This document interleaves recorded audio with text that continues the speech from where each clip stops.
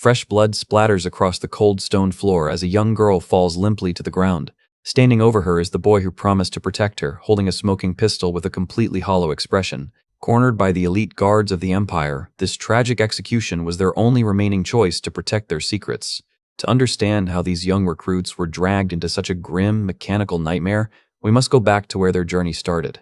We kick things off with a massive weapon pointed straight at the dirt and some heavy talk about fighting for the glory of the Empire. You can already tell the vibe here is going to be incredibly intense. Next thing we know, this absolute unit is letting loose with a massive heavy machine gun. He claims it is all to wipe out anyone who even breathes wrong in the Emperor direction. He is literally floating in the air, surrounded by debris and fire like a final boss. He says his entire existence is dedicated to one single purpose. Behold the elite Imperial Guard looking like a complete cyberpunk threat with those glowing red visor eyes. This armor design is honestly top tier. Suddenly, a high-tech projectile goes flying through the air at supersonic speeds. It is moving so fast, it leaves a crazy distortion trail behind it. The projectile hits with an absolute bang, and sparks fly everywhere. This battle is turning into a complete war zone already.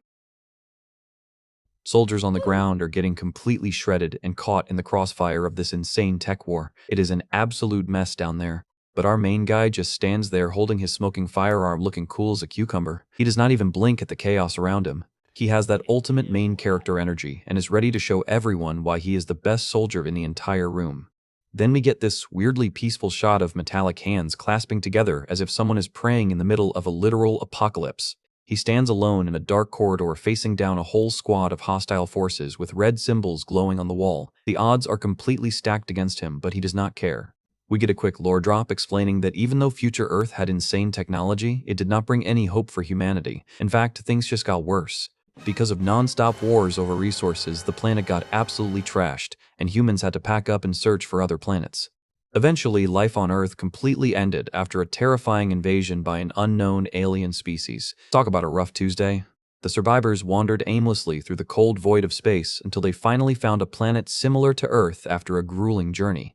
They decided to name this new home Novus and broadcasted its coordinates to the rest of space. Naturally, everyone scattered in the galaxy started rushing to this new spot. First up, we have the Bellotto Federation, where a ton of different alien species are just mixing together with human refugees.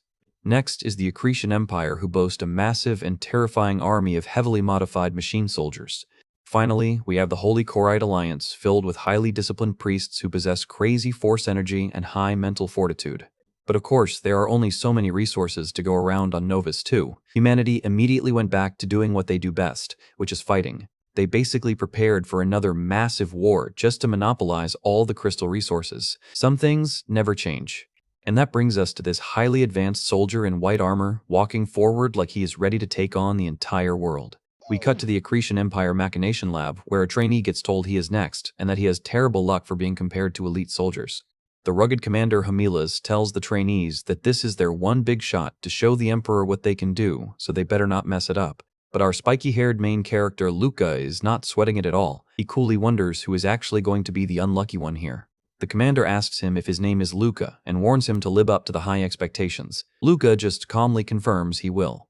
Luca prepares himself mentally, knowing he needs to be fast enough to block and dodge bullets if he wants to join the official Imperial Guards. His high-tech helmet snaps shut as he notes that all his extreme simulation training is about to pay off thanks to his reinforced senses. The heavy training room doors slide open, and out come his opponents who look ready to rip them apart. Turns out, his opponents are 5 brutal death row inmates who have cheap cybernetic enhancements installed. They look absolutely unhinged. Luca calmly draws his weapon and prepares to make his move because it is showtime. The inmates charge at him with weapons drawn, laughing, like they think this is going to be an easy win. But Luca leaps right into the air and casually thinks to himself that this entire fight is only going to take him 10 seconds. He is talking major game, but honestly, he has the skills to back it up. Let us see if he can actually pull this off. An inmate tries to aim a gun at him, but Luca is already moving too fast and lets loose a blinding sword slash. The slash connects with absolute precision, and the inmate gets completely blasted backwards before he can even pull the trigger. The rest of the inmates are completely stunned and start sweating bullets as they realize they just messed with the wrong kid. The look on their faces is absolutely priceless. They went from laughing to regretting every single life choice in a split second. Luca uses the absolute chaos to his advantage and starts slicing through them at dizzying speeds, hoping to make a massive impression on the Emperor. His tactical display lights up as he focuses his mind because he knows he needs to do something truly legendary here. Muzzle flashes erupt as the surviving inmates desperately try to shoot him down, but they are just hitting empty air. Luca is completely surrounded in the center of the room and admits he has never tried this technique before, but he has to make it work now. In slow motion, we see gun barrels pointing at him from all directions as his perspective tracks every single shot. Luca pushes his senses past his absolute limits as his eyes widen with pure focus. This is a do-or-die moment. A muzzle flash erupts right in front of him, and a high-caliber round comes screaming his way. The bullet travels in super slow motion, leaving a trail of shockwaves as Luca prepares to dodge it by a fraction of an inch. Luca literally dances through a web of incoming bullets, dodging them flawlessly in midair like a sci-fi ninja. This is absolutely wild. Up in the viewing booth, the commander watches with a smug grin of approval because he knows he just discovered an absolute prodigy. The bright red Empire logo glows on the screens as the simulated exercise finally comes to an end.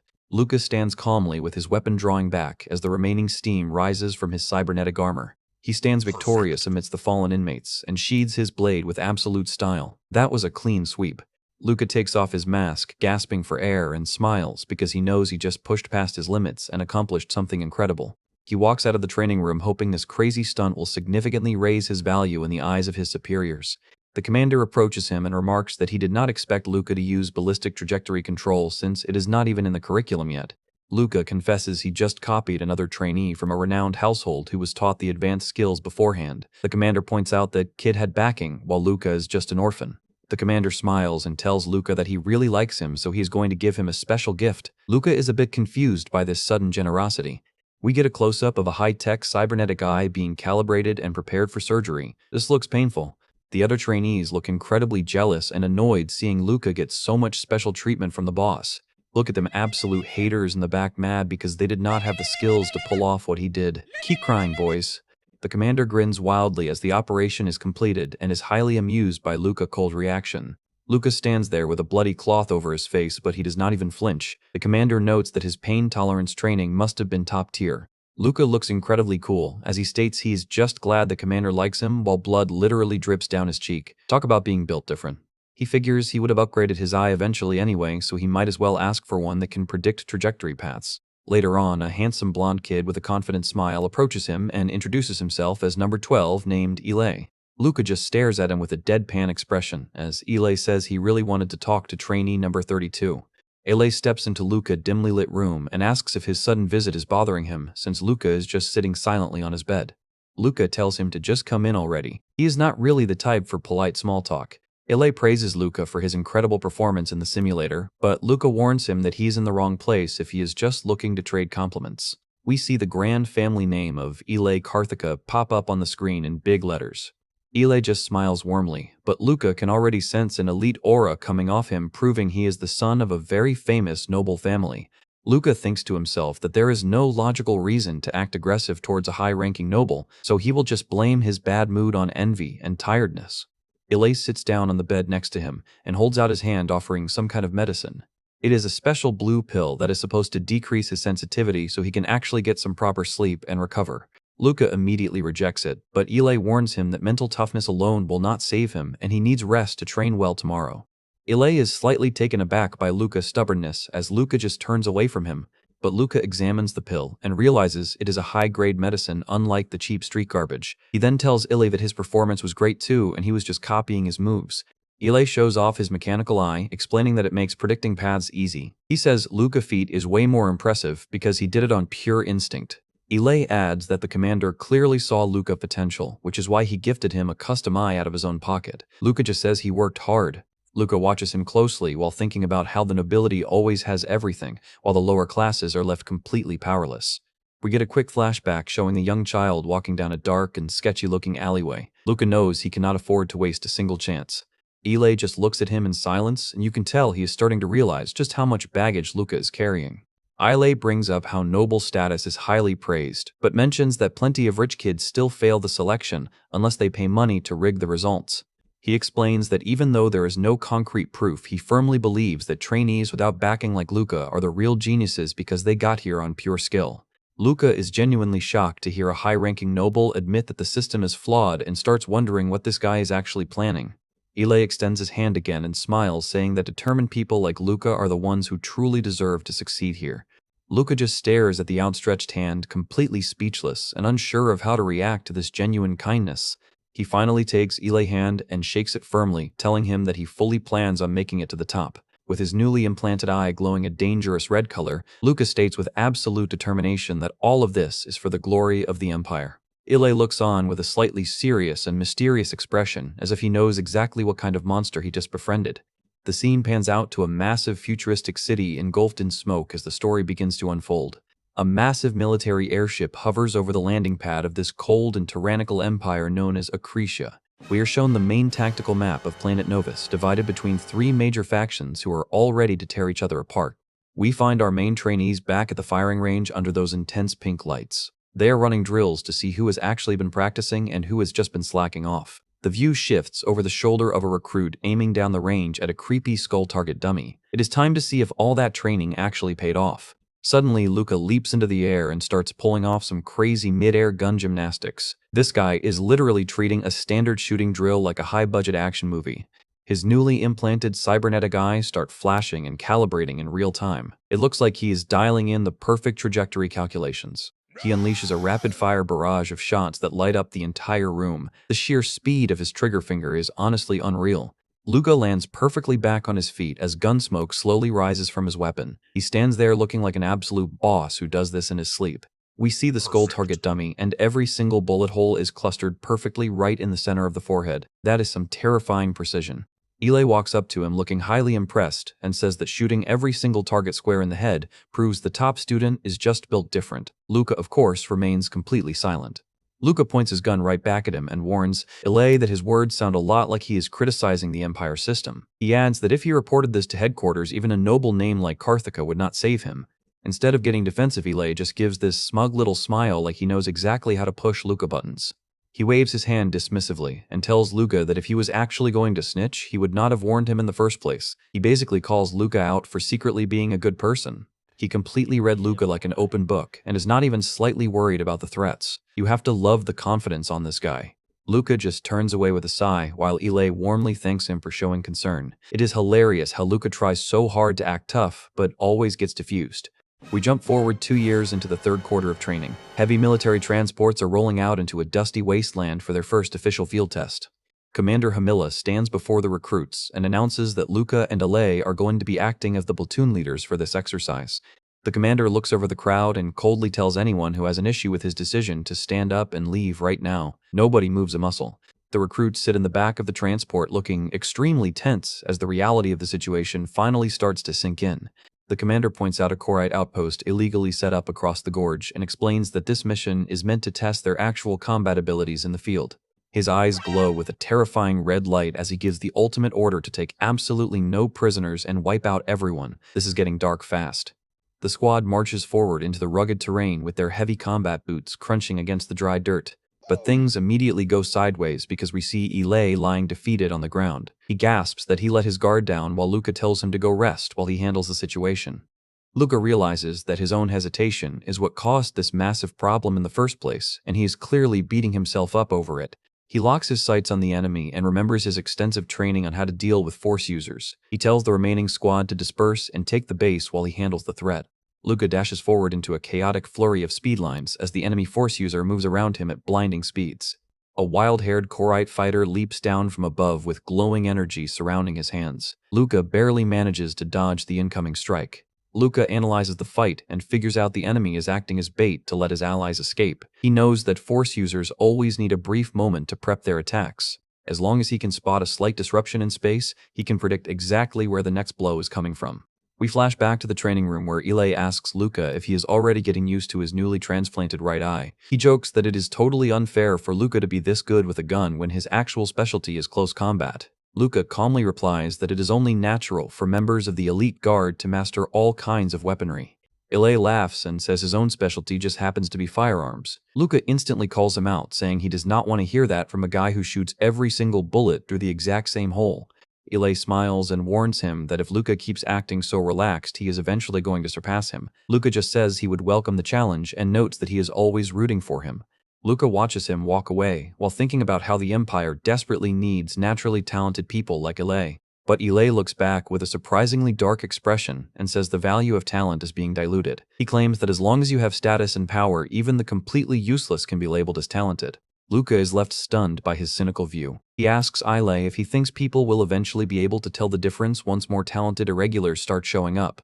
Back in the present day, we see the squad lined up for the mission. Ile asks Luca if he is feeling nervous and reminds him that he has already taken lives during training. Luca looks down at the valley and notes that this is their first time facing an external force. He points out the irony that the Federation, the Alliance, and the Empire all share Earth ancestry. He tells Ile that there is absolutely no room for emotions out here in the real world. This kid is cold as ice. Luca looks over at the massive mechanical units walking nearby and asks if anyone actually believes the senior guards are here to protect them. Behold the terrifying, full-body mechanical armor legion standing tall like literal walking tanks. Luca points out that those armored giants are only here to supervise them and would gladly execute them if they tried to take prisoners. He agrees that anyone who does not know their place has no business being in the guard. He adds that everyone on planet Novus is just a bud to the Empire, and that they have been taught that other forces only use and deceive them for personal gain. Ile quietly stares into the distance and says he already knows all of this. We see a quick memory of innocent Korite civilians cowering in fear. This is the harsh reality of the propaganda they were raised on. We cut to the aftermath of the raid where Luca is standing in the middle of a burning village surrounded by smoke and ruins. A broken flashlight lies abandoned in the dirt, showing the total destruction of what used to be a peaceful settlement. Luca walks past the burning structures and mutters that none of these people were even carrying weapons. He pulls down his visor and hopes that this whole training mission will just end quickly without any more complications. Suddenly, he stops in his tracks as he notices a tiny figure cowering behind a stone wall in the middle of the flames. It is a terrified little kid crying out desperately for his mother. This is getting incredibly difficult to watch. Luca pulls back his helmet, showing his human face as he gasps in shock at the sight of a helpless child. He realizes the kid is so utterly terrified that he cannot even bring himself to run away. Luca stands there completely frozen, looking at a non-combatant who cannot fight back. He desperately wishes he at least had a gun to make this quick instead of using his blade. He clenches his teeth in pure frustration, feeling absolutely disgusted by the orders he has to carry out. The brutal words of his commander echo in his mind, reminding him that they are supposed to kill everyone and leave no survivors. Luca raises his glowing sword as the psychological pressure mounts, telling him not to hesitate because these people are just insects draining the Empire resources. He swings his sword down with a massive clash, but at the last second he intentionally misses and slashes the stone wall instead. The little kid gasps in absolute shock, staring up at the giant armored soldier who just spared his life. Luca leans in close and whispers to the child to pretend to be dead so he might actually have a chance to survive this nightmare. The Empire crest flashes in his mind as Luca starts panicking. He knows that if headquarters ever finds out about his mercy, he is going to face a fate worse than death. As he starts walking away from the burning ruins, he hesitates and wonders if he should just go back and finish the job to protect himself. Suddenly, a massive explosion erupts right behind him, sending shockwaves through the air. Wait, did someone seriously just blow up the spot where he left the kid? This is a complete disaster. SFX, Vine Boom. Luca spins around in absolute horror, staring at the rising smoke and debris. He looks over to see Ile standing there with a smoking gun barrel, looking completely indifferent to what he just did. Luca starts sweating bullets, wondering how long Ile was standing there and if he saw him showing mercy to the enemy. He desperately tries to convince himself to calm down because there is no way Ile would actually snitch on him. But the sheer anxiety is eating him alive as he realizes his entire life is now in his rival hands. Before he can even process the panic, a bright blue magical light suddenly flares up above the battlefield. A massive beam of energy comes crashing down on a nearby tower, causing a spectacular explosion. Luca yells out Ile's name as the massive shockwave threatens to blow them both away. He looks up through the smoke to see a powerful Korite force user standing on top of the ruined structures. The enemy is engulfed in crackling blue lightning and screams at the Accretion soldiers to go straight to hell. Luca is completely stunned and realizes this crazy fighter was the one who caused that massive blast earlier. He realizes that if this guy can summon explosions of that scale without even using weapons, he is dealing with a high-level threat. The force user leaps down from the ruins, moving like a literal bolt of lightning straight towards them. Luca is caught completely off guard as a massive energy shield blocks his path. The entire area gets rocked by a massive explosion as the two forces collide in a blinding flash of light. Luca grits his teeth in pain, realizing they are dealing with a fully trained force user who is not holding anything back. The enemy screams that this place is not a military base, but a peaceful settlement full of innocent people who were just trying to survive. Luca looks back at his squad and wonders if their captain knew this was a civilian area. He realizes that if they had this info earlier, Ile would not have been caught off guard. Luca slides back through the dirt as his mechanical eye goes into overdrive trying to calculate the trajectory of the blasts. The Korite fighter grunts in frustration as Luca manages to evade his deadly energy strikes. Luca decides he cannot afford a battle of attrition. He knows his own body will give out if he keeps moving at this extreme speed, but he has to push through. His red visor flares up as he prepares to charge straight into the next incoming lightning sphere. He tells himself to move even faster as he goes full throttle into the blinding light of the enemy attack. The two fighters clash in a spectacular explosion of fire and sparks that illuminates the entire night sky. The Korite user grits his teeth as Luca relentlessly presses the attack with his glowing red blade. Luca slashes clean through his defenses in a stunning display of swordsmanship. Luca thinks he finally landed the decisive blow to end this grueling battle once and for all. But the enemy suddenly grabs Luca by his helmet with an iron grip using the last of his strength. The Force user gasps in shock as Luca's helmet cracks open from the pressure. He stares at the young face revealed underneath the armor and is completely horrified to realize he is fighting a mere child. The enemy eye widens in absolute disbelief, unable to comprehend how a kid could possess such lethal skills. His fighting spirit completely vanishes as tears well up in his eyes, and he mutters that Luca is just a little boy. Luca does not show a single shred of mercy and uses the opening to drive his blade deep into the opponent's chest. He swings his sword down with absolute savagery, splattering blood across the burning ground. The Korite fighter falls limply to the earth as Luca stands victoriously over his lifeless body. Luca stands there heavily breathing in the middle of the burning ruins of the settlement. He looks down at his cracked helmet and admits to himself that if the enemy had not hesitated at the end, he would have been the one who died. He is deeply shaken, wondering why a member of a fanatic group known for their ruthlessness would hesitate just because he saw a child.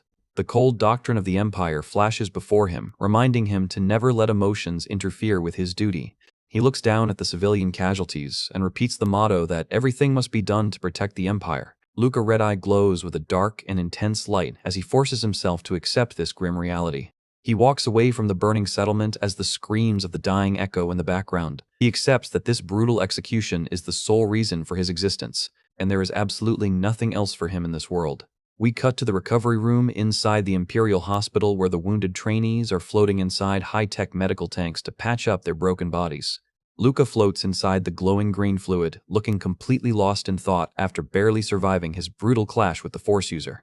Ile looks over from his own pod and mockingly asks Luca how it feels to almost meet his maker. Luca immediately fires back that Ile was the one who actually had a foot in the grave, which just makes Ile laugh. Ile mentions that his back was completely ruined, so they had to upgrade him with titanium bones and artificial skin. Luca casually notes that he is basically going to be made entirely of metal in a couple of years anyway, so getting the parts early is not a big deal. Ile's expression turns serious as he wonders if their commanding officer knew there was a high-level Force user waiting for them at that outpost.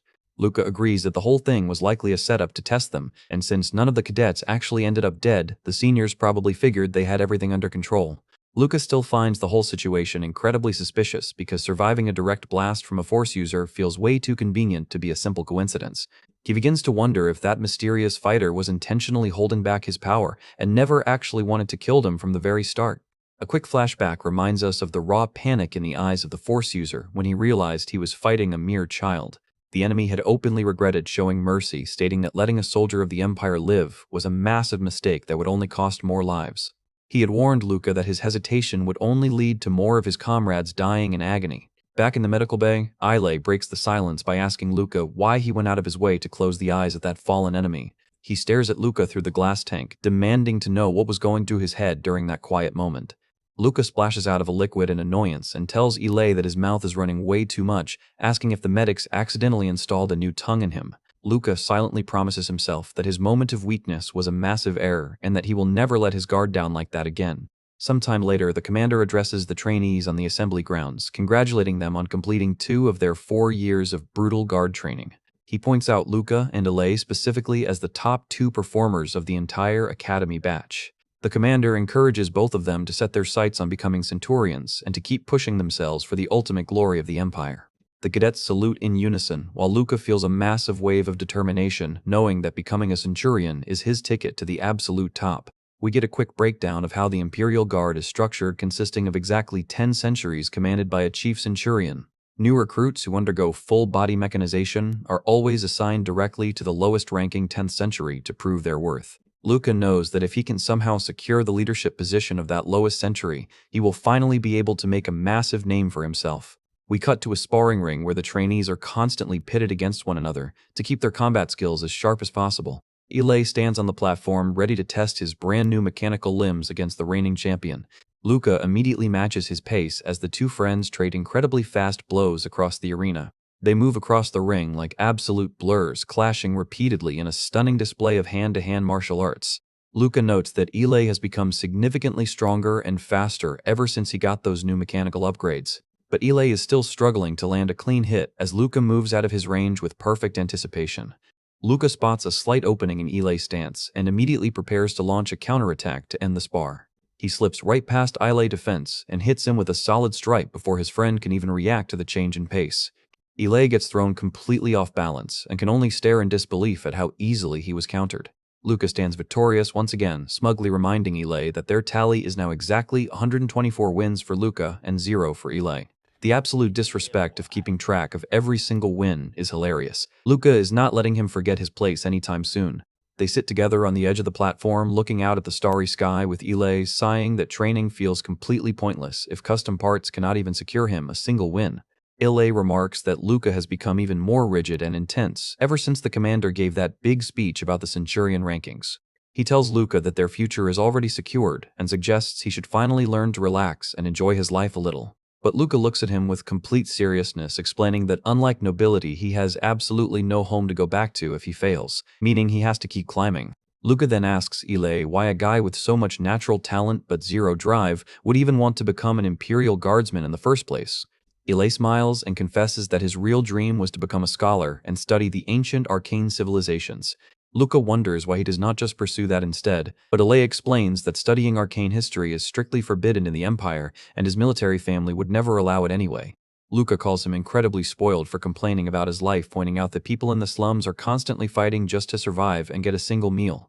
Ile laughs and notes that those words could easily be reported as treasonous criticism of the Empire, warning Luca that he would be completely ruined if anyone else heard him.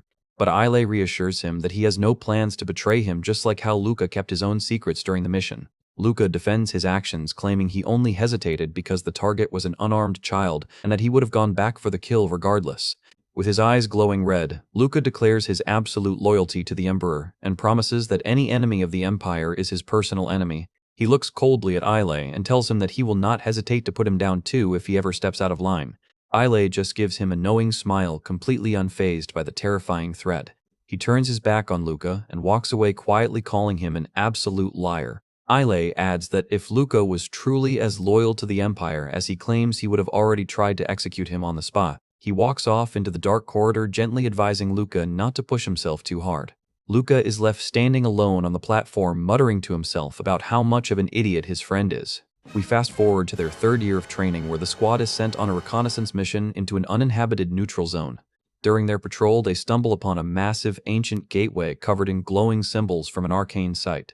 A trainee marvels at the structure, noting that it is still giving off a powerful energy reading despite being millions of years old.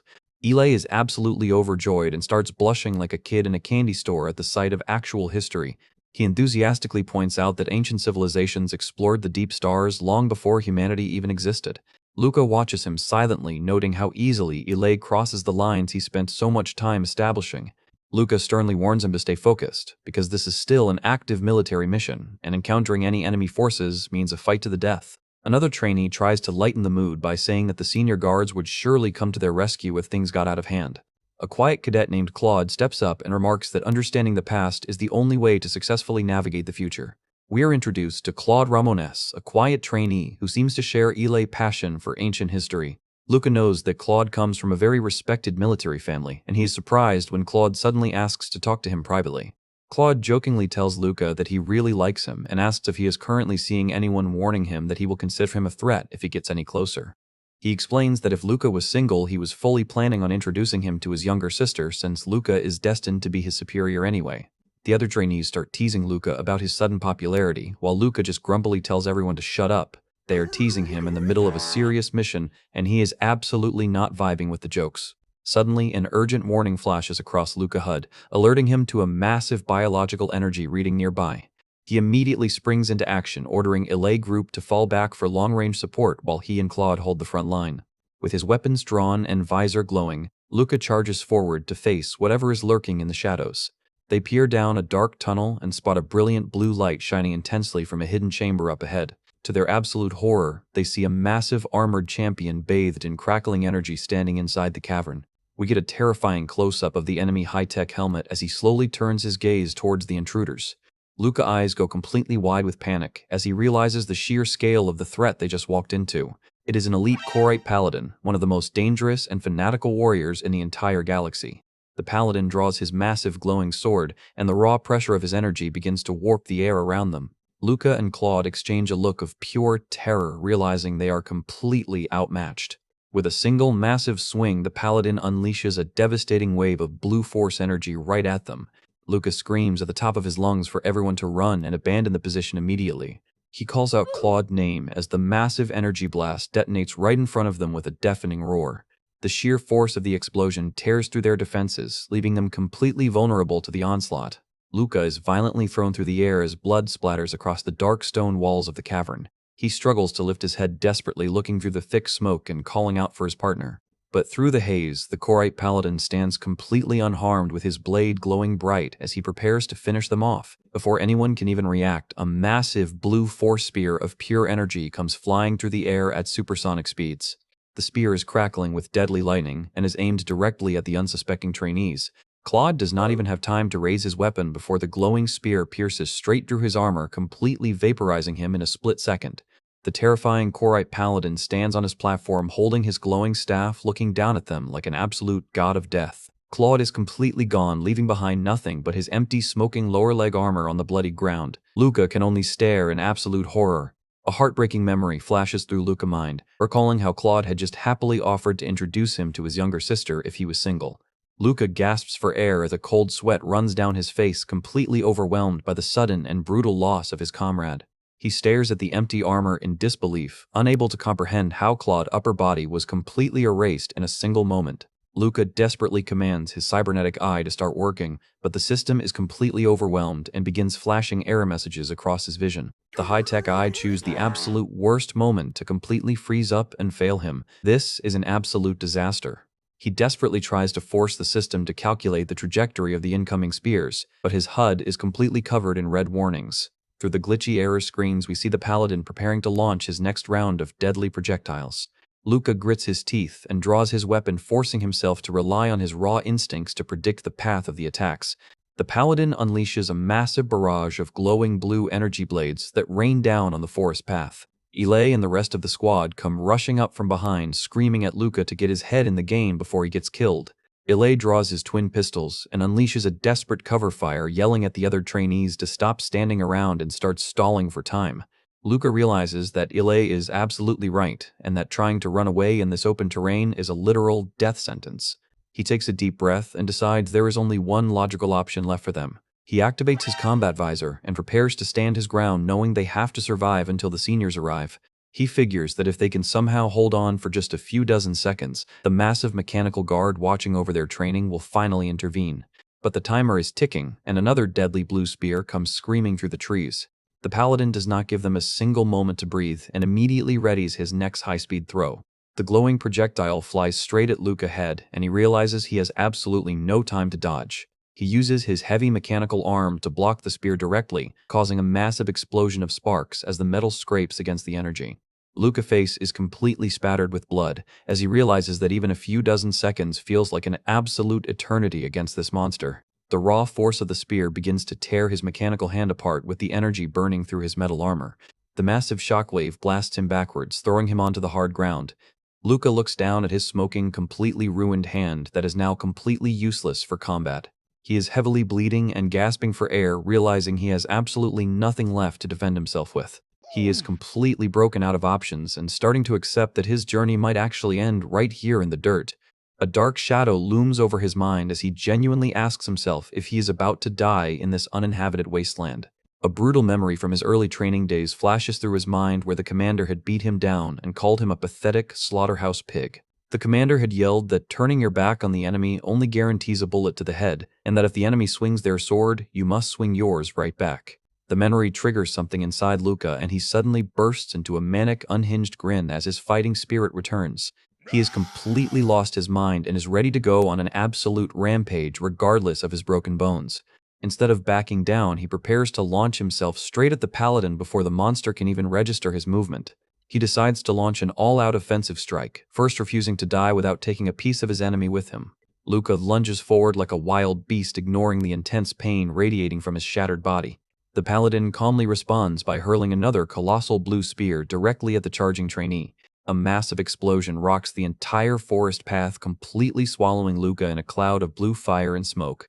Luca is violently blasted through the air, crashing hard against the debris as the energy beam shoots high into the sky. He somehow struggles back to his feet with smoke constantly rising from his charred and broken armor. He notes that his combat hand is completely destroyed and unusable, but at least he managed to block the spear and survive the blast. He grits his teeth and forces himself to prepare for the next incoming attack, refusing to give up. The paladin slowly raises his sword again, preparing to deliver the final execution blow. He dashes forward in a flash of blue lightning, closing the distance in a split second. Luca prepares himself for the impact, knowing he has absolutely no way to block another direct hit. But to his absolute shock, the paladin completely bypasses him and strikes right past his shoulder. Luca spins around and realizes the monster was never targeting him in the first place. He screams out in sheer panic as he sees the paladin charging straight towards Ilay in the background. The paladin leaps into the air and prepares to crush Ilay under his massive glowing blade. He slams his weapon down, unleashing a colossal wave of force energy directly onto Ilay position. Luca can only watch in absolute horror as his closest friend is engulfed in the blinding blue explosion. He's completely losing his mind with rage as he watches another friend get struck down right in front of his eyes. Luca lets out a blood-curdling scream of pure fury, with his face warping into an expression of absolute hatred. The paladin slowly stands over the fallen Ilay, preparing to finish him off as a strange red light begins to glow in the forest.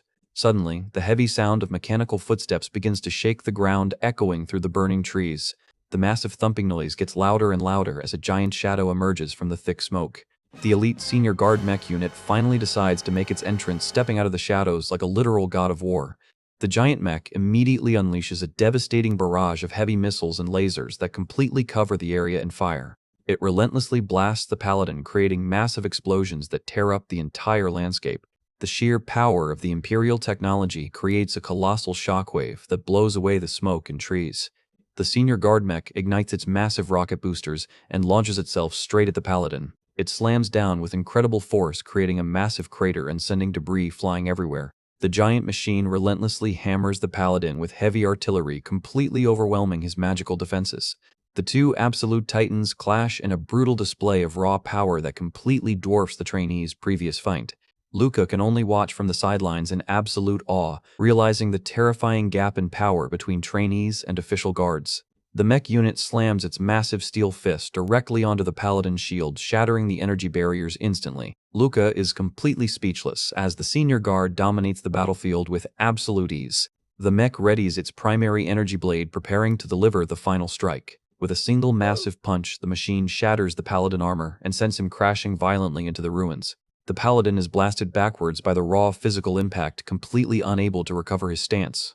His heavy armor is completely cracked and dented as he lies defeated in the smoking dirt. The senior guard mech calmly aims its massive arm cannons directly at the fallen warrior. The cannons begin charging with a brilliant orange light, preparing to unleash their full power. It fires a colossal energy beam that completely vaporizes everything in its path, leaving a massive trail of destruction. The devastating beam punches a clean hole straight through the forest landscape. The senior guard mech stands calmly amidst the rising smoke, looking completely untouched after the brutal execution. A final massive explosion ripples through the trees, confirming the absolute destruction of the Koride paladin. The dust slowly begins to settle as Luca looks on from the distance under the fading evening sky. Luca is heavily breathing and covered in soot, completely exhausted but relieved that the nightmare is finally over. The scene cuts to the quiet, smoky woods as the wind gently blows through the ruined trees. Suddenly, a massive dark figure begins to walk through the haze straight towards Luca. The giant senior guard mech unit towers over him with its massive frame completely blotting out the sky. We get a close-up of the menacing, glowing red visor of the Imperial machine staring down at the trainee. Luca drops directly to his knees and screams out in pure relief, thanking the heavens that he was actually saved. The giant mech stands completely silent, watching over the young soldier with an imposing presence. Luca looks back at the massive smoking crater, realizing the sheer brutality of the Empire power. The senior guard stares back coldly, showing absolutely no emotion as the mission successfully concludes. The cracked helmet of the Paladin lies abandoned in the dirt, marking the end of their terrifying first encounter with a true boss. The colossal senior guard mech wastes absolutely no time and immediately lunges forward to clash with the powerful Korai Paladin.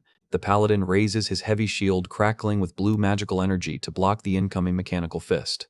The senior guard heavy red cape flows behind him as he readies his main weapon systems to break through the defensive line. His massive mechanical fist clenches with absolute power-channeling thruster energy for a devastating blow. The giant machine launches into a high-speed dash, completely tearing up the forest ground beneath his feet. Luca can only watch from a safe distance as the two monstrous forces prepare to collide in a spectacular duel. We continue with the intense mechanical battle as the giant senior guard relentlessly pressures the Paladin. The Paladin stands firm against the physical onslaught, using his deep force reserves to keep his shield active. The sheer speed of their movement creates a terrifying storm of dust and sparks that completely engulfs the clearing.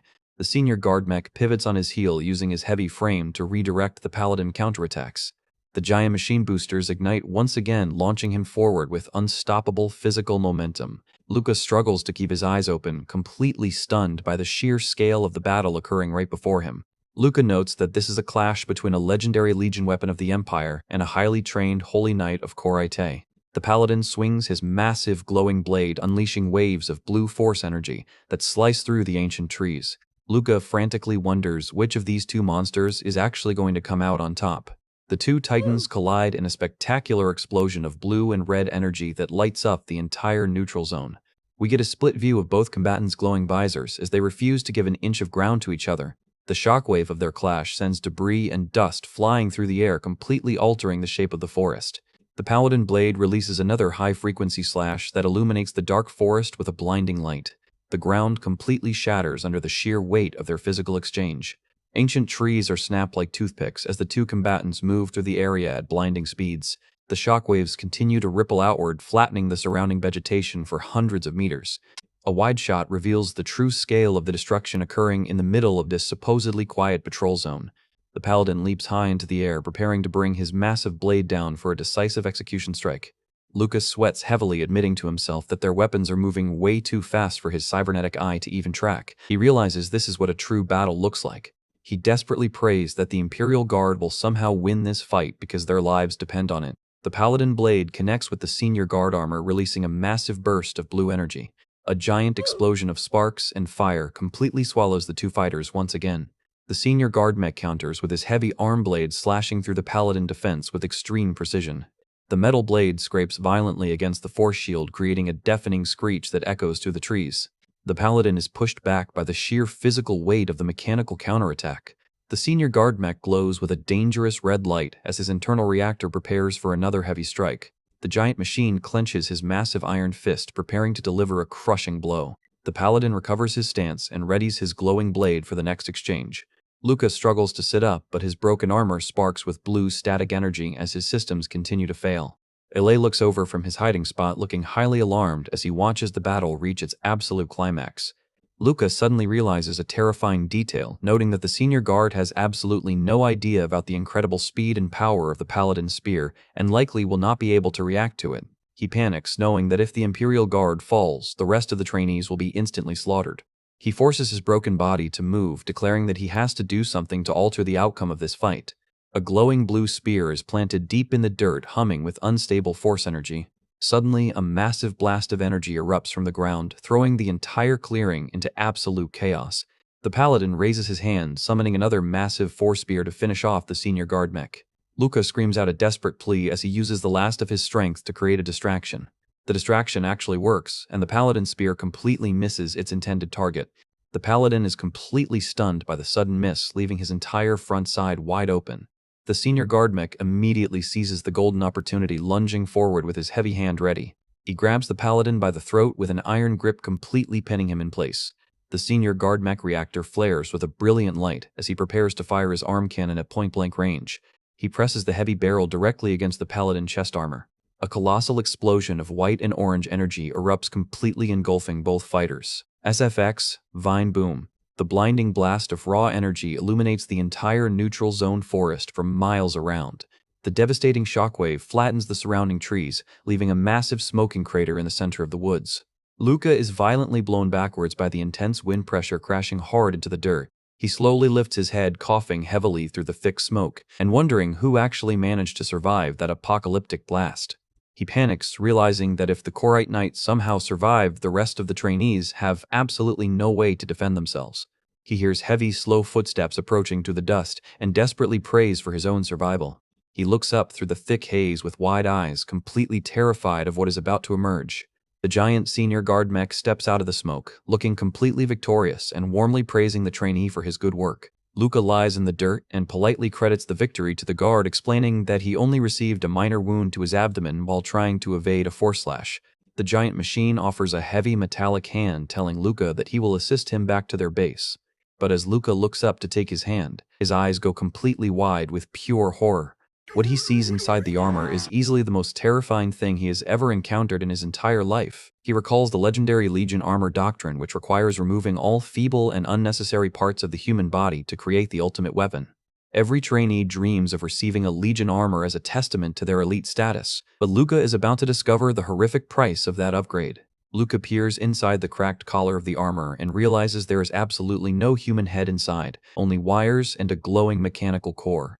He is completely traumatized, realizing that the pilot is technically alive but has absolutely no human brain left. The giant machine stands silently under the sunset, and Luca can only wonder if the entity before him is actually a machine or still a human. The realization that his own brain will eventually be removed completely shatters Luca's sanity. He looks at the hollow, headless frame of his superior and feels an overwhelming wave of existential dread. He screams out in pure mental anguish, completely terrified of the monstrous future he has been working so hard to achieve. The headless machine stands silently as hot steam slowly vents from its advanced systems. The giant mech calmly turns and walks away, completely indifferent to the trainee mental breakdown. Luca lies in the dirt, weeping, as he realizes he has spent his entire life striving to become nothing more than a mindless mechanical monster. He shivers violently in the cold dirt, wondering if his body will hold out long enough for the rescue squad to arrive. He watches the sunset sky fade, genuinely believing that this grim forest is going to be the final sight of his life. Suddenly, a familiar pair of boots walks up to his side, and a soft voice asks if he is still breathing. Luca looks up to see Ile standing over him, battered and bruised, but thankfully still alive. Luca asks about the other trainees, but Ile looks down and softly confirms that everyone else in their squad is dead. Ile asks how bad his injuries are, and Luca weakly whispers that he feels like his life is slowly slipping away. Ile looks incredibly worried, asking his friend what he actually plans on doing now. Luca uses the last of his strength to sit up, pointing towards the sunset and telling Ile that the free life he always wanted is right in front of him. He points out that the path leads straight towards the territories of Korite and Bellado, where Ile can finally find the freedom that does not exist inside the Empire. Luca insists that he will be completely fine, urging Ile to run away and escape before the Imperial reinforcements arrive. He explains that once the rescue squad gets here, they will both be forced back into the system, so Ile needs to make his move right now. Ile stands in absolute silence, staring down at his mechanical hands with a heavily conflicted expression. He takes a slow, heavy step forward as his metal boots crunch against the forest dirt. Luca lies back down in the dirt, preparing to close his eyes and let his vision fade. He thinks about how Ile comes from a highly respected background with guaranteed wealth and fame, and how any normal citizen of the Empire would be incredibly jealous of him. Luca admits to himself that he never truly understood Ile's motives. He remembers their quiet conversations on the training deck back at the academy. He recalls that whenever Ile spoke about his dreams of ancient history, it was the brightest he had ever seen him shine. Luca genuinely hopes with all his heart that his friend can finally live the life he actually wants. He closes his eyes, expecting to hear Ile's footsteps fading away into the distance. But instead of running, Ile calmly sits down in the dirt right next to Luca, prompting a highly confused Luca to call him an absolute idiot. He literally chose to give up his one chance at freedom just so his best friend would not have to die alone in the dark. That is true loyalty. Ile smiles through his tears, admitting that seeing Luca act so selflessly made him too worried to actually leave him behind. He jokes that there is absolutely no way he could live a happy life of freedom if he let Luca die in this ditch, giving a soft sigh. The sunset gently fades over the quiet forest as the two friends sit together waiting for the Imperial Rescue Squad to arrive. We open with Luca flipping through a high-tech catalog looking for some new cybernetic modifications to upgrade his combat gear. He sits quietly on a bench inside the clinic, carefully studying all the available military augmentations. With a fresh bandage on his cheek, he looks completely lost in thought after everything he just went through. Suddenly, Eli sneaks up right behind him with a playful grin and asks if he is shopping for some fresh gear. This guy seriously has a habit of popping out of thin air like a ghost just to mess with him. Eli looks over his shoulder and recommends the advanced Rias model because its sync period is extremely short, meaning Luca will be back on active duty in no time with way better specs than his current arm. Luca tells him to stop sneaking up on him like a complete creep, but Eli just casually apologizes for startling him. Luca explains that as soon as his medical treatment was finished, he was immediately summoned to multiple offices for an official debrief. He originally assumed they just wanted to grill him about the disastrous encounter where multiple trainees and an elite guard were killed in action. But as he sits next to Eli in the waiting room, Eli casually asks if he heard about the mysterious relic they recovered from that ruined temple site.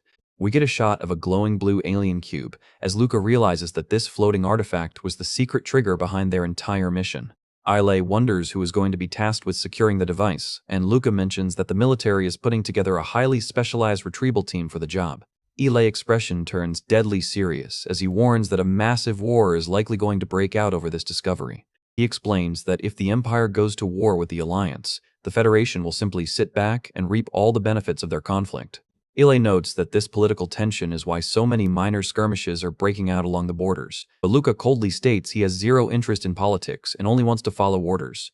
A scarred voice interrupts, stating that blindly following orders is the exact definition of a perfect Imperial Guard. A towering armored officer stands nearby, representing the cold and unfeeling nature of the Imperial military machine. Luca remembers reporting the headless corpse of the senior guard to his commander, who had simply shrugged it off as a phantom signal. He looks down at his metal hands, fully convinced that the senior guard reacting to his voice after death was definitely not a technical glitch. He is left with a massive pile of unanswered questions about the terrifying nature of the elite guard armor. But he knows he is not foolish enough to start digging into top-secret files that the brass refuses to share. We cut to a peaceful shot of a sunny forest clearing a brief moment of calm before the storm. Luca finds himself waiting inside the high-security visiting lobby where cadets usually meet with their families. He notes that, as an orphan, he never expected to set foot in this room, and he certainly did not expect anyone to come looking for him. But as he enters, he spots a mysterious and elegant silver-haired girl waiting patiently at the table. She looks incredibly refined and has that unmistakable high noble presence. Luca has absolutely no idea what to expect. The girl is revealed to be Lillian Ramones, and Luca instantly begins to panic, wondering why Claude's sister has suddenly come to see him. He worries that she is here to accuse him of being responsible for her brother's death, since he was the platoon leader during the attack. Lillian quickly reassures him, stating she has zero resentment because her family fully expected Claude to die in battle the moment he joined the guards. She takes a slow sip of her warm tea and explains that she specifically requested to meet him today. She reveals that Claude always praised Luca as the most talented cadet in the academy and had actually requested that the two of them meet. Lillian points out that since they both know their respective social standings, they can easily skip all the useless formalities. Luca is taken aback, realizing that this high-ranking noble girl is actually proposing a formal partnership with him.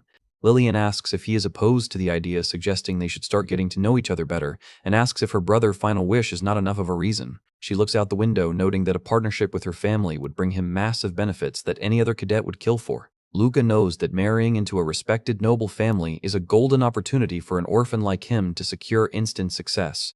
He admits that he has done everything up to this point just to survive and climb the ranks, so accepting this offer should be an absolute no-brainer. But he looks at her coldly, feeling that this massive shortcut to power seems way too easy to be true. A dark and bloody vision of reaching hands flashes in his mind, making him feel incredibly reluctant to accept her proposal. Luca stands up and delivers his final answer, calmly telling her that he has to refuse. Lillian is left completely speechless. He literally turned down a life of guaranteed luxury and noble status just because he did not like the vibe. What an absolute legend. He coldly bids her farewell and turns his back on her, walking straight out of the visitor room. As he leaves, he remembers calling Eli an idiot for trying to escape his noble duties, but now realizes he is being just as foolish by making a major life decision based on a gut feeling. He walks down the hallway, hoping that his rejection of Claude's sister will not come back to haunt him in the future. He focuses back on his training, adjusting his new high-power mechanical arm upgrade to test his capabilities. Luca heads down to the massive Akrisha physical training facility to seek out some professional guidance. He stands on the platform facing the legendary combat instructor Shinuan, who looks extremely imposing. Instructor Sinuan is highly amused to see the top cadet standing before him, laughing that he did not expect Luca to seek him out. Luca says he is here to learn how to fight, but the veteran instructor tells him there is nothing left to teach him since his skills are already far superior to almost every other trainee. Luca is not satisfied with that answer, knowing that as long as there are warriors stronger than him out there, he has to keep improving. The instructor chuckles and tells him there is absolutely no need to rush his growth. We see a diagram comparing Luca's low-power training arm with his new combat augment, which is supposed to be 10 times stronger than his old gear. Luca declares that if he cannot even defeat an instructor, he will not stand a single chance against another elite paladin, and thanks Shinuan for the spar. The instructor sighs and tells him that since he is so persistent, he has no choice but to oblige. With a massive burst of pink energy, Sinuyuan challenges him to show what his new mechanical arm can actually do. They collide in a spectacular flash of light as Luca tests the raw output of his new combat upgrade. Luca realizes that even though his opponent is retired, the veteran guard will not even flinch against a standard attack. He unleashes a massive shockwave punch, aiming to break through Xinyuan ironclad guard. Luca leaps high into the air to close the distance as fast as possible. He launches a devastating overhead strike, aiming to end the match with a single heavy blow. But the instructor calmly raises his open palm and catches Luca full power punch without moving an inch. Before Luca can even pull back, Shinuan locks his grip and gets ready to counter. With a fluid motion, the instructor swiftly redirects Luca's momentum and prepares to slam him down. Luca is violently thrown across the arena as pink energy shockwaves ripple across the platform. Luca desperately swings a counterpunch, screaming that he is going to take the win, but the instructor's eyes narrow with complete focus as he anticipates the sloppy strike. Shinuan bionic eye flares with a dangerous red light as he effortlessly steps inside Luca's attack range. Luca is completely countered and blasted backwards by a massive wave of physical force. He literally got swatted out of the air like a fly after trying to act all tough. The gap in experience is just too massive. Luca gasps in complete confusion as he is launched into the air, totally unable to process what just happened.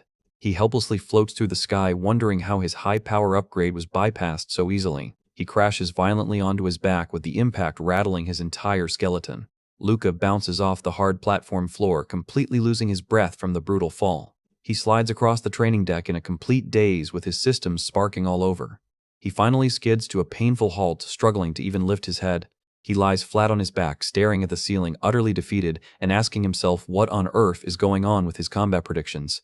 He is completely exhausted and looks like he is ready to just stay on the floor for the rest of the day. The instructor walks up and stands over him, scolding him for failing to gauge his opponent's strength and letting his mind wander during a live fight. He looks down at the bruised trainee and asks him why he is in such an absolute rush to throw his life away. Kinwan is holding Luca completely upside down in midair, making this training session look incredibly embarrassing. Our main guy is getting zero respect from his master. Luca just lies flat on his back, staring at the ceiling, completely dazed and trying to figure out how he ended up on the floor. His head is spinning. He runs the numbers in his head because his first attack should have landed clean on the old man's chin. On paper, it was a flawless strike. But the moment Kinwan laid a single finger on his arm, the entire flow of the fight completely changed. That tiny contact instantly ruined his balance and sent his own physical momentum crashing right back into his body. He sits up on the ground, realizing that his own kinetic energy was somehow absorbed and redirected to completely shake his entire frame. Kinwan just smiles down at him and explains that this little trick is simply his personal method of self-defense. Luca immediately drops down on one knee, begging the veteran instructor to teach him this crazy martial art. But the instructor looks back with a deadly serious expression, asking if he still wants to learn even after seeing the state of his teacher body. That is when Luca notices a fresh pool of blood dripping right next to his boots. It turns out taking shortcuts in this world always comes with a heavy price. The quiet training room is filled with a heavy silence as the weight of that warning starts to sink in. Kinwan asks what he learned from the quick exchange, and Luca confesses that his body moved completely out of his control, like he was under a spell. Kinwan explains that the style is called Archi's Victema, also known as the Archi's combat method. Luca is stunned because that technique is normally used by low-level street thugs. Kinwan sits down and admits the military considered using it but backed out due to 3 massive flaws. He praises Luca for being sharp enough to guess that the first issue is how hard it is to learn. He explains that those weird brain issues Luca has been experiencing lately are a direct side effect of practicing this forbidden style. But our main guy does not care, stating he is more than willing to risk his own health if it means getting stronger. The instructor stands up and coldly tells him that the choice is not up to him. The Empire already spent a massive fortune upgrading his body, so he cannot just throw his life away. Luca raises his voice, demanding that the old man give him a straight answer anyway. Since the Archie's combat style causes severe brain damage, he demands that the instructor swear to stop using it immediately. Kinwan silently turns his back and walks away, knowing that a smart kid like Luca would spot a lie in a second. The veteran instructor just gives a quiet smile, saying he cannot make any promises but will try his best to avoid using the technique. He pats Luca on the shoulder, warmly admitting that he really likes his raw honesty. But in a split second, Kinuan sweeps Luca's legs and slams him right back onto the hard floor. While Luca lies dazed on the ground, the instructor advises him to always anticipate an attack, so he is ready for a real battle. Instead of getting mad, Luca just gives this crazy smile, realizing that the instructor is officially taking him under his wing. Kinwan grins back, telling him to get back up because he really likes fast learners. A month later, Aile approaches Luca in the corridor and asks if he is actually getting any sleep. Luca looks like a literal zombie with massive dark circles under his eyes. This guy is running on pure fumes. He just looks back with a deadpan stare, completely drained from his brutal daily routine. He mutters that he has just been busy, mentioning that he has been sparring with Kinwan every single day for a month. Luca remembers the old master saying that if a student cannot learn the style by watching, then explaining it with words is pointless anyway. He realizes that while standard martial arts focus on learning new skills, the Archi's method is about maximizing the efficiency of what you already have. It is a highly advanced mental algorithm that uses the mind to calculate the most efficient fighting moves in seconds. Luca breaks his train of thought to ask about Ilei's latest mission, and Ilei sighs that it was incredibly boring since they only had to deal with a broken android. Luca thinks to himself that all their recent assignments have been total child play, probably because the enemy is keeping a low profile. But Ilei leans in close and whispers that his family heard the chief centurion is busy dealing with a massive internal rebellion.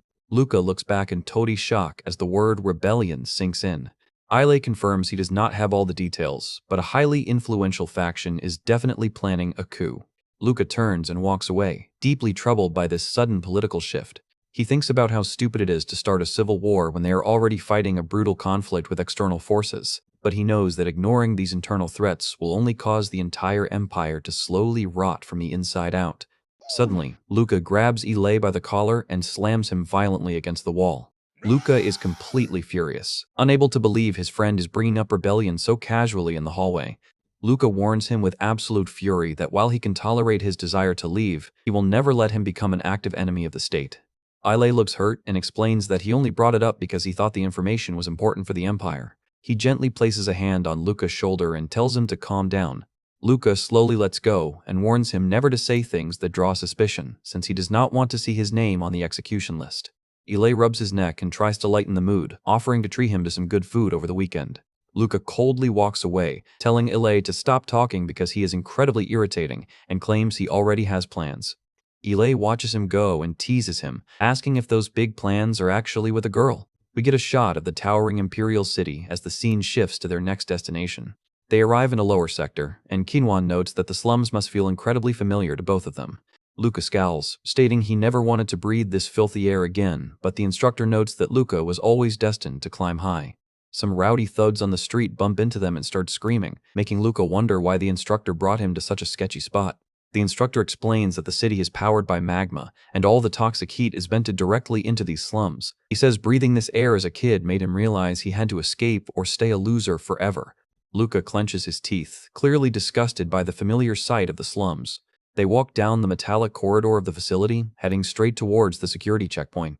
Two armed guards block their path and say the spectator entrance is in the other direction, but Kinwan states he is here to speak with the supervisor. The guard asks if Kinwan actually knows their boss Aleph, and the instructor casually replies that he does not, but wanted to see him anyway. Luca is impressed by how well the veteran instructor knows the layout of the slums, realizing decades of service makes him an expert on this underbelly. He looks down at his low-power prosthetic hand, wondering why the instructor ordered him to equip low-grade gear for this trip. Kinwan simply turns back and tells Luca to prepare himself because they are about to enter. Luca follows the instructor silently down the long corridor, his mind running through all the potential threats. The guards block them again, but Kinwan calmly demands to speak directly to the supervisor. When the guard asks if they even know their boss Aleph, Kinwan casually answers that he does not but wanted to meet him anyway. The guard completely loses his mind, pointing a gun right at them and asking if they are crazy. Kinwan just gives a cold smile, calmly agreeing with the guard assessment. In a flash of movement, Kinwan disarms the guard with absolute physical dominance. The guard gasps in total shock as his weapon is stolen before he can even blink. Kinwan swings around with incredible momentum, easily controlling the entire space. He locks the guard in a secure hold, pointing the gun right at his head and ordering him not to move. Kinwan tells the trembling guard that since they understand the situation now, they should go ahead and bring Aleph out immediately. The disarmed weapons slide across the floor, showing how easily the conflict was settled. Luca asks what he would have done if he was not fast enough, and the instructor replies that he simply would have found another way. Luca looks up at the massive, high-tech dome arena, wondering what kind of facility they just walked into. The instructor smiles warmly and calls it the hottest spot in the entire empire.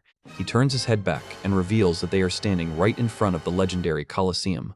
Luca and the instructor head down a dark flight of stairs, going deeper into the sketchy underbelly of this underground Colosseum. They step into a private lounge guarded by armed thugs and lit up by some intense red neon lights. The big boss Aleph is sitting on the couch with his sunglasses on, puffing on his cigarette with two massive bodyguards behind him. He looks like a classic mobster. The instructor wastes no time and straight up demands that Aleph put Luca into a match. Luca is completely speechless when the old man says he does not even want to cut and does not care if the kid dies. Now he finally gets why he had to equip that low-powered training body. Aleph just holds his burning cigarette steady, completely unbothered by this sudden proposal. He slowly flicks his ashes and coldly tells them that they did not get in here just as a favor. The instructor stays completely relaxed, staring back at the boss without showing a single shred of fear.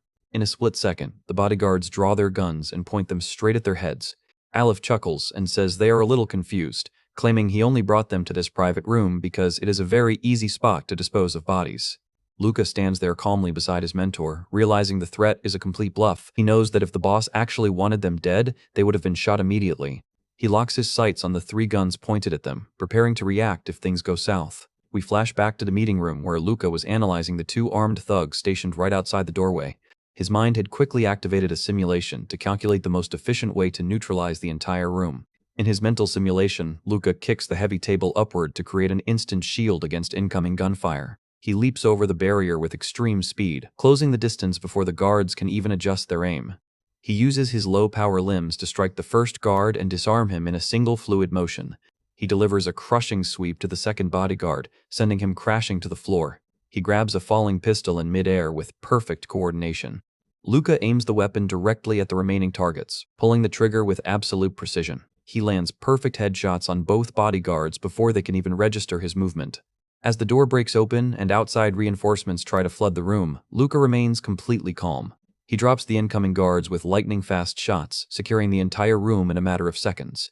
The green simulation HUD finally flashes with a complete message as Luca finishes calculating his options, showing he was fully prepared to wipe out the room if things went south. The instructor completely ignores the guns and casually asks what happened to the previous owner of the place. He mentions that the old owner named Tora got executed after rigging matches, which allowed Aleph to swoop in and take over this profitable business. He adds that they were old friends, but he does not blame Aleph, especially since Tora also murdered his own predecessor to get the job. Aleph completely loses his cool and points his gun directly at Kinwan's head, sweating and demanding to know how on earth he knows this secret history. The big boss went from playing tough to sweating bullets in seconds. His confidence is shattered. Kinwan does not even blink at the gun, coldly warning Aleph that he might end up lying right next to Tora if he is not careful. Aleph is totally terrified by that threat, realizing he is dealing with someone incredibly dangerous. He slowly lowers his gun, curses, and asks if all he has to do is put the kid in a match. The boss looks over at Luca with a highly skeptical expression, trying to figure out what the catch is. He points out that Luca prosthetics are not combat models, and his body is still organic. At this rate, he will easily get crushed to a bloody pulp in seconds. The instructor agrees to the match, but demands a fair trade. He reveals he knows where Tora's hidden safe is, and asks if Aleph still has the dead man eye implant. Aleph adjusts his glasses, his curiosity completely piqued as he wonders who this old man actually is. Kinwan just grins and tells him he is simply a ghost from the past that they do not need to worry about. As they walk away, Luca realizes he still has a mountain of things to learn from his master. He is deeply impressed by how Kinwan completely dominated the room without even lifting a finger, showing the exact mental strength Luca currently lacks. Luca enters the cold waiting room of the Colosseum, preparing himself for the upcoming fight. The speakers crackle to life, announcing that his match starts in 2 hours and advising him to start warming up. Luca asks what was hidden in that safe to make the boss change his attitude so fast. The instructor tells him it is a legendary treasure that can easily change a man's life. Luca asks what they would have done if a shootout had started, but the instructor simply promises to explain everything after he wins. Kinwan passes him a tablet showing his first opponent, a massive cybernetic gladiator named Gabriel the Steel Fist. Luca studies the profile and notes that his opponent is a reckless fighter who uses illegal modifications without caring about his own lifespan. The instructor tells him to remember one fundamental rule of the Archi's combat method, prompting a curious Luca to ask what it is. Kinwan clenches his metal fist, telling him the secret is simply to be satisfied with what he currently has. Luca silently disagrees with that advice, believing that being satisfied is the same as accepting defeat. To him, water never loses because it merely changes its form. The instructor praises his potential, revealing he has been watching him ever since he deflected a bullet on raw instinct without a ballistic predictor. Luca tells him he is giving him way too much credit, but the old master smiles and says he is just stating the obvious. The veteran instructor looks at him with a proud expression, fully confident in his student abilities. Luca gives a highly confident smile right back, ready to face whatever the arena throws at him. A blinding spotlight hits the center of the massive ring, signaling the start of the event. The announcer hypes up the crowd, screaming that a newcomer is actually daring to challenge the legendary Gabriel on his very first match. He mockingly introduces Luca as a baby, still sucking his mother milk under the ring name Good Boy. Luca can only grimace at this absolutely terrible name. The crowd immediately starts booing and screaming, asking who even let this scrawny kid into the arena. The crowd is absolutely bloodthirsty, wanting nothing more than to see a complete slaughter. Unhinged spectators scream from the stands, shouting that they want a brutal execution and are hyped up for some gore. Luca walks down the tunnel, thinking about how humanity's dark desire to witness violence is the exact force pushing him into the ring. He notes that they desperately want to see his limbs torn apart, and that realization actually makes him feel incredibly good. He steps out onto the bright sands of the arena, feeling a strange sense of comfort like he has finally returned home. His massive opponent Gabriel steps into the ring, towering over him and mockingly greeting the crowd. We get a quick flashback showing a steel tray holding a tiny pathetic brick of dense protein paste. Young Luca stands alone with his tray, admitting that he does not have a single memory of ever feeling full during his childhood. He grew up in an incredibly harsh environment where getting enough food was a luxury. He explains that while the Empire sent supplies twice a month, the corrupt principal of the orphanage always sold off more than half of the food to line his own pockets, making starvation completely normal for the kids. But even while starving, Luca never stopped his physical training, constantly reading dusty, abandoned books and lifting heavy blocks of rusty iron to build up his muscles. Young Luca trains with absolute determination, lifting a massive chunk of stone that looks way too heavy for his small frame. The other orphan kids constantly call him an idiot, asking why he is wasting his precious strength just to make himself even hungrier. But Luca is completely undeterred, deadpan chewing his protein paste while knowing his real motivation. He tells himself that as long as he remains hungry, he can force himself to unlock even more hidden strength. Young Luca stands triumphantly over a pile of defeated bullies, fully realizing that the strong eat the weak, and that the weak are simply destined to starve in this world. He was literally running the entire orphanage as a little kid, using pure physical dominance. This kid has always been built different. The beaten-up bullies scream at him in frustration, crying that he is just a double-digit lower-floor resident just like them. A fully armored soldier walked past young Luca, reminding him that at the end of the day, he is still just a peasant from the slums. Luca simply takes a sip from his water flask, completely ignoring the desperate cries of losers who cannot match his strength. At the young age of 12, Luca easily passed the high-level aptitude tests to secure his spot as a potential trainee, officially joining the Imperial program at 15. He looks back at his old orphanage peers, coldly stating they will never be able to comprehend the legendary life he is destined to live. He bids them farewell, hoping he never has to lay eyes on their pathetic faces ever again, and completely pushes his past out of his mind. He genuinely believed he would never have to return to these dark slums. But now we cut back to the present day, where Lucas steps out onto the dusty arena sands under the blinding spotlights. The massive crowd in the stands goes absolutely wild, chanting the name of the reigning champion. The giant gladiator Gabriel laughs mockingly at the sight of a scrawny kid, claiming the boss must be smoking something wild to set up this match. Lucas stands quietly, locking his cold gaze onto his massive opponent. His cybernetic eye instantly scans Gabriel, noting the champion has completely sacrificed his body balance for raw strength. His spine is heavily curved from modifications. His flesh is constantly inflamed, and he likely relies on heavy painkillers just to function. Gabriel glares back angrily and demands to know what the kid is staring at, proudly boasting that his body was modified for the sole purpose of achieving maximum power. The giant leans down close to Luca's face and makes a highly creepy comment about his decent face, asking if he wants to serve him tonight. That is easily the most disgusting trash talk we have heard in this entire series. This guy needs to be taken down immediately. Luca remains completely deadpan, calmly replying that Gabriel is the one who is going to need a servant from now on. He looks up with an icy stare and warns the champion that he is going to leave this ring completely crippled. Gabriel eye twitches in pure rage as the kid words completely hit a nerve. A memory of his old commander echoes in his ears, warning him that turning his back on the enemy only guarantees a bullet to the head. The memory tells him that if the enemy swings their blade, he must swing his right back. Luca, back in the present, is completely locked into combat mode, ready to push his low-power limbs to their absolute limits. He prepares his stance, knowing he has to attack first before his opponent can even initiate his heavy strikes. Luca launches himself forward with incredible speed, aiming to strike the giant before he can react. A massive explosion of blue fire completely swallows Luca's position on the field. Luca is violently blasted through the air, barely managing to recover his stance in mid-air. He lands heavily on his feet, realizing that his combat hand is completely broken and useless. He looks down at his shattered mechanical hand, but is glad that he at least managed to block the brunt of the spear. He forces his body to prepare for the next incoming strike, refusing to back down. The paladin slowly raises his sword to deliver the final execution blow. Luca realizes the arena is way too cramped for him to keep running away and evading. He notes that all of the champion attacks are completely lethal, while his own low-power strikes do absolutely no damage. The bloodthirsty crowd screams from the stands, demanding that Gabriel split the kid head open already. Luca sweats slightly as he keeps dodging, realizing this is the brutal situation he has to overcome. He remembers Shinyuan, fundamental rule of the Archi's combat method, which is to always be satisfied with what he currently has. He realizes that wishing for things he does not possess will not solve his problems, and that he has to fight with the tools he has. He notes that while the instructor took his limbs, he allowed him to keep his highly advanced eyes. This means Shinuen never expected him to overpower the champion with raw physical strength. The Archi's method is about utilizing his existing tools to their absolute maximum potential. Luca focuses his gaze, analyzing Gabriel attack patterns in real time.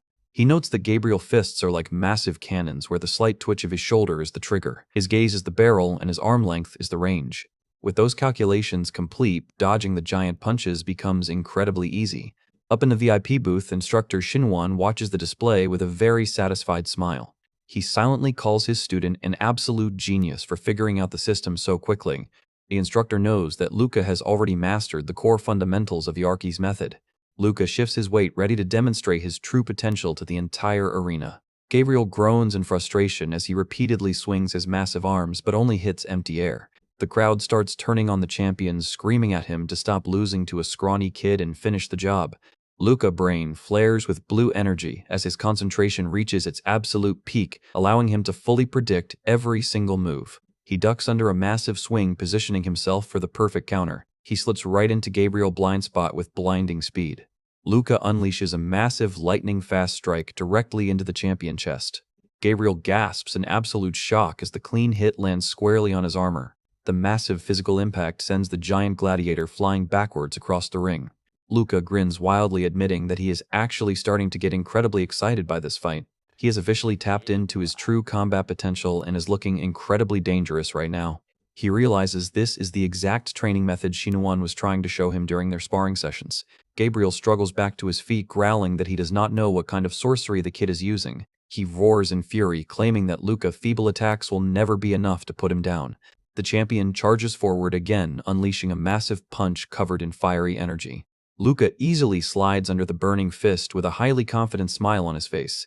He drives a precise strike directly into Gabriel's vulnerable joint under his arm.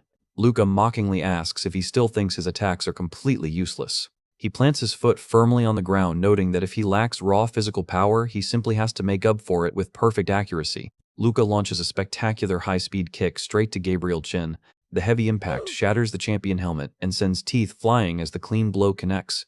Gabriel's eyes roll back into his head as his massive body crashes heavily onto the arena floor, completely knocked out cold. Luca calmly turns his back on his fallen opponent and walks away without showing a single ounce of fatigue.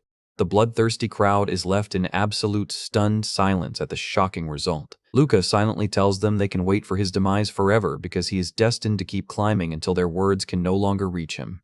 Luca stands quietly over the defeated giant Gabriel as the heavy dust from their brutal clash slowly begins to settle around the arena. He reflects on the match, realizing that a real battlefield has way too many variables to maintain focus. He notes that the controlled environment of the arena was the only reason he could concentrate enough to predict every single move. He walks past the security barriers, completely ignoring the stunned crowd who can only stare at him in absolute silence. Luca heads down the dark exit tunnel, finally letting go of the intense adrenaline from the match. He pulls back his hood and silently admits that he has no choice but to respect his mentor methods. Instructor Kinuan meets him in the hallway and warmly praises his performance, while Luca thinks to himself that the old man is actually a fantastic teacher. Kinuan welcomes him to his official induction into Archi's Victima. Luca realizes that accepting his current limitations does not mean he is destined to lose. The instructor pulls out a small device and tells Luca to take it. Luca asks if the device contains credit chips for his official payout, but Kinuan quickly replies that it absolutely does not. Instead, he reveals it is actually Gabriel hospital bills, telling Luca to go hand them over. Luca complains that he wants to be a ruthless warrior rather than a good Samaritan, but Kinuan tells him that showing generosity is fine as long as it does not make him look like a fool. The instructor taps him on the head and tells him he is still incredibly naive when it comes to personal relationships. He explains that true kindness in their world is never charity but a strategic investment that you build up to utilize in the future. He notes that his own information on Torah was simply a return on a past investment. He advises Luca that creating a highly advantageous environment for himself is the ultimate mark of a great soldier. Luca realizes he completely misunderstood his mentor, thinking the instructor only taught him because he was impressed by his talent and felt a connection over their shared slum backgrounds. He realizes Kinuan is a force that he simply cannot refuse to follow. Meanwhile, we see a medical technician analyzing a digital scan of a severely damaged mechanical spine. The doctor explains to Gabriel that his current modifications draw way too much power, which will inevitably cause his systems to freeze up. He strongly recommends upgrading to an expensive Hyper-Lindell model. Gabriel screams in pure frustration, complaining that the suggested part is the absolute newest model and asking how a poor fighter like him is supposed to afford it. The poor giant is absolutely losing his mind over his medical bills. This is the harsh reality of underground gladiators. Gabriel angrily points out that other fighters get by just fine with cheap parts, but the doctor reminds him that those people did not undergo such extreme full-body modifications. Gabriel confesses he was broke back then and simply bought whatever cheap mods he could find. The doctor offers to buy back his current parts, but warns him he can only afford used civilian models with his budget. Gabriel slams his fist in anger, cursing about how much money he wasted on these useless modifications. Suddenly, Luca steps into the clinic room, casually greeting Gabriel and remarking that it is great to see him looking as energetic as ever. Gabriel is completely shocked to see his rival standing in his room. He immediately starts screaming threats, promising to murder Luca at all costs for what he did to him in the ring. Luca simply smiles mockingly and reminds the giant that he had promised to leave him completely crippled. Luca turns to leave, thinking to himself that he instinctively taunted his rival because creating an advantageous environment is the mark of a great soldier. Gabriel is left completely speechless on his hospital bed, staring at him in confusion. Luca hands his payment card to the doctor and asks if the amount is enough to cover that expensive Hyper-Lindell upgrade, and the doctor confirms it is more than enough. Gabriel's jaw literally drops to the floor when he realizes his rival is actually paying for his expensive surgery. SFX, Vine Boom. Gabriel stutters in disbelief, asking what on earth the kid thinks he is doing, but Luca calmly replies that he is simply paying his bills. Gabriel demands to know why he is doing this, and Luca shrugs it off by saying he just felt like joking that his ring name of Good Boy is actually fitting after all. Gabriel lies quietly in his bed, realizing he has just received the ultimate mercy from the victor. He asks for his rival's real name, and Luca calmly reveals his name is Luca. Gabriel looks at him with deep respect and tells Luca to just ask if he ever needs his assistance in the future. Luca walks away silently, letting the giant know he expects him to repay the debt eventually. We return to the training grounds where the pink lights are shining on the sparring platforms. Luca and Ile initiate another high-speed practice match with their limbs moving in a blur. The two friends trade incredibly fast blows, testing each other's limits once again. Luca easily evades Ile's mechanical punches, moving with a fluidity he did not possess before. Ile unleashes a heavy punch, but Luca is already calculating the perfect counter. Luca ducks under the blow with complete ease, showing off his vastly improved reflexes. He launches a swift counterstrike, aiming right for Ile's defensive opening. Ile barely manages to block the strike, with bright sparks flying from the heavy impact. Ile steps back and catches his breath, clearly exhausted by the sudden jump in Luca's skills. He asks Luca if he actually managed to learn the Archi's combat method from instructor Kinuan, and Luca calmly confirms that he did.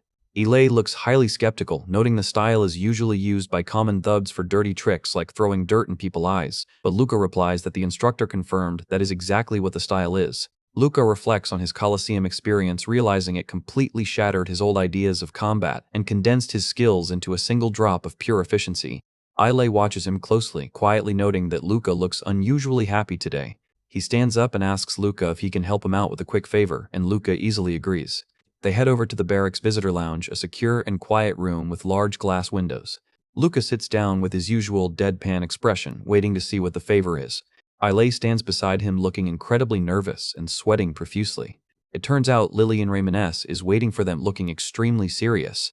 Ilay nervously apologizes to Luca, explaining that his family has always been on excellent terms with the Raymondess family, so he simply could not refuse her request to set up this meeting. Lillian looks at Luca and notes that she has requested to see him multiple times, asking why he has been constantly avoiding her. Luca looks away coldly and states he has absolutely no interest in meeting her, hoping his avoidance would make his refusal obvious. He is brutally honest and does not show a single drop of concern for her noble status. This guy is savage. Elaine nervously whispers that Luca could try being a little more polite, but Luca tells him to shut up because this entire setup is incredibly irritating. Lillian glares back at him with an incredibly sharp and intense expression. She asks what he hates so much about her, and Luca replies that he simply has no time for relationships, pointing out that unlike a noble, an orphan like him has no way to recover if he loses his military position. Lillian suggests that partnering with her would actually help him secure his position, but Luca tells her she does not understand his situation at all. He declares that relying on a noble power means he could easily lose everything at her personal whim, and states he fully intends to climb the ranks using his own abilities. Lillian points out the irony of his words, asking why he is so close to Ilay if he refuses to rely on nobles, but Luca replies that he values Ilay as a trusted brother in combat and not because of his family name.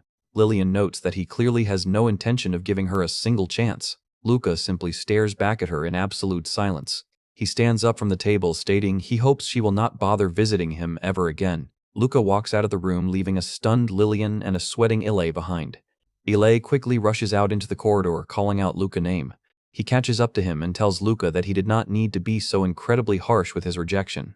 Luca replies that being harsh was the only way to stop her from clinging to him, but Ilay suggests he could have at least met up with her a few times to be polite. Luca thinks to himself that he cannot understand why a noble girl would approach a nobody like him just because her dead brother said nice things, suspecting she must be scheming something. Ilay suggests that Luca is simply scared because he does not understand her motives, advising him to just take things slow. Luca suddenly stops and asks Ilay if he is actually the one who has a massive crush on Lillian. Ilay's face goes completely red as his secret is exposed. He was totally not ready for that. Luca smirks, noting that his new Archie's Victema training allows him to read Ilay panicked breathing and body language with absolute ease. He tells Ilay that since he is not interested, Ilay should stop talking nonsense and go shoot his own shot with her. Ilay is left completely blushing and sweating, totally speechless after being called out so easily. Luca walks away down the long corridor, leaving his embarrassed friend behind. The warm cups of tea sit abandoned on the empty visiting table as we hear Ilay quietly admit to himself that securing her heart is completely impossible for him. We open with a stunning wide view of the glittering cyberpunk city under a dark, starry night sky. Two solitary figures stand at the very edge of a massive skyscraper, quietly overlooking the sprawling metropolis below. Luca sits on a platform in a deep lotus position, focusing on his meditation and reminding himself that he needs to maintain absolute calm regardless of the situation. Luca breaks his concentration to ask the instructor how he would have handled that massive gunfight back in the gang office, and Kinuan reminds him that he had promised to share his secret if Luca won his match. He recalls the dangerous scene where multiple armed thugs were waiting inside and outside the office, admitting he could not see any way to escape that room without drawing a weapon. Luca wonders what his mentor would have done, and Kinuan casually replies that his first move would have been to simply duck under the nearest table the moment the shooting started. Luca is completely confused by the advice, pointing out that since the boss and his thugs all had firearms, hiding would only cause him to lose his tactical advantage. The instructor explains that he knew Luca would seize any opportunity to attack, even if it meant taking a few bullets, but wonders what would have happened if Luca decided to run or hide instead. He points out that Luca was fully planning to grab the boss as a hostage to steal his gun, noting that Luca is trained to always maximize his aggressiveness in combat. We see his mental simulation of taking the boss hostage, but Kinuian explains they would have simply been shot together because underground bosses are easily replaced and the thugs would have used the opportunity to execute their own leader. The instructor smiles confidently, stating that once the thugs redirected their focus to Luca, Kinuan would have easily neutralized them and guided him out through a hidden escape route.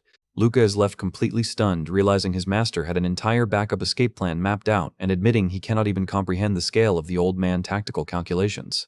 Kinuan explains that in an ancient forgotten language, the word archis actually translates to keen eyes, and that the Victima style utilizes every single resource of the brain to amplify a warrior insight.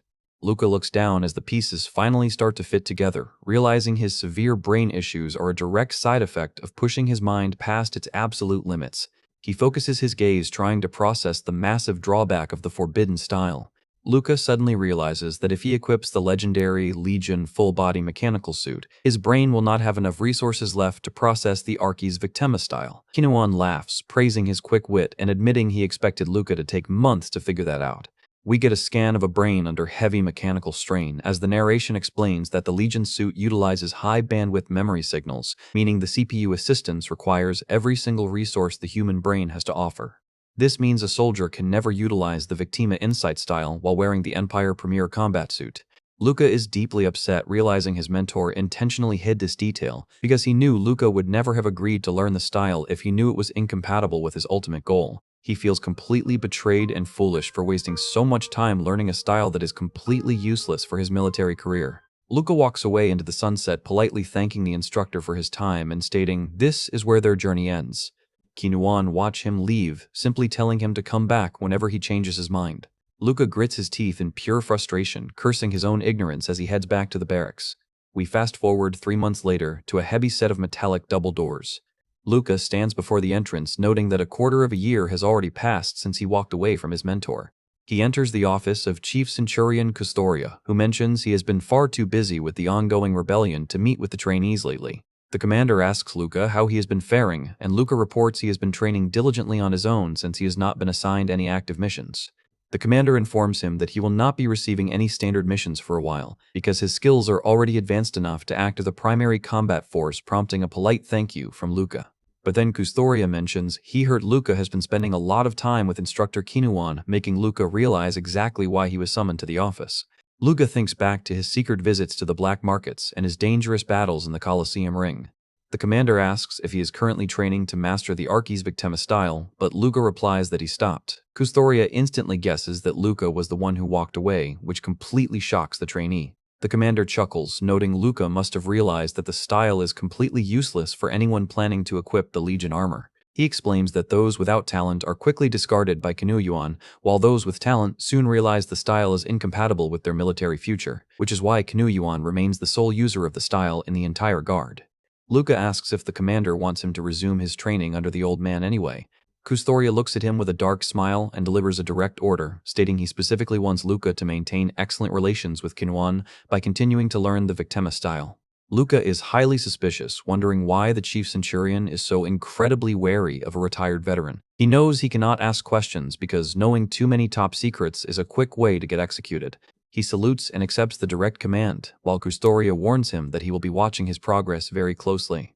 Luca walks down the corridor, remembering the commander words about his potential to climb high. We get a wide view of the clean imperial skyline as Luca prepares to head back to the slums. He meets Kinuan back at the Colosseum, and the instructor smiles, noting he did not expect his stubborn student to return so quickly. Luca thanks him, and the instructor warmly welcomes him back, promising not to press him for any explanations. Luca is highly surprised by how easily his mentor accepted his return without asking a single question. As they walk past some trainees carrying crates of mechanical parts, Kinuan wonders why they are visiting the lower sector today, remembering that he used to spend his own youth staring at these same streets. They stop at a local shop and Kinuan order the owner to pack up every single toy in the establishment. The confused owner tells them to search for themselves because he has no clue about children toys. Luca is completely flabbergasted, asking why on earth his mentor is buying out an entire toy store. He watches silently, unable to figure out what the old man is planning. They arrive at the gates of the lower sector 47th orphanage. Kinuan hands Luca a heavy box and orders him to carry it to the inner field and then take a quick break. Suddenly, a familiar voice calls out to Luca from behind. Gabriel is standing there carrying a massive box, screaming and asking if he looks like a common bellboy to them. He is a giant cybernetic gladiator, but they literally have him running errands and carrying toys for orphans. This is hilarious. Luca reminds him that he had promised to help out whenever needed, but Gabriel complains that he expected to be called for something much bigger and grander. Gabriel grumbles that he expected a massive gang war, but Luca smirks and tells the giant that he does not need his help in an actual fight. Luca looks at his rival New Gear, noting that Gabriel's new spinal implant has significantly improved his physical balance, meaning the money did not go to waste. They walk toward the yard, and Gabriel quietly asks Luca who his mysterious old mentor actually is. Gabriel warns him that if the old man is infamous enough to terrify a boss like Aleph, Luca should keep his nose out of his business if he wants to keep his head. Luca watches Kinuyuan hand out the toys, realizing this must be the exact orphanage where his mentor grew up and that the old man is simply doing charity now that he made it out. The local orphan kids cheer in pure happiness as they see the massive pile of new toys. The kids happily thank the handsome brother Luca while calling Gabriel a giant ugly guy, which makes Gabriel complain about how mean kids are these days. A couple of kids immediately start fighting and screaming over a single toy, claiming they saw it first. Even in a charitable orphanage, the struggle for resources never stops. These kids are ruthless. Luca watches the fight and remembers his own childhood philosophy that nothing is fair and power is the only way to secure what you want. Kinuin walks up to him and softly notes that this world is simply not bountiful enough for everyone to be happy. The instructor tells Luca that they need to have a serious talk. We get a peaceful view of the sunset sky to the autumn trees. Kinuan explains that the orphanage principal must be smuggling out the supplies, noting that the man is far too chubby for the low budget the facility receives. Luca asks if his mentor actually grew up in this facility, but Kinuan replies that he has long forgotten his childhood and only stops by occasionally. The old man looks out at the sunset, noting he might have even visited the specific orphanage where Luca grew up. Luca looks at him thinking that this peaceful sight makes Kinuan look like any ordinary retired soldier.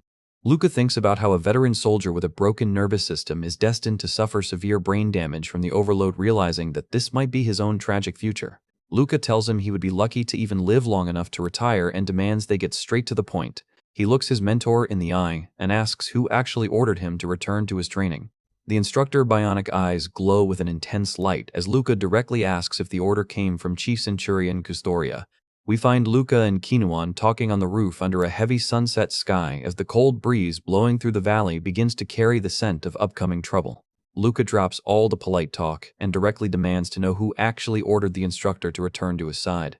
His eyes narrow as he asks if the orders came directly from Captain Hillis himself. The instructor simply asks what he means by that, but Luca realizes he needs to be extremely careful. He warns himself not to make direct eye contact, knowing that with Kinuan's insane level of insight, even the smallest twitch or action will serve as a massive clue.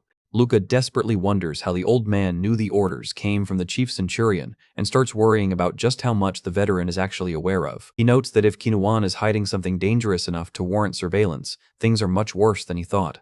Luca clenches his mechanical fist as a dangerous red energy begins to charge through his arm, realizing his master might decide to eliminate him right now to protect his secrets. He is ready to fight for his life, but honestly going up against the developer of the Archi's method is basically suicide. Kinuan calmly looks back at his charging hand and quietly advises the kid to calm down if he actually wants to keep breathing.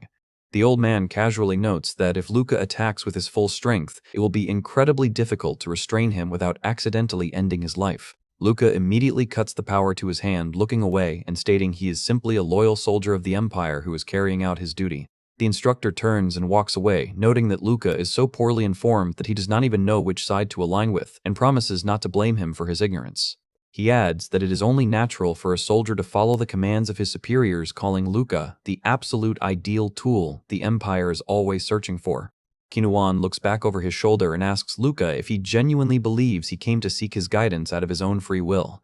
He reveals that the moment Luca performed trajectory manipulation without any processor assistance, the military brass immediately set up their plans because they knew they finally found a trainee capable of learning Archi's Victima. The old man explains that while Luca thinks he came to him of his own accord to get stronger after the incident, the meeting was actually the result of careful imperial calculations. Luca remains completely defiant, insisting that his decision to search the instructor records and seek his help was entirely his own choice. But Kinuan simply places his metal hand on his knee, telling Luca that every single man in this world is a slave, and the only difference is whether they are aware of it or not. The veteran gives a subtle knowing grin as he watches the kid process the harsh truth. He remarks that Luca probably wants to run away from this reality, but notes he is still very young and has a lot to learn. The old man tells him to return to the barracks and lets him know he is completely free to report everything to Helas if he wants to. Luca watches him walk away, silently declaring that he refuses to believe a single word coming out of Kinuwan's mouth. But deep down, he knows the instructor spoke the truth about the chief centurion, ordering him to continue practicing the style. He feels like he is falling through a dark void of confusion, desperately telling himself not to doubt the empire and to focus solely on his success, instead of letting the old man words sway him. He is left completely torn between his duty and his survival. We cut to the heavy door of the simulation training facility. Luca sits alone inside the chamber, looking completely exhausted from his internal conflict.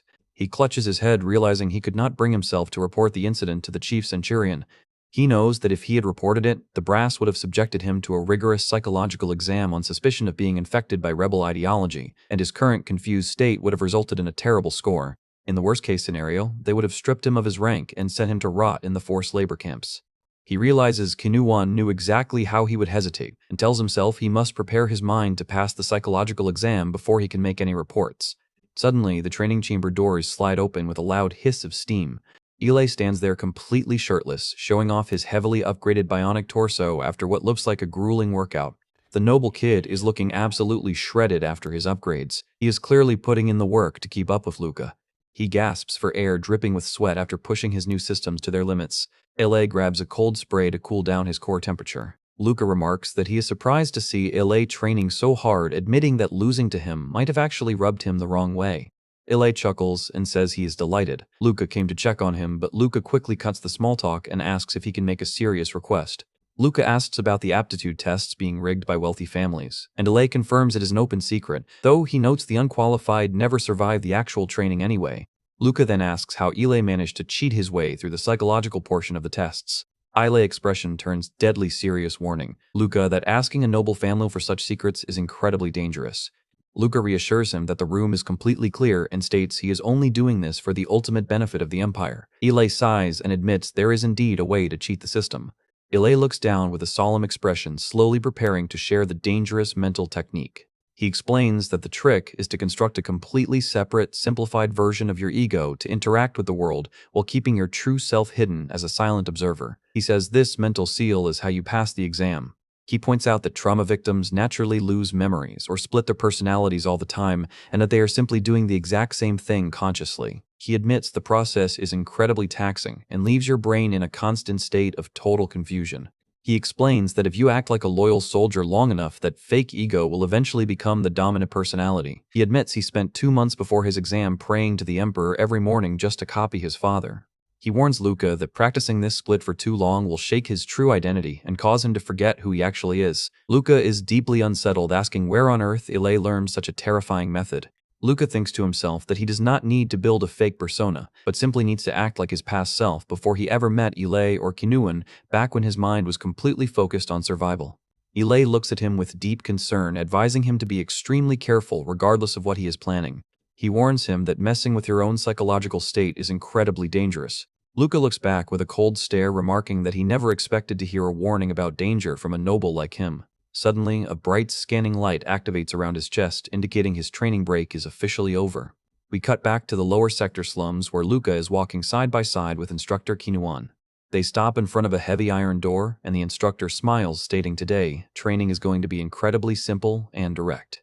Luca looks at the reinforced structure, noting the building is surprisingly well built for a common street gang, and realizes Kinuwan is treating him exactly the same despite their tense rooftop conversation. Kinuwan tells him he has exactly 20 seconds to clear the area, which only makes Luca feel even more uneasy.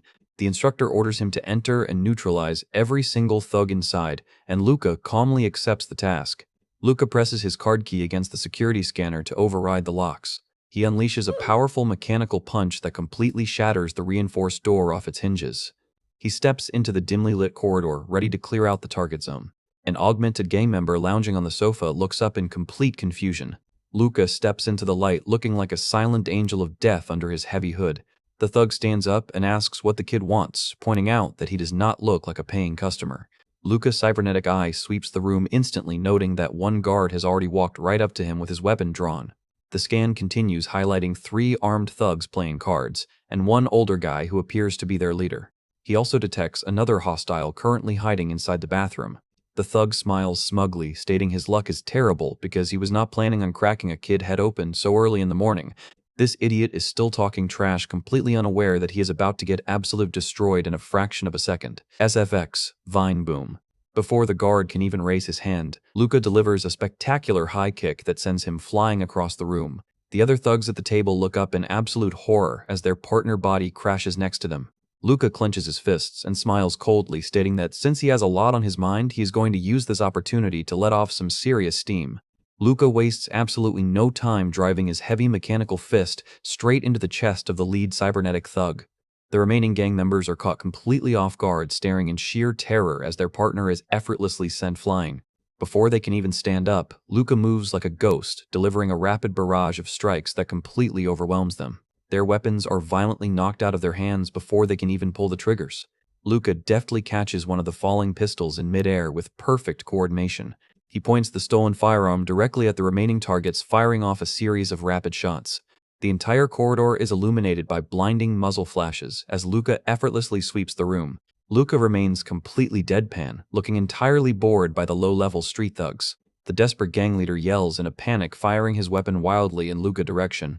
Luca easily dodges the incoming bullets, quietly criticizing their terrible aim and wondering how people so unskilled manage to survive in the slums. He aims his weapon straight at the gang leader head to secure the final elimination. The main room is completely cleared, leaving only the closed bathroom door. Suddenly, a panicked thug steps out of the bathroom holding a glowing blue tool, asking what the hell is going on. He stands completely frozen, staring in horror at his entire crew lying unconscious on the floor. Luca points his pistol directly at him, calmly advising the thug to knock himself unconscious if he wants to avoid losing his expensive prosthetic limbs. The terrified guard stands completely paralyzed as the blue sparks crackle around his tool. Luca quickly neutralizes him with a swift blow, sending him crashing to the floor. With the room completely cleared, Luca notes that he can still detect another presence hiding inside the stall. He cautiously slides the door open to investigate. Luca's eyes instantly go wide with shock as he registers what is inside. He expected another guard, but found something completely different. This mission just took a major turn. He finds a battered, red-haired woman tied up on the floor, whispering curses at her captors. Instructor Kinuan enters the room and checks his timer casually, noting that the entire operation took Luca exactly 12 seconds. Luca carries the rescued woman out of the facility while his mentor warmly praises his performance. Luca asks why they cannot just eliminate the remaining gang members, but the instructor warns him that they are outsiders and any further interference will disrupt the delicate balance of the slums. He points out that there are countless helpless people in the world who lack the strength to defend themselves, asking Luca if he knows what happens to them. Luca remains silent, staring at the ground. He reflects on the rescued woman, realizing she suffered because she lacked the power to defy her captors. He tells himself he must continue to climb the ranks so he never ends up in her pathetic position. Luca explains that after that day, Kinuan constantly pushed him into active skirmishes without providing any prior details. He realizes his master was not trying to teach him how to win, but rather how to adapt and optimize his skills in any unexpected situation he was thrown into. The instructor continued to send him into dangerous street fights without offering a single word of explanation. They eventually arrive in front of a small mechanic workshop in the slums named Paya Repair. A friendly red-haired girl with glasses warmly welcomes them as they enter. It is the same woman they rescued now, named Gilda. Kinuan orders a long black coffee with oil, while Luca politely requests a simple cup of coffee without oil. Luca wonders why they are visiting her workshop, and Kinuan asks if he does not feel a sense of pride seeing the woman they saved working so hard to rebuild her life. Luca recalls that Gilda had been kidnapped by a gang after her friends stole their money and hid at her place, but thankfully her mind remained intact and she was able to return to normal life. We get a close-up of Gilda as she works, having successfully put the terrifying kidnapping incident behind her. Kinuan reveals that Gilda is an orphan with a natural talent for engineering and that he secretly funded her education. Luca is surprised, realizing his mentor was acquainted with her from the very start. The instructor looked back with a subtle smile as they sit at the table. Suddenly, the giant gladiator Gabriel walks into the workshop and warmly greets Luca. Gabriel requests a beer, but Kinuan warns him to avoid alcohol because his neural system is already heavily strained. We learn that after rescuing Gilda, Kinuan introduced her to Gabriel, who became her bodyguard while she became his personal mechanic. Luca advises Gabriel to listen to his mechanic, but the giant complains that it is only a single drink. The warm cups of coffee steam on the table as the group relaxes together. Gabriel warns Luca that he's been causing a massive stir among the local gangs lately, and that the bosses are starting to plan a coordinated move against him, which might put Gilda's safety at risk. Luca tells him not to worry, revealing that he and Kinuan will not be returning to the lower sectors for a very long time. The instructor adds that they might be gone for months or even years, leaving the exact timeline uncertain. Luca realizes he will not be allowed to visit the slums by himself since his military superiors would never let a trainee wander around unsupervised. He looks at Gilda and Gabriel, realizing this could easily be the last time he ever sees them. Gilda smiles warmly and hopes they will visit again soon. Gabriel grumbles about his risky gladiatorial work, suggesting they should have thrown a proper send-off party before they left. Luca clenches his mechanical fist around his coffee cup, trying to suppress his emotions. He looks around the table at his only friends, realizing this departure might actually be the best thing for his military focus. He finishes his coffee, preparing himself to return to the cold reality of the military. We cut back to the heady double doors of the Chief Centurion office. Luca stands before the commander desk, delivering his official report regarding Kinu Yuan unusual activities in the slums. The commander notes that Kinuan was admitted into the training program at an unusually late age, explaining that the empire had to accept irregulars during the chaotic wars of the past. The commander admits that even he does not fully understand Kinuan past, recalling that the old man was already a legendary figure in the guard when Custoria was just a fresh recruit. He suspects the old man specialized in top-secret covert operations, making Luca realize that even the chief centurion lacks access to Kinuan files. He adds that the old man clearly has a soft spot for Luca, noting that none of the previous trainees he sent ever lasted more than a few days. The commander schedules an official psychological exam for Luca, warning him that his connection to the old man makes him vulnerable to dangerous influences. Luca salutes and accepts the orders, having fully anticipated this development. Custoria grins wildly and delivers a chilling warning, stating that trainees on these secret assignments are either executed to preserve secrets or promoted directly to the core of the guard as a reward. He tells Luca he hopes he manages to become the latter, and Luca calmly replies that he merely follows the orders given to him. The commander looks intense as Luca asks if he will vouch for him once the operation concludes successfully. Custoria stands up and promises to back him completely, declaring that he will actually adopt Luca as his official son once the results are satisfactory. Luca is completely stunned, his jaw dropping as he processes the massive offer. He went from a slum orphan to potentially joining one of the most prominent noble families in the entire empire. This is absolutely insane. SFX Vineboom. He stands completely frozen, unable to believe the chief centurion actually wants to adopt him. We see him getting prepped for his psychological exam as he reflects on the massive reputation of the Custoria family. Luca closes his eyes as the medical scanner begins to calibrate around his head. The droid examiner tells him they are ready to begin the psychological assessment, and Luca calmly tells it to proceed. Luca and Alay are back on the training platform, with Luca driving a powerful punch directly into Alay's defense shield. The two friends trade a rapid flurry of blows, keeping up a relentless pace that shakes the entire room. Luca easily slips past a fast counterattack, showing off his vastly improved speed.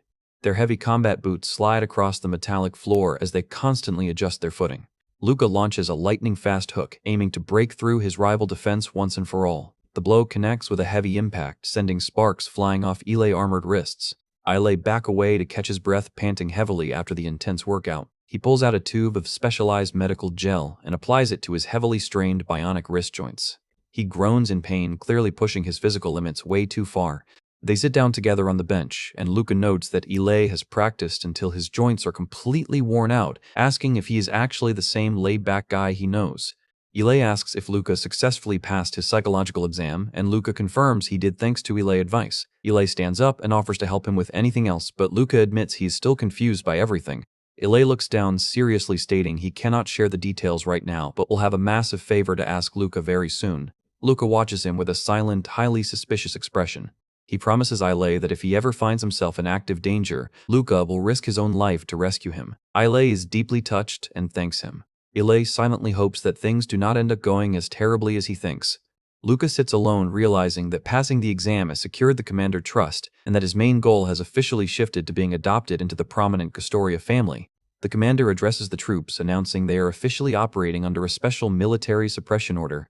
He reveals that their mission is to crush a massive rebel uprising led by the elite Ramones family. Luca is completely stunned, realizing that Claude and Lillian family are the ones leading the rebellion. He never expected his first major assignment would involve executing the family of his former comrade. This is getting extremely complicated. He exchanges a tense, silent look with Alay across the briefing room. Luca instantly realizes that Alay's secret favor is completely connected to saving Lillian Ramones from execution. The scene shifts to the massive hangar bay where the suppression forces are boarding their transports. The armored soldiers march in tight formations toward the launch platforms. Luca stands inside the transport compartment, his mind completely focused on the upcoming siege. The massive engines roar as the heavy military shuttles launch into the sky. Luca stands before his unit and officially introduces himself as the leader of the 21st Suppression Platoon. The assembled veteran soldiers salute their new commander with perfect discipline. Luca notes the irony of the brass appointing mere trainees to lead experienced platoons, realizing the Empire is using a literal civil war as a training exercise. His second-in-command, Sergeant Kodrak, steps forward to report that the platoon is divided into 2 squads of 27 veteran soldiers. Luca realizes these battle-hardened veterans have zero trust in a young trainee and tells himself he must establish absolute control immediately. He thinks about his options, noting he could easily let Sergeant Kodrak handle the details while he remains a figurehead, which would be the standard choice. But Sergeant Kodrak coldly reminds him that he is technically superior to Luca in terms of raw experience. Luca firmly demands absolute obedience, warning the platoon that any insubordination will be treated as a punishable offense to nip their resistance in the bud. The veteran soldiers glare back in pure anger at his arrogant tone. Sergeant Kodrak grabs Luca by his shoulder armor, asking the young platoon leader to step aside for a private chat. But Luca moves in a blinding flash before the sergeant can even finish his sentence. He grabs Kodrak's arm and violently slams the giant sergeant directly onto the metallic floor. He literally used the Archie's method to humiliate his own second-in-command in front of the entire squad. Nobody is questioning his authority now. The other veterans gasp in horror as Luca asks Kodrak if he took him for a fool just because of his young age. He stands over the fallen sergeant, reminding them that even though he came from the exact same slums and orphanages as them, there is a massive reason for his superior rank. With his glowing red visor staring them down, Luca declares that he is simply immensely superior to all of them. He tells them they will soon realize he is the absolute best platoon leader they will ever serve under. Sergeant Kodrak slowly stands back up, looking completely humbled and serious after the brief exchange. He salutes Luca and formally apologizes for his mistake, promising to follow his orders without question. Luca notes that the sergeant is highly intelligent, having realized that Luca chose the difficult path of dominance rather than taking the easy way out. The military transports finally arrive at the border of the rebel territory. A massive defensive fort stands before them, marking the official headquarters of the rebel forces. A stealth reconnaissance drone is launched to scan the defensive parameters of the enemy base. The platoon leaders gather in the briefing room to examine the holographic tactical display. Ile rubs his temples and sighs, asking Luca if he really had to beat up his own second-in-command just to make a point. Luca replies that his aide was treating him like a helpless child, pointing out that underlings will never show respect to a commander who acts too nice. They walk down the corridor together as the final battle preparations are completed. The chief centurion stands before the assembled troops, calling them to order and skipping all useless formalities. He points out that the rebels have taken control of a massive, ancient arcane relic site and are currently operating its defensive weapon systems. The holographic map shows that the entire fortress is protected by a massive energy dome and surrounded by 5 heavy arcane defense turrets. The commander explains that the armor brigade will lead the direct assault to destroy those turrets, while the rest of the units will swarm the base from all sides. Luca looks at the advanced mechanical suits of the heavy brigade, realizing the Empire is dedicating an absolute mountain of resources to crush this rebellion. The chief centurion orders everyone to complete their preparations immediately because the assault begins in exactly 90 minutes. Luca and Ile step outside to stand alone in the quiet trench line. Ile mutters that they are only acting as support units because the brass does not want them to die, and Luca remarks that the mission sounds like a simple picnic. Ile tells him he sounds like a complete warhawk. Ile looks down silently, looking incredibly worried as the start of the battle approaches. Luca breaks the silence and asks Ile if he is trying to bring up the Ramones family. He looks his friend in the eye and warns him that if he sides with traitors, even the powerful Karthika name will not be able to save him from execution. Ile confesses he is not hoping for a miracle, but desperately wants to find a way to save Lillian from the slaughter. Luca grabs him by his collar in pure anger, asking if he is seriously willing to throw his life away for his first love, especially since she has already rejected him. Luca is completely furious. He cannot believe his friend is willing to risk execution for a girl who does not even want him. With his red eye glowing with rage, Luca orders Ile to get a grip on his emotions, warning him that trying to save a rebel leader is extremely dangerous. He lets go of his collar and delivers a final stern warning, telling Ile not to do anything stupid. Ile looks away in silence, quietly agreeing to stay in line. Luca walks away down the trench feeling completely cold inside. His advanced Victema insight tells him that Ile's words were a complete lie and that his foolish friend fully plans on rescuing Lillian even if it kills him. He looks at her tactical profile, deciding that for Ile's own survival, Lillian Ramones must be eliminated during the chaos.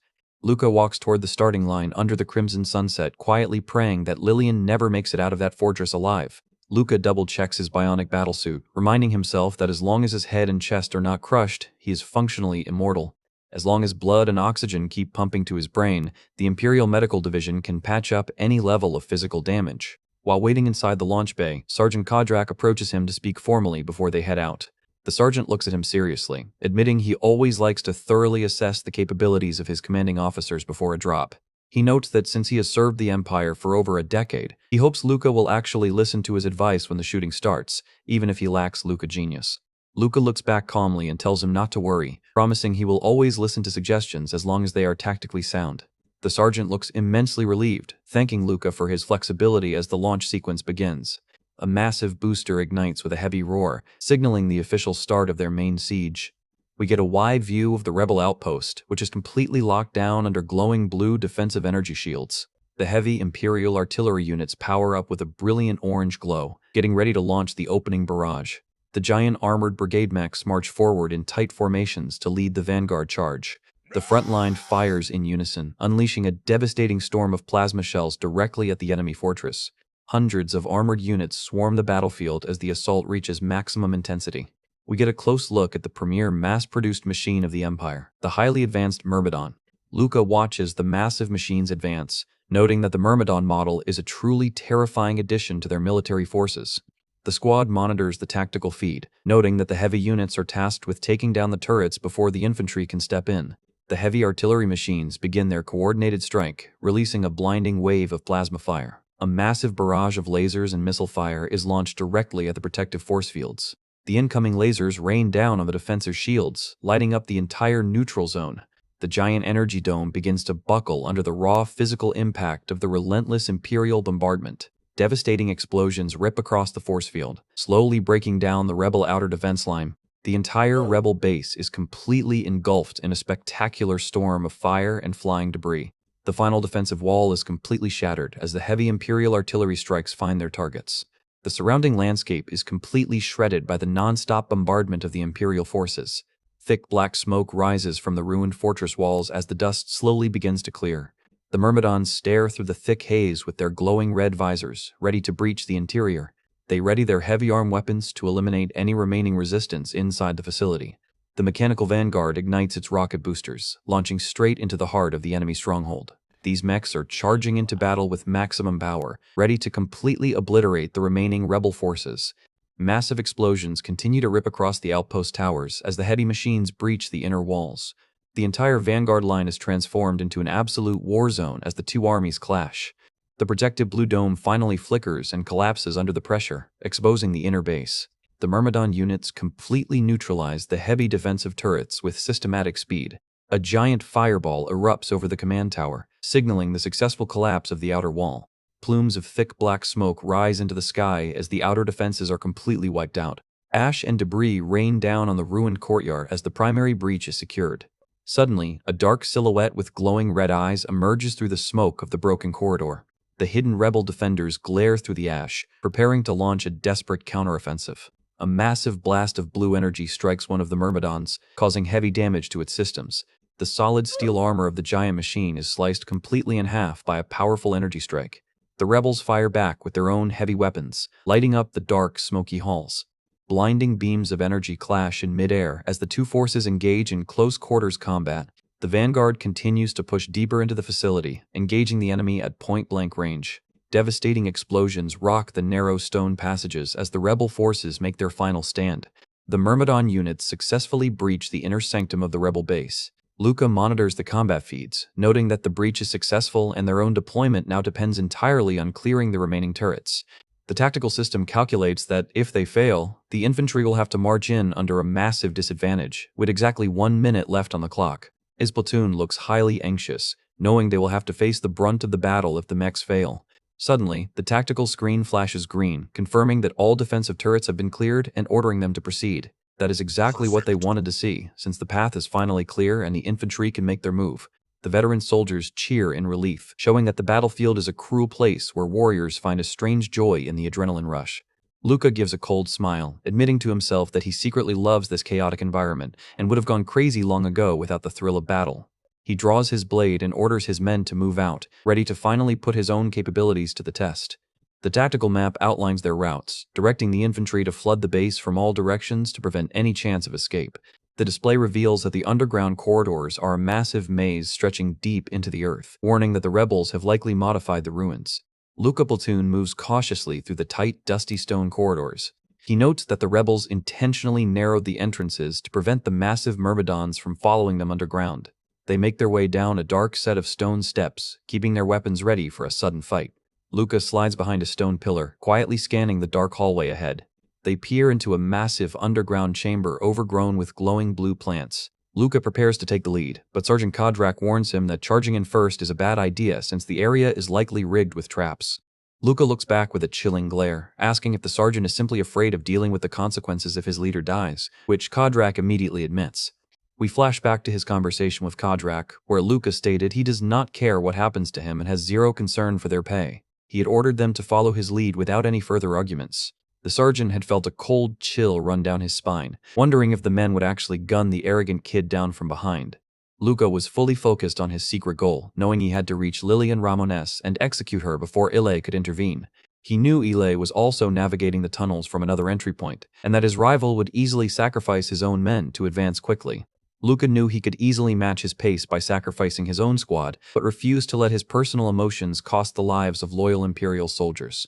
He steps out onto the path, calmly stating he will gladly bear all the physical risks of the vanguard himself. The veteran sergeant salutes, formally accepting his platoon leader decision. Luca closes his eyes, starting the deep mental alignment of his advanced combat style. He activates his advanced bionic tracking systems, with glowing red pathways highlighting every single movement in the dark. Luca's intense expression shows his focus, noting that his combat method has allowed him to push all his physical senses to their absolute limits. He begins to visualize the silent air current traces and tiny sound waves vibrating through the stone corridors. Luca notes that his heightened senses even allow him to taste the chemical traces in the air to gather precise tactical information. The rebel guards look back in absolute horror as Luca suddenly materializes right behind them. His heart rate spikes as his bionic systems expand, noting the intense physical pressure is pushing his brain to its absolute limits.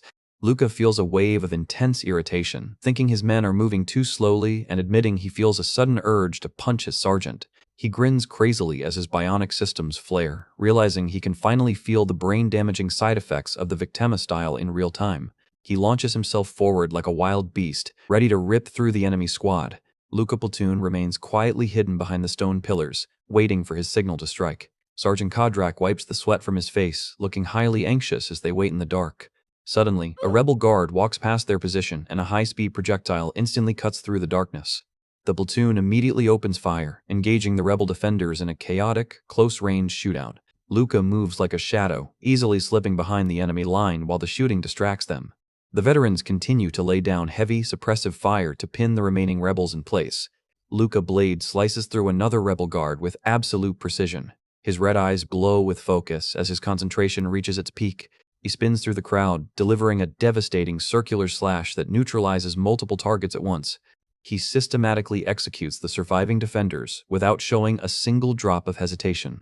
Suddenly, a giant rebel commander equipped with heavy cybernetic armor blocks his path. The commander opens fire, but Luca easily evades the heavy rounds. Luca lunges forward, driving his fist directly into the giant chest plates. The heavy steel armor buckles under the raw impact of his strike, leaving a rebel completely stunned. The poor guy thought his heavy armor would protect him, but he never expected to face a literal monster. Luca slices clean through his heavy shield, completely destroying his defenses. The rebel screams as he desperately tries to raise his weapon to counter. Luca Redvisor glares coldly as he prepares to deliver the final execution blow. A massive rocket projectile is launched directly towards them from down the hall. Luca swings his glowing blade, slicing the incoming rocket completely in half and triggering a spectacular explosion.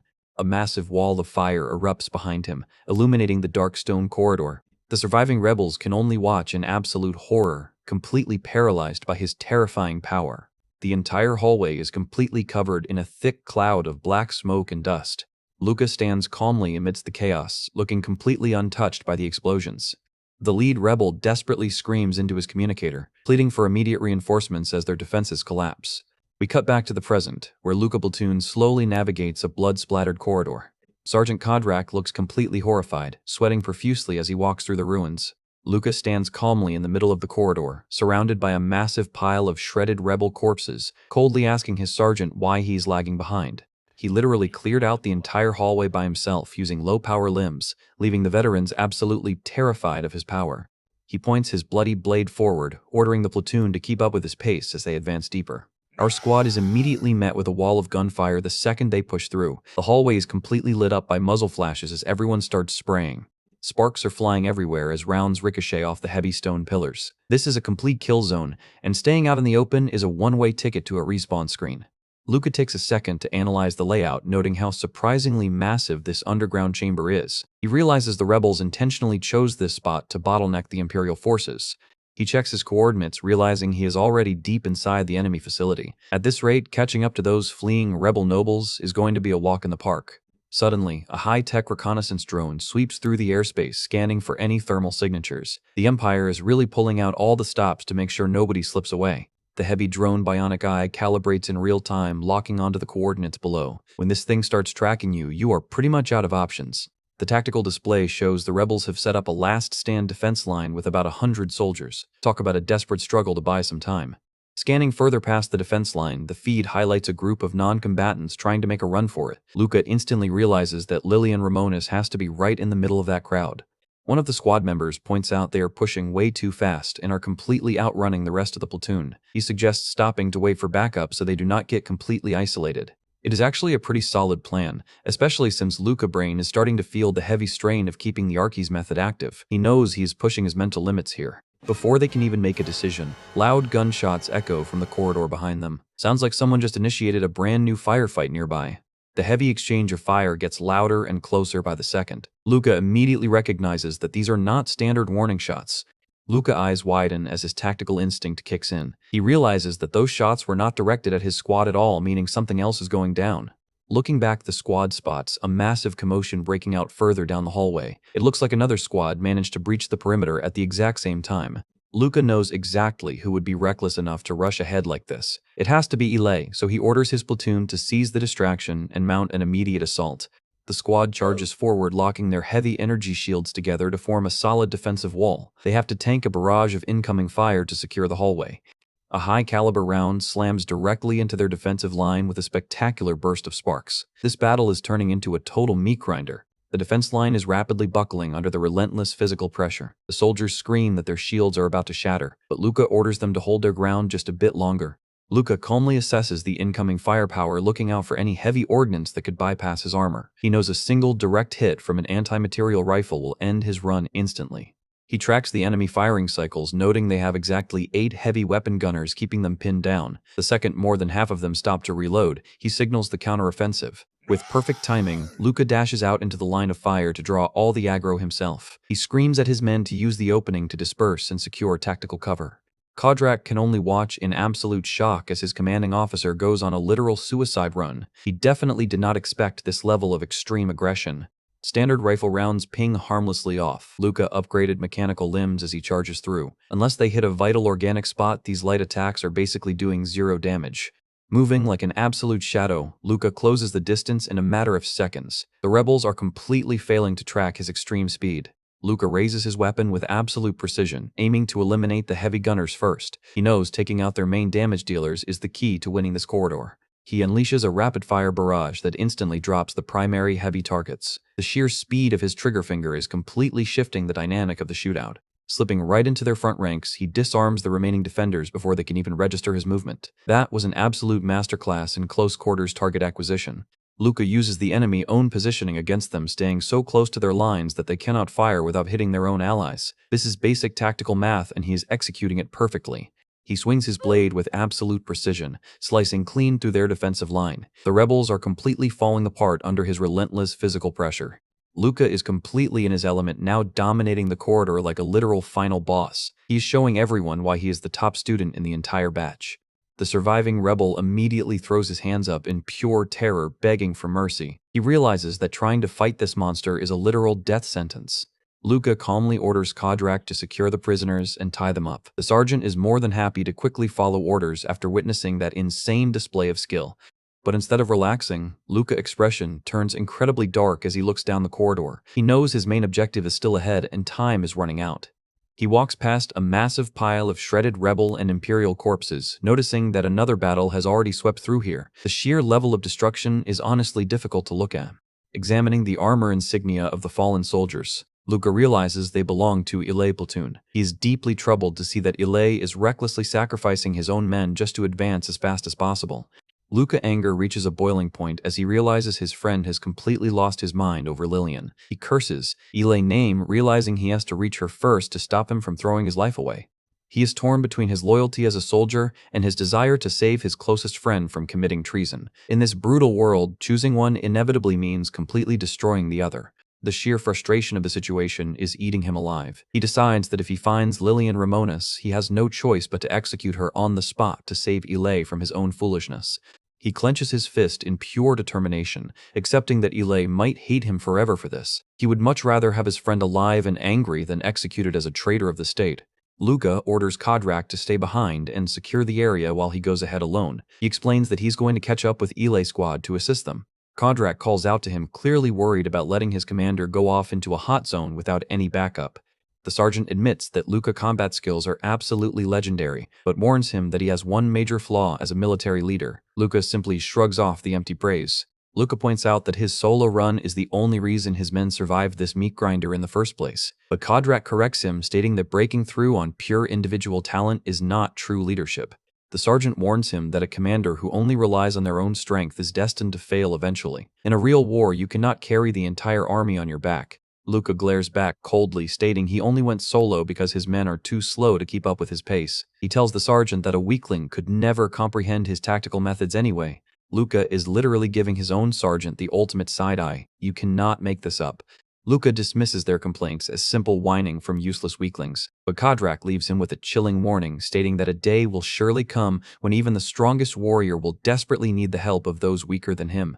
Luca tells him he is completely free to laugh at him if that day ever actually comes. The sergeant quietly accepts the response, saluting his stubborn young commander. As Luca walks away, the sergeant watches him with a highly conflicted expression. He knows the kid is playing an incredibly dangerous game out here.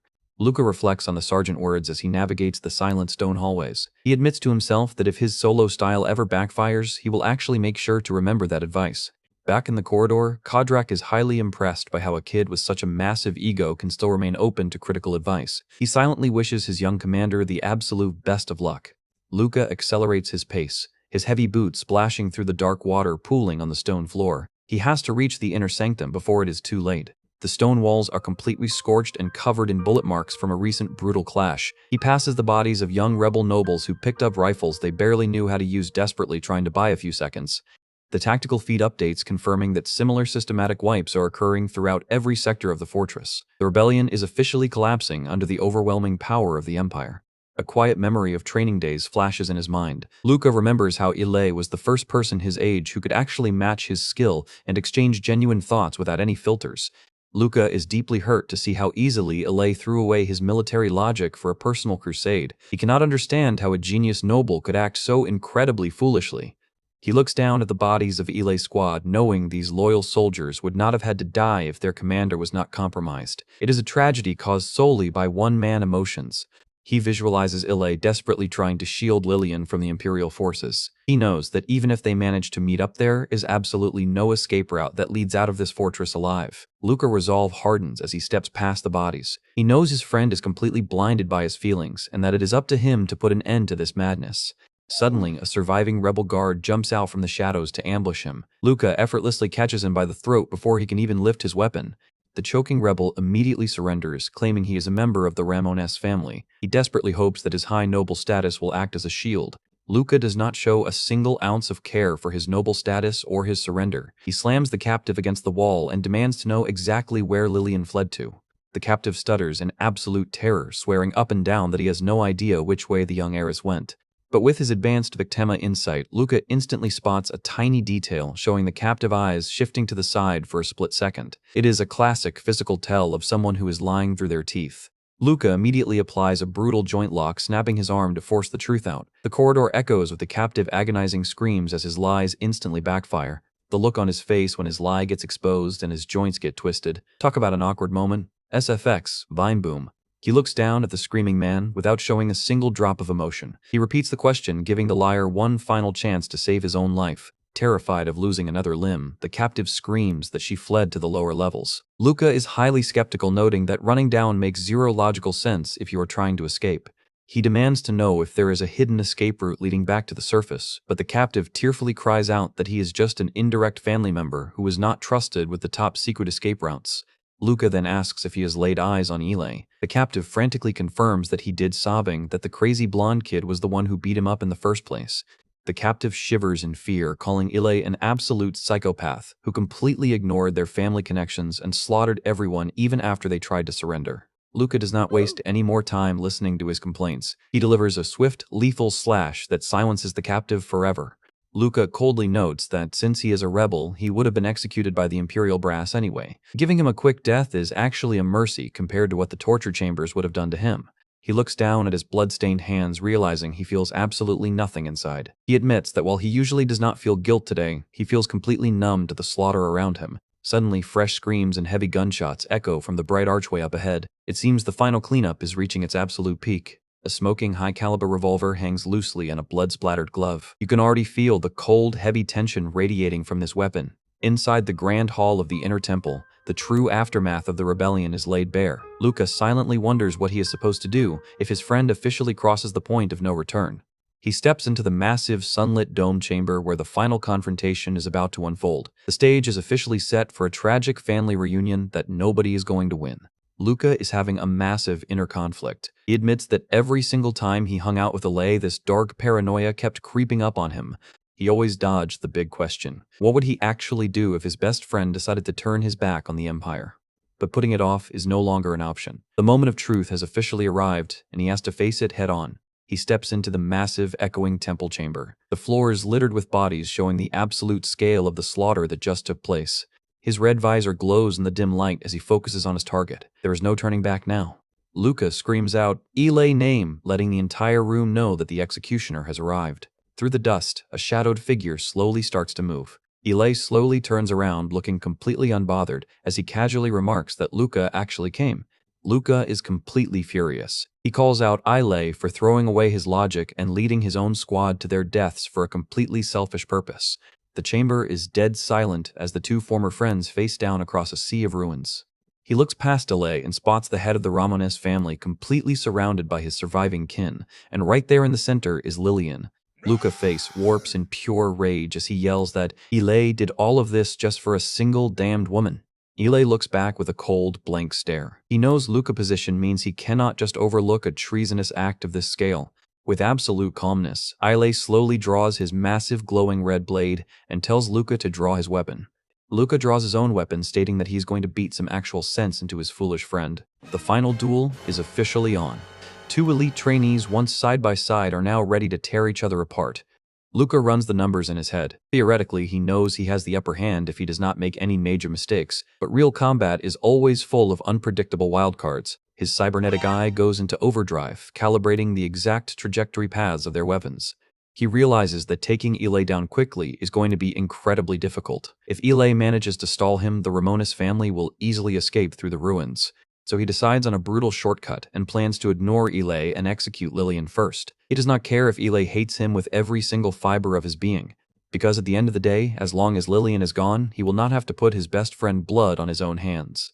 But Ile reads his intentions instantly, his bionic eyes flashing as he asks if Luca is planning to bypass him. In a split second, Ile lunges forward like a bolt of lightning, his blade releasing a blinding arc of sparks to block Luca's path. They clash in a chaotic flurry of speed lines, their weapons sparking violently as they trade high-speed blows. Ile fires off his handguns to create a barrier, but Luca knows that standard shooting is completely useless against an elite guard trajectory prediction. But before the mission, Ile had forcibly expanded the signal limits of his bionic eye to bypass standard defenses. He unleashes a crazy barrage, screaming that Luca will not be able to stop him with sloppy defense. The rebel noble guards try to support Ile, aiming their rifles directly at Luca. Luca easily slides through the crossfire, telling the minor guards to get out of his way. He systematically disarms them, parrying their rifles with his blade in a split second. He unleashes a massive horizontal slash that completely shatters their coordination. Luca drives a brutal strike directly into their frontline defense, knocking their weapons out of their hands. The fight is a complete blur as Luca Red Blade carves through the remaining guards. He moves too fast for their bionic tracking, appearing right in their blind spots. With a single fluid sweep, he drops multiple defenders onto the cold stone floor. Lillian and her family look on in absolute horror as their final defense is systematically wiped out. Luca Blade strikes true, executing the lead guard in a single queen thrust. He does not pause for a single second, spinning through the smoke to neutralize the next target. The rebel forces fall like dominoes under his overwhelming physical pressure. Luca stands victorious amidst the fallen guards, his red blade dripping with blood as he declares that only Lillian is left. Eli desperately lunges down from the platform to stop him, but Luca knows he has plenty of time to land the decisive blow before Eli can reach them. He looks coldly at Lillian, remembering her warm smiles. He tells himself he will not be able to forget her, but he must purge his guilt to save his friend. Luca swings his glowing sword down coldly, promising to make her death completely painless. He focuses his trajectory path directly on her neck for a clean execution. His cybernetic eye locks onto the target, initiating the final strike. But instead of crying or begging for mercy, Lillian suddenly bursts into a manic, tearful laugh. Luca is completely caught off guard by her bizarre reaction. Bro is trying to execute her, and she's out here laughing like it is a stand-up comedy special. Absolute wild behavior. Eli lets out a desperate, blood-curdling scream as he pushes his bionic engines to their absolute limits. In a fraction of a second, Eli's sword slams directly against Luca Blade, parrying the fatal blow just an inch from Lillian's face. The massive shockwave of their clashing weapons echoes through the Grand Dome Hall, sending a storm of dust flying. Lillian falls back onto the ground, panting heavily as the reality of her near-death experience finally sinks in. Luca leaps backward to regain his footing, his red visor glowing with pure irritation. He points his sword at her, demanding to know if Eli saw her face, pointing out that the girl thinks it is hilarious that her entire family was just slaughtered. But Eli gives a tired, cynical smile, muttering that her reaction is not surprising at all since she has finally been freed from her family control. Luca is completely stunned, asking what on earth his friend is talking about. They face off once again in the center of the ruins, their weapons humming with unstable energy. Luca tells him to stop being so defensive, claiming that at the end of the day, Lillian is still just another traitor who needs to be eliminated. But Eli looks at him with deep pity, telling Luca that he actually knows absolutely nothing about how the Empire operates. He reveals that the families marked as traitors never actually rebelled. Eli asks him to look around at how flimsy their defenses were. He points out that if three noble families actually wanted to plan a treasonous coup, they would have gotten help from Cora or Bellotto instead of using their own small private guards. Luca remains completely silent behind his helmet as the logic of Eli's words begins to sink in. He admits to himself that his friend is actually right.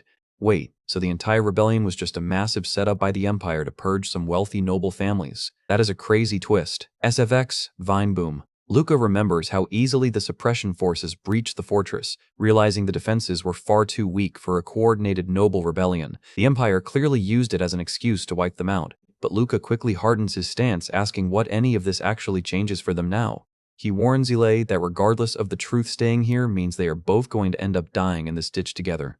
Lillian Raymoness looks up silently, her expression completely empty and emotionless as she listens to them. Eli screams at her to move, explaining that her father hid the fact that he had discovered a legendary ancient relic. Lillian softly explains that the real reason the cold-blooded Empire came after her family was never treason. She slowly opens her hands, revealing a brilliant floating blue cube that radiates a powerful energy reading. She says this arcane relic is what powered the entire fortress. She looks at Luca, asking why he is bringing up his military duty now, since his hesitation earlier proved he did not want to kill her out of guilt anyway. Luca's eyes widen in shock as she points out that he was simply scared of Eli hating him forever. She tells him he must be aware that a free spirit like Eli can never live the life he actually wants inside the tyrannical borders of the Empire. Luca stands frozen, staring down at their heavy combat boots as the weight of her words completely shatters his resolve. Lillian lifts the glowing blue cube higher, explaining that the relic has enough power to activate the ancient teleportation device hidden deep inside the fortress. Her eyes glow with an intense, desperate light as she looks at Luca and begs him to help them break free from the Empire control. Luca is left completely speechless, staring at the floating alien cube in his hands as the chapter reaches its absolute climax. Luca stands in the shadowy, silent corridors of the underground base alongside Eli and Lillian. The atmosphere is incredibly tense as they map out their next move. Luca is completely stunned, repeating the words in disbelief. Lillian confirms that her family indeed set up a secret teleportation device deep in these tunnels as a final escape hatch. Lillian stares directly at Luca with serious eyes, telling him to execute her on the spot if he thinks she is lying. She admits she just does not want to see Islay die trying to shield her from the Empire. She points out that this device is the only real shot she and Islay have to escape the grasp of the military. All Luca needs to do is turn a blind eye and report that he never found them. She adds that only the direct descendants of the Raymond family actually know about this hidden path. If they manage to descend deep enough underground, they will finally be safe from the purges. Luca looks at her coldly, admitting that he is actually highly tempted by the offer. He tells himself he does not care whether Lillian lives or dies. However, his primary concern is calculating the absolute best choice to guarantee Islay's survival. He knows his friend's dangerous anti-Empire ideals are going to get him executed eventually anyway. He realizes this chaotic battlefield is the perfect cover. It would be incredibly easy to just report to the higher-ups that Islay went missing in action or died during the assault. Luca puts his hand to his mask, finalizing his plan in a split second. The calculated expression on his face shows he is ready to make a major move here. He swiftly sheathes his heavy blade with a sharp click, indicating he is officially standing down from the fight. Luca barks at Islay to shut up, demanding a serious promise from him first. He warns that if this legendary teleportation device does not actually work, things are going to change. He demands that Islay promise not to stand in his way if the device fails. He points out that even Lillian does not want him throwing his life away for a lost cause. Islay bionic eye flashes as he processes the conditions. He realizes that Luca is actually risking his entire military career just to give him this one shot at freedom. Islay drops directly to his knees in relief, completely exhausted by the physical and mental toll of the duel. Lillian looks at the kneeling blonde kid with a soft, deeply emotional expression. Luca stands tall over his friend, looking down with an icy but protective gaze. He knows they have to act quickly before the suppression units close in on their location. Islay looks up with absolute sincerity, softly promising that he will follow Luca conditions if things go south. Their heavy combat boots tap against the cold stone steps as they begin to ascend together towards the escape corridor. The trio moves cautiously through the dimly lit passages of the ancient fortress, keeping their weapons ready for any surprise encounters. Luca suddenly raises his hand to signal a halt, his advanced senses picking up a change in the air current ahead. Luca silently curses his own ignorance in his mind, realizing he has completely lost his logical mind. He cannot believe he is actually acting as a personal bodyguard for a rebel noble. He worries that if any other Imperial soldiers catch sight of them, his entire life is officially over. Guarding Lillian Ramonis is a direct ticket to a treason charge. Suddenly, Islay calls out to him from behind, breaking him out of his anxious thoughts. Lillian steps up to Islay, gently offering to wipe the dry blood off his face before it hardens on his armor. She carefully cleans his bruised cheek, her touch showing a quiet tenderness in the middle of this absolute war zone. Luca lets out a loud, mocking laugh at the sight. He jokingly suggests that if they are lucky enough to make it out of this nightmare alive, they should just get married already. Islay's face goes completely red under his bionic visor, looking incredibly embarrassed by his friend's blunt teasing. Lillian looks down with a highly sorrowful expression, softly apologizing to Islay because she never expected their escape to end in such a brutal slaughter. She is carrying a massive amount of guilt for putting the boy she cares about in absolute danger. But Islay tells her it is completely fine. He confesses that she was the one who first showed him there was a whole world outside the military's strict doctrines. He adds that, without her, the harsh environment would have driven him completely insane. She made him realize that being different from the other soldiers did not make him a weird freak. Luca watches their interaction from the side, silently realizing that Lillian was the spark that ignited Islay's anti-Empire beliefs. He visualizes a virus network spreading. He knows these dangerous ideas are like a highly contagious disease that will slowly eat the Empire up from the inside. Luca's imperial brain tells him that if these thoughts spread further, the Accretion Empire is destined to fall. He worries that Bellotto or Cora will strike them down before they can even recover. Luca's red eye glows with a dangerous cold intensity. He tells himself he must eliminate any potential threat to the state with his own hands, even if that threat is his closest friend. He clenches his mechanical fist until the metal joints scream under the immense physical pressure. He forces his mind to lock back into the cold doctrine of a loyal soldier, repeating to himself that he is not a dissident. Luca slams his heavy gloved hand onto the security door keypad to bypass the locking systems. The massive reinforced sliding doors hiss open, revealing the deep dark corridor leading to the lower chambers. The trio moves through the threshold with Islay letting out a sigh of relief. He notes that the path is an ancient labyrinth that the standard Imperial scouts will not be able to trace easily. Lillian remembers her father's grand ambitions when he first uncovered the ancient arcane fortress, realizing his desire to activate the ruins was playing right into the Emperor's hands. Luca cuts the small talk, demanding to know how much further they need to travel down this dark stone corridor. Lillian reassures him that the device is just ahead. Lillian softly thanks Luca for putting his own life on the line to help them. Luca coldly replies that he is simply paying back his combat debt to Ilay, warning her that next time they meet, he will kill her. Ilay looks at him with a gentle, appreciative smile, quietly telling Luca to stay safe out there in the field. Lillian looks toward the dark path ahead, muttering that once they cross this boundary, there is absolutely no turning back.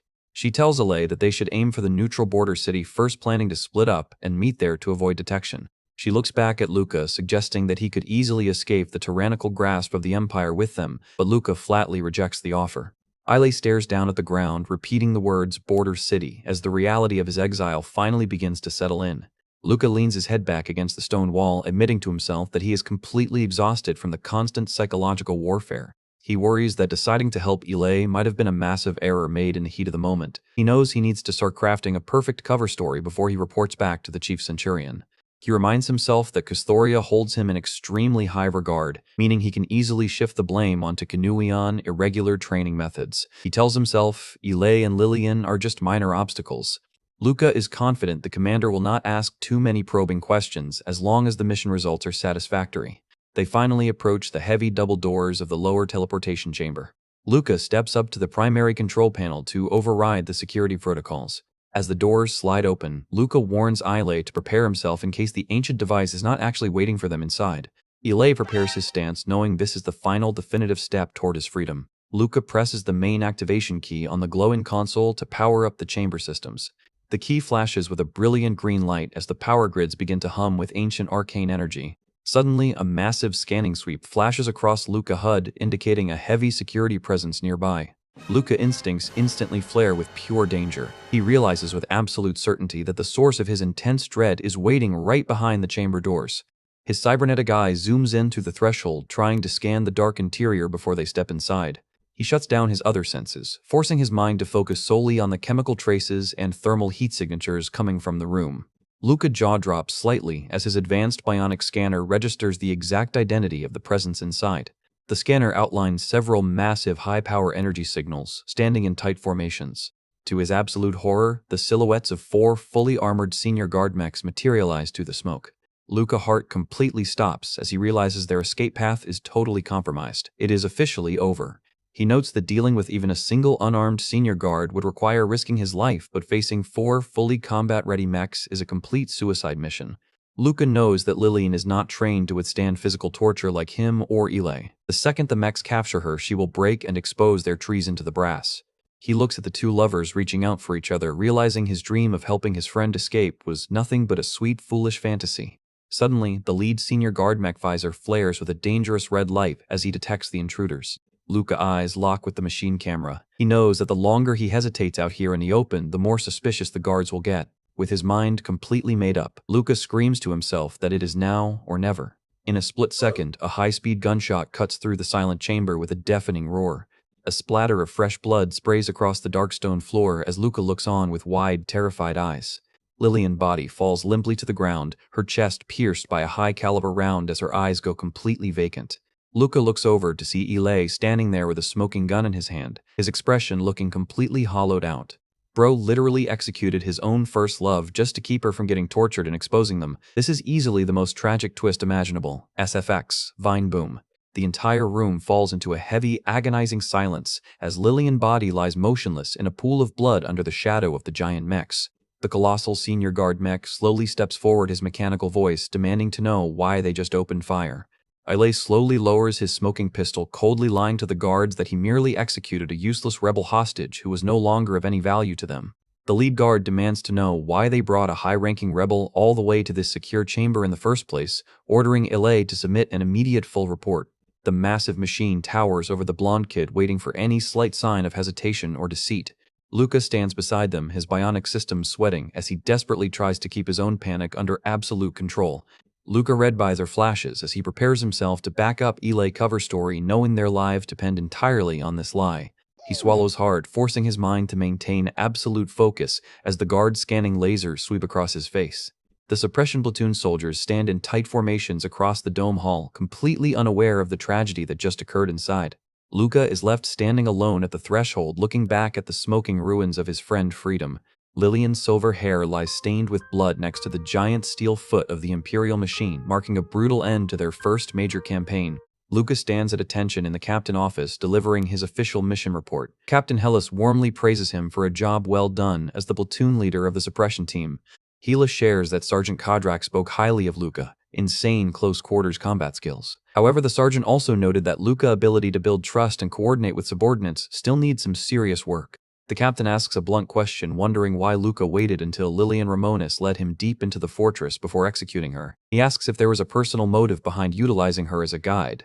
Luca calmly delivers his pre-planned cover story. He states that he and Ile aimed to stop the rebels from activating the teleportation device, and using Lilian as a hostage was the most logical choice given her weakness in combat. The captain listens quietly, but points out that both Luca and Ile had unusually close ties to Lilian before the mission even began. Luca keeps his composure, perfectly assuring the chief centurion that neither of them would ever be foolish enough to jeopardize an imperial mission over personal attachments. He explains that his real plan was to offer Lilian a false sliver of hope so she would cooperate and assist them in navigating the complex maze. Luca looks back with cold, dead eyes, hoping this elaborate lie is enough to satisfy the captain's curiosity. Helas lets out a heavy sigh, dismissing the issue by saying, "Luca looks completely exhausted and should just go rest." But as Luca turns to leave, Helas stops him, bringing up one last highly troubling detail about the combat feeds. The captain notes it is highly surprising that the Ramonis family possessed enough combat capabilities to completely wipe out Ile's entire platoon. Luca's eyes widen slightly behind his collar, but he quickly repeats that the unexpected ambush caught Ile's squad completely off guard. Luca's bionic tracking systems run hot as he breaks into a cold sweat, realizing how close he is to getting caught. He tells himself that if he had been in Ile's shoes, he easily would have prevented his platoon from getting systematically eliminated. The captain takes a slow sip of his coffee, noting that he is still expecting great things from Luca in the upcoming guard trials. Later that night, the high-speed transit train zips through the glittering neon spires of the capital city. Luca sits silently by the window, falling asleep like a log after spending days on end without a single moment of rest. As the train speeds forward, a rush of dark memories from the mission begins to flood his dreams. He thinks about the tragic fate of Lilian Ile and the ancient teleportation device. Lilian ended up dying at the hands of the very person she considered her knight in shining armor before she could even make it out of the Empire. Luca admits to himself that Ile only killed her because Luca was standing right there, leaving his friend with absolutely no other choice to protect their secrets. He closes his eyes in deep regret, apologizing to his fallen comrades, but taking comfort in the fact that he at least managed to save Ile's life. He tells himself that as long as his closest friend is still breathing, this brutal outcome is completely fine. After returning to the cold capital city of Akbaran, the wounded trainees are placed back into the high-tech medical tanks to recover. Luca looks out at the sunset skyline of the academy barracks, noting the ultimate irony of being awarded a Medal of Honor for a mission where he committed treason. He examines his brand-new 7th-rank cross-sword medal, a prestigious military decoration that very few cadets ever lay eyes on. Suddenly, Ile approaches him from behind, admitting he never expected Luca to actually go through with killing Lilian. Ile looks out at the sunset, noting that he would have easily attacked the Imperial mechs if Luca had not been standing there to ground him. Ile tells Luca that his family is extremely pleased with the medal, but gently advises Luca that being a soldier is not a good fit for his personality and suggests he should quit. Luca looks back with a highly cynical expression, noting that quitting the Imperial program is basically impossible for an orphan. Luca remarks that Ile's family wants to transform him into a model Imperial guard, regardless of his personal wishes, making his advice completely hypocritical. In a sudden flash of frustration, Luca drives a heavy punch straight into Ile's chest. The raw impact forces Ile backward across the balcony, his boots scraping loudly against the metallic floor. Ile winces in pain, complaining that the blow might have seriously damaged his internal bionic organs, but Luca coldly tells him to quit whining. Luca grips the balcony railing, admitting to himself that he has never felt more angry at his own powerlessness. He realizes that even if he had pushed his bionic systems to their absolute limits, the ultimate outcome of the mission would not have changed at all. Ile looks down silently, letting the heavy silence settle over the dark balcony. He slumps against the railing, looking completely hollowed out after everything he had to sacrifice. He looks up at the towering skyscrapers, quietly asking himself what on earth he has actually accomplished with his life. Luca simply stands beside him, remaining completely silent as his friend processes the emotional damage. Sometimes saying absolutely nothing is the best support you can give a friend who is going through it. Luca thinks to himself that Ile is not a cold-blooded killer, and the massive guilt of executing his own subordinates is going to slowly eat him alive. He realizes that whether it is his mind or his physical life, Ile is destined to meet a tragic end if he stays inside this system. Luca looks at his friend downcast profile, fully convinced that a gentle soul like Ile really does not belong in the brutal Accretion Empire. The two friends stand together under the crimson sunset overlooking the cold mechanical city that trapped them both. The scene cuts to the massive spinning turbine gears of the Academy's central power grid. Ile turns to Luca and announces that he is going to take a long leave of absence to head back to his family home for a couple of months. Luca asks a final lingering question, demanding to know why Lillian burst out laughing when her entire family was wiped out. Ile explains that her family had arranged a marriage for her with a powerful noble who was 30 years older than her, treating her as nothing more than a tool. He adds that her preferences, habits, and even her name were chosen for her, meaning she was systematically abused and controlled from the very day she was born. Luca is completely stunned, realizing that Claude setting him up with Lillian was actually a desperate move to set his sister free. Ile suddenly bursts into a loud, mocking laugh at the sheer absurdity of the system. He is literally laughing through his pain because the entire noble society is a complete joke. Luca grabs his collar in a sudden flash of anger, but Ile tells him that Claude truly believed Luca was the chief Centurion's secret bastard child. Lillian family assumed that marrying her off to Hela's supposed son would guarantee her a lifetime of high-ranking protection. Luca jaw drops as the pieces of the puzzle finally fit together, realizing how deeply he was used.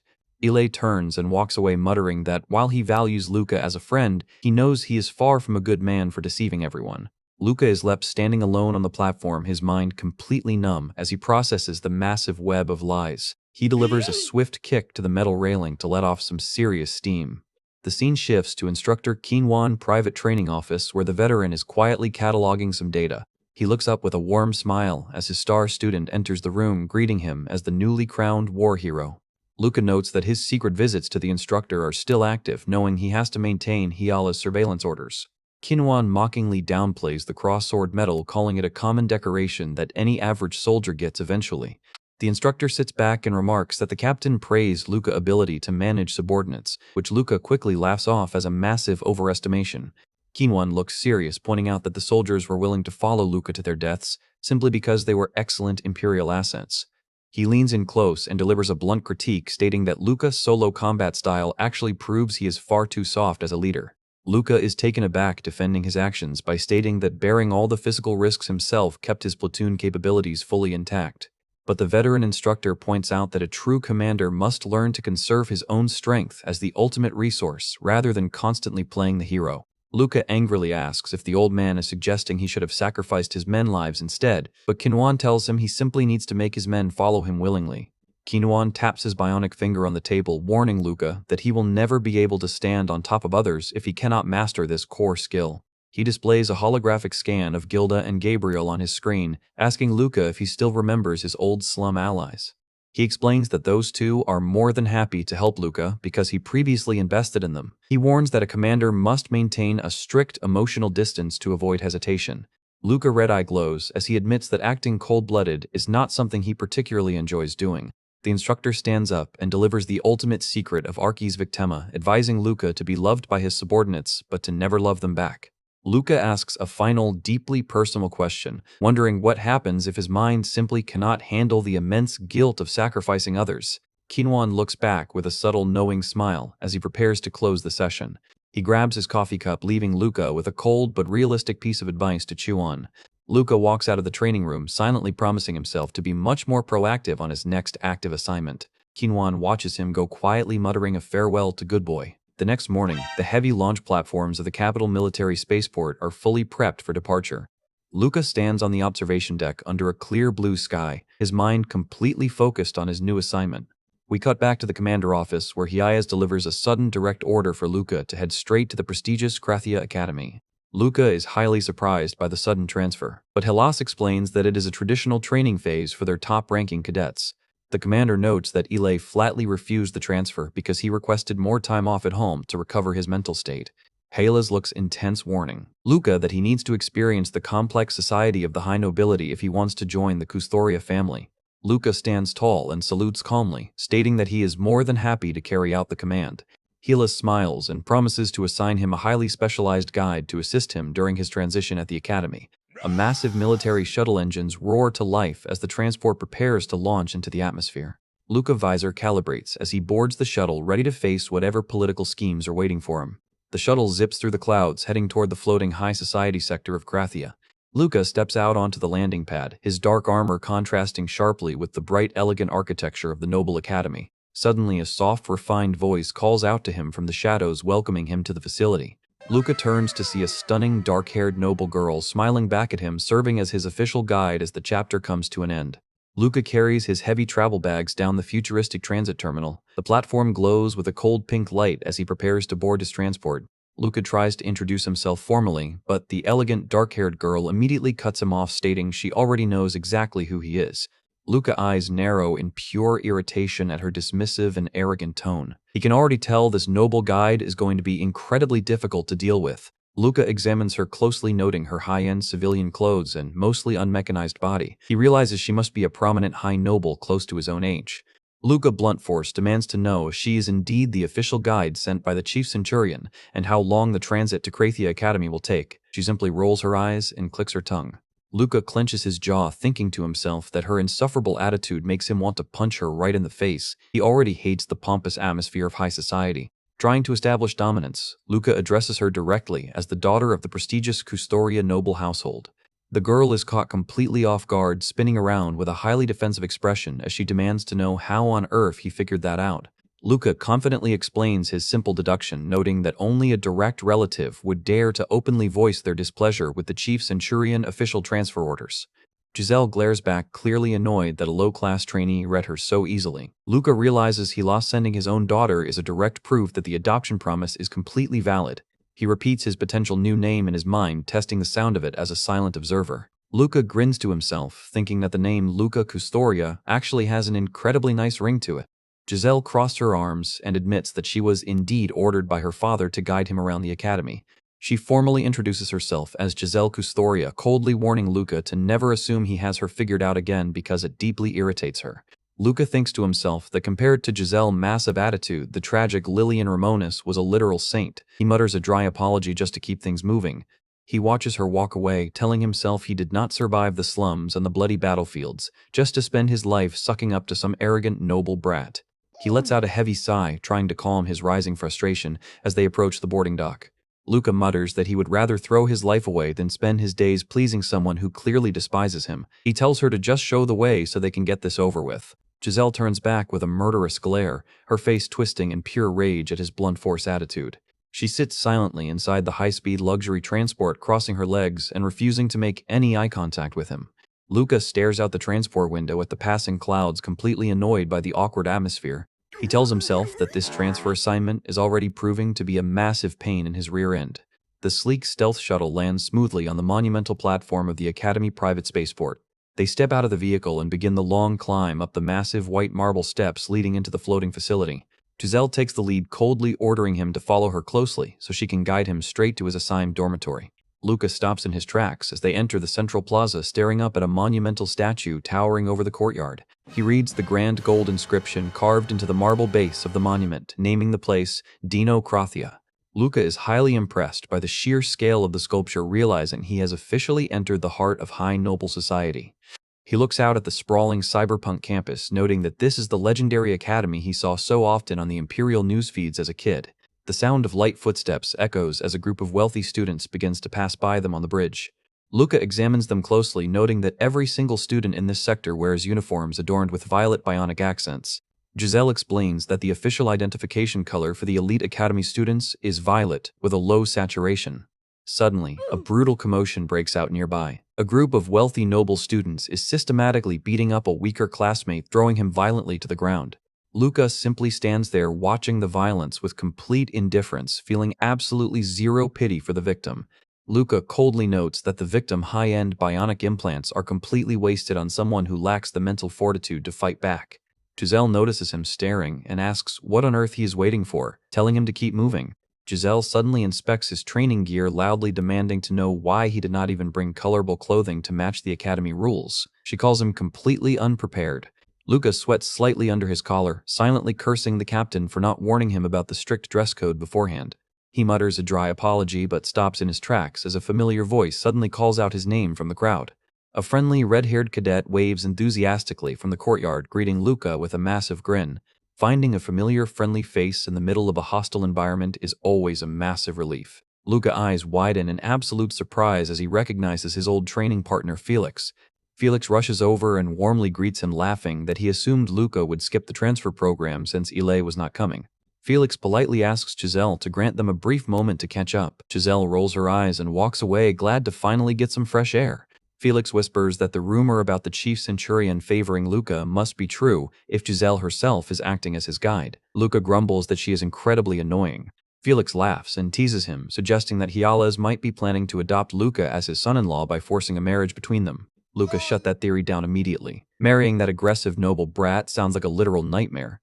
He tells himself that a political marriage is highly unlikely since his personality is far from perfect and any union between them would crash and burn immediately. Besides, Luca knows his deal with the chief centurion is already set. In return for spying on Quinwan, he will get adopted into the family anyway, so there is zero need for marriage. Felix changes the subject cheekily, asking if Luca has upgraded his lower bionic implants yet. Luca deadpans that he has not. Felix slides a sleek black keycard into Luca's hand, telling him to keep it handy for his stay. Luca looks down at the chip in surprise, wondering what this card actually unlocks. Felix winks and walks away, teasing that visiting military trainees are always highly popular with the academy girls. Luca puts the card away, feeling glad to have a reliable ally like Felix to help him navigate this complex, noble system. He continues his walk, remembering the detailed breakdown Felix gave him regarding the dormitory structure. Felix explained that the main dormitory is reserved for talented kids from the lower sectors and families of disgraced nobles who cannot afford private housing. Luca's eyes narrow as he realizes that even in this elite floating academy, the brutal class division remains active. Luca tells himself that this class system is completely fine, noting that climbing to the top would be no fun if it were easy. They finally step through the grand archway of the student residential wing. Luca looks around the luxurious interior, completely stunned by the high-end architecture. Giselle stops in front of a sleek door and tells him this is his assigned room, but Luca deadpans that the place looks like a literal palace. He realizes that if this magnificent palace is where the worthless commoners stay, Krothia truly deserves its title as the premier academy. Luca falls flat onto his back on the clean, comfortable mattress, letting his exhausted bionic body finally rest. He stares at the high ceiling, admitting to himself that this luxurious environment is completely different from his initial expectations. The scene cuts back to their walk down the residential corridor with Giselle leading the way. Giselle hands him a digital card with her personal device frequency, ordering him to contact her if anything happens. Luca mockingly asks if she does not hate his guts. Giselle snaps back that she is simply carrying out her father's direct orders. Luca notes that she is not just a spoiled brat and she respects her duty. Luca coldly replies that he probably will not need her number, and she snaps back that the feeling is completely mutual. As she turns to walk away, Giselle pauses and warns him to be extremely careful with his personal contacts. She gives him a highly serious look, warning him to never get too close to the official head of the dormitory. The sound of slow, elegant leather shoes clicks against the polished floor as a shadowed figure approaches. A girl with long, voluminous brown hair walks down the brightly lit corridor with the narration warning that she is easily the most deranged psychopath in the entire academy. Giselle stops walking in the dimly lit academy walkway, turning back to deliver one last piece of serious advice to Luca. She gives him a highly intense look, warning him in no uncertain terms to never get too close to the official head of the dormitory. Luca watches her walk away silently, asking himself why on earth she would warn him about a simple dorm supervisor. He continues his walk down the sleek, modern corridor, keeping his guard up for any unexpected encounters. Suddenly, a small, curly-haired girl walks out of the office in front of him, gasping in surprise as she almost bumps directly into him. Giselle's warning echoes in his mind as the girl nervously introduces herself as Barbara, the official head of the dormitory. She looks incredibly anxious and is trembling slightly. Luca maintains his cold composure, formally introducing himself as a newly transferred Imperial Guard trainee. His cybernetic eye zooms in on her face, tracking her frantic breathing and nervous eye movements in real time. He notes her worn-out clothes and the lack of a prominent noble family name, immediately realizing she must have climbed up from the lower sectors just like him. Luca figures Giselle simply despises commoners, which would explain her hostile warning. He politely tells Barbara that he only recently arrived. Barbara is highly impressed, praising Luca for successfully joining the elite guard program despite his lower-class background. Luca tells her to just call him Luca. Luca returns the compliment, noting that her managing to secure the head position of the dormitory is a highly impressive feat in itself. Luca thinks to himself that she must have had to work 10 times harder than any noble cadet to get to where she is now, instantly feeling a sense of respect. Barbara warmly smiles, telling Luca she will gladly give him a full tour of the residential quarters as part of her official duties. But as they walk, Luca notices a strange detail that triggers his tactical senses. He notes that her hair is still damp from a recent shower even though she rushed here straight after her afternoon classes. He wonders if she is simply incredibly efficient with her personal time or if something else is going down. They arrive at the grand, hyper-modern main building of Krathia Academy, towering high into the clouds. Luca is highly impressed by the sheer scale of the palace-like central lobby filled with wealthy noble students. Giselle stands waiting in the hall, looking down with her usual arrogant and stern expression. She notes that Luca is finally dressed in proper academy attire, informing him that her father ordered her to attend his classes for the entire week. Luca silently groans that he is going to go insane. As they walk toward the lecture hall, a loud voice suddenly calls out Giselle's name from behind. Luca spins around, immediately recognizing the frantic voice echoing through the corridor. It is Barbara running up to them with a stack of heavy textbooks in her arms, looking happy to finally see Giselle. But Giselle's expression instantly turns incredibly cold and hostile as she barks at Barbara to get lost. Barbara looks down in deep embarrassment, softly muttering that she only wanted to say a simple hello to her. Giselle does not show a single drop of pity, immediately turning on her heel to stomp away. Luca follows Giselle down the corridor, leaving the quiet and rejected Barbara standing alone in the grand hallway. Giselle's words echo in his mind, realizing she completely lacks any empathy for lower-class students. Giselle barks at Luca to hurry up so they are not late for their first official military lecture. Luca looks back one last time, watching Barbara, silent and defeated figure, fade into the distance. He notes her closed and submissive body posture, realizing she shares the exact same defeated vibe as the other losers in the slums. Luca frowns, admitting to himself that he is really not a fan of people who accept their powerlessness so easily. They enter the massive, tiered lecture hall filled with dozens of snobby noble students. Luca asks Giselle if she knows Barbara well, pointing out that she seems to deeply despise her. Giselle replies that they merely entered the academy around the same time. But before Luca can probe any further, Giselle completely ignores him and focuses on her screen. Luca thinks to himself about how Giselle labeled Barbara as the most deranged psychopath in the academy, yet the poor girl continues to desperately cling to her. He decides to put the gossip out of his mind, reminding himself that his sole purpose here is to complete his transfer and secure his noble status. He walks down the central steps of the facility, looking completely bored by the peaceful atmosphere. Luca watches the massive ventilation fans spin overhead, thinking that sitting through these boring classes for an entire week is going to be pure torture. With absolutely nothing to do, Luca realizes he is getting incredibly interested in probing into Giselle and Barbara history just to entertain himself. Luca clenches his fists, feeling a massive wave of frustration. He tells himself that at this rate his combat instincts are going to get completely rusty. He desperately wants to fight. He feels his inner bloodlust rising, wondering if the chemical enhancements from his training days are acting up. He does not care who it is, he just wants someone to pick a fight with him. Suddenly, a metallic training pointer is driven directly against Luca's cheek from behind. Luca looks back with a calm, dangerous grin, realizing his wish for a fight was just answered. An angry noble student demands to know Luca's relationship with Giselle, accusing him of clinging to her all week. Luca deadpans that he is not required to answer that. Luca mockingly asks the kid if he is throwing a tantrum simply because he has a massive, desperate crush on Giselle.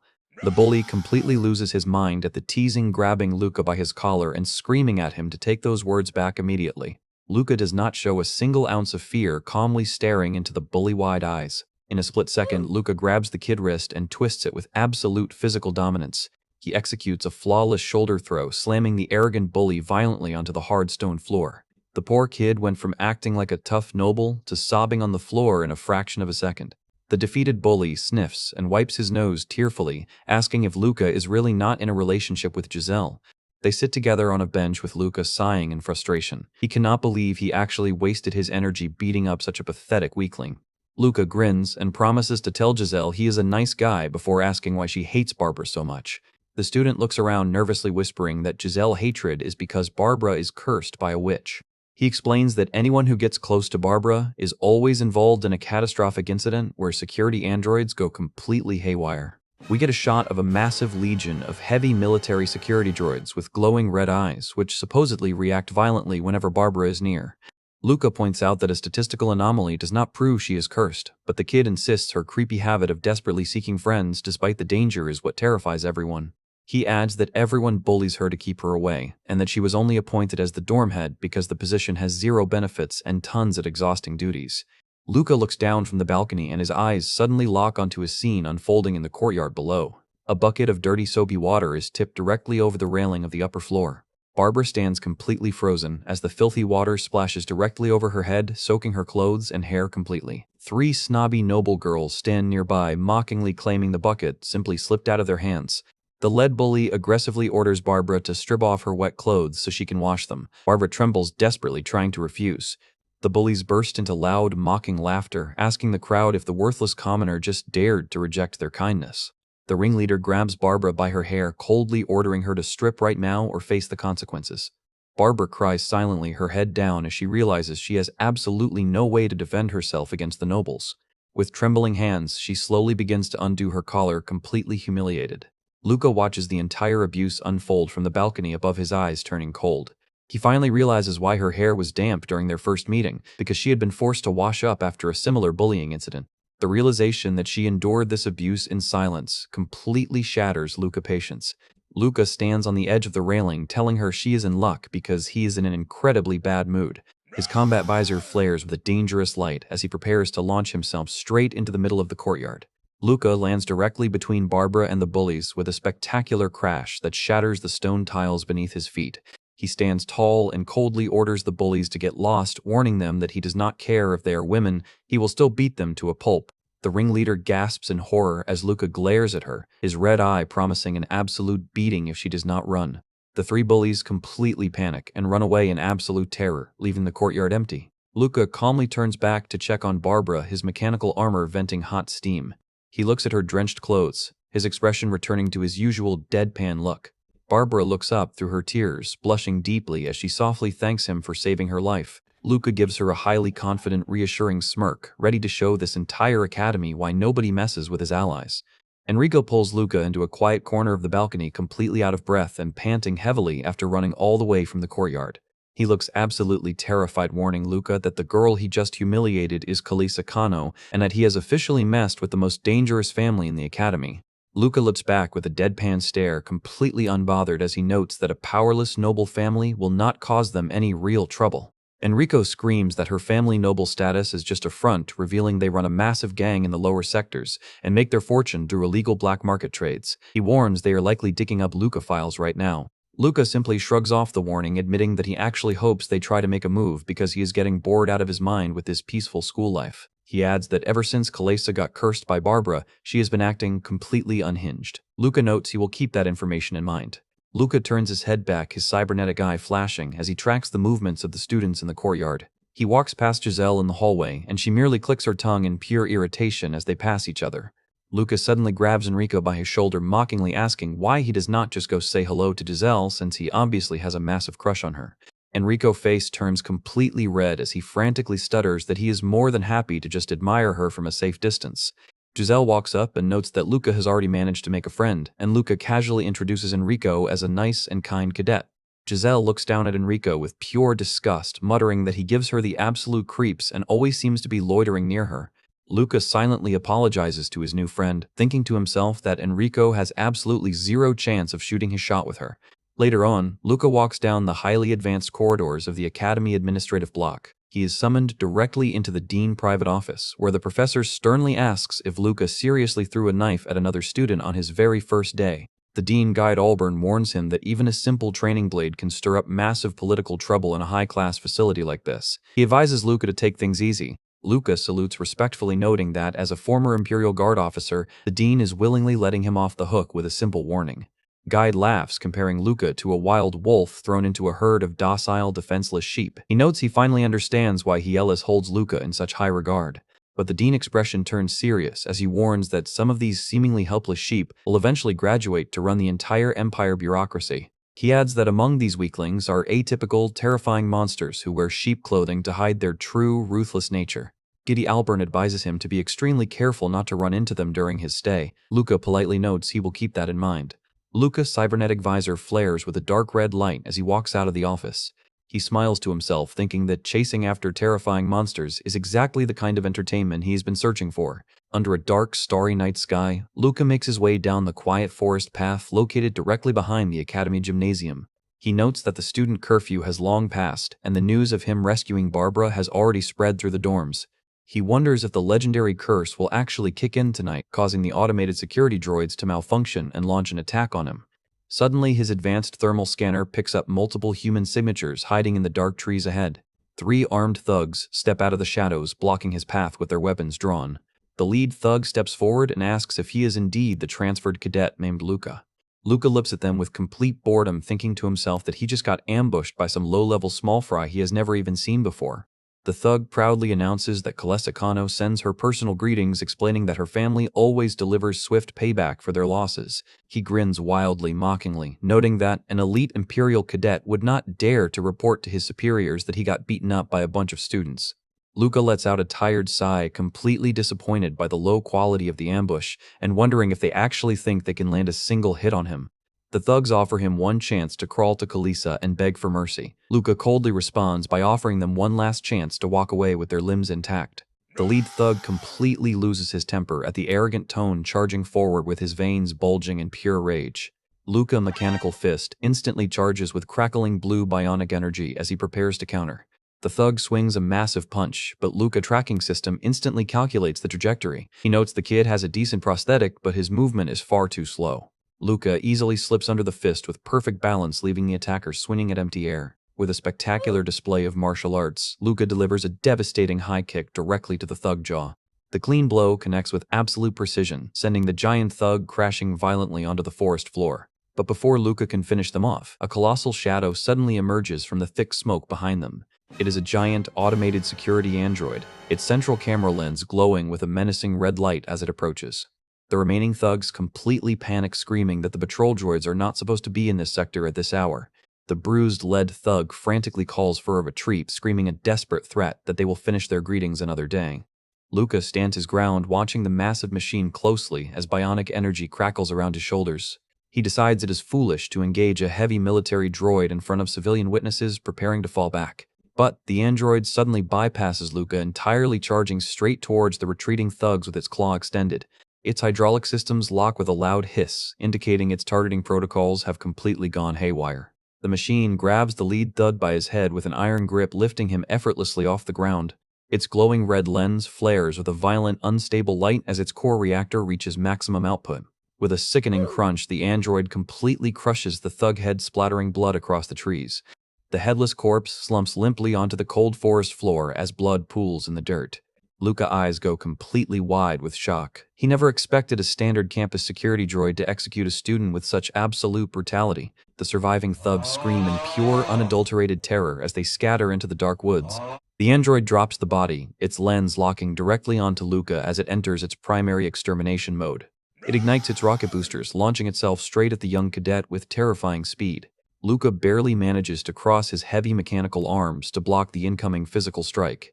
A massive explosion of kinetic force rocks the entire clearing as the android fist connects with his guard. The raw power of the impact blasts Luca backward through the trees, his boots tearing up the dirt. The android lands perfectly on its feet, immediately prepping its secondary weapon systems for another charge. In the distance, the fleeing thugs scream that the legendary barber curse is actually real. Luca stands back up, his bionic systems venting hot steam as his visor recalibrates. He mutters that a real soldier should not put stock in silly superstitions. He prepares his stance, ready to face down the rogue military machine in the dark woods. The android reactor core hums, loudly crackling with high-voltage blue static energy.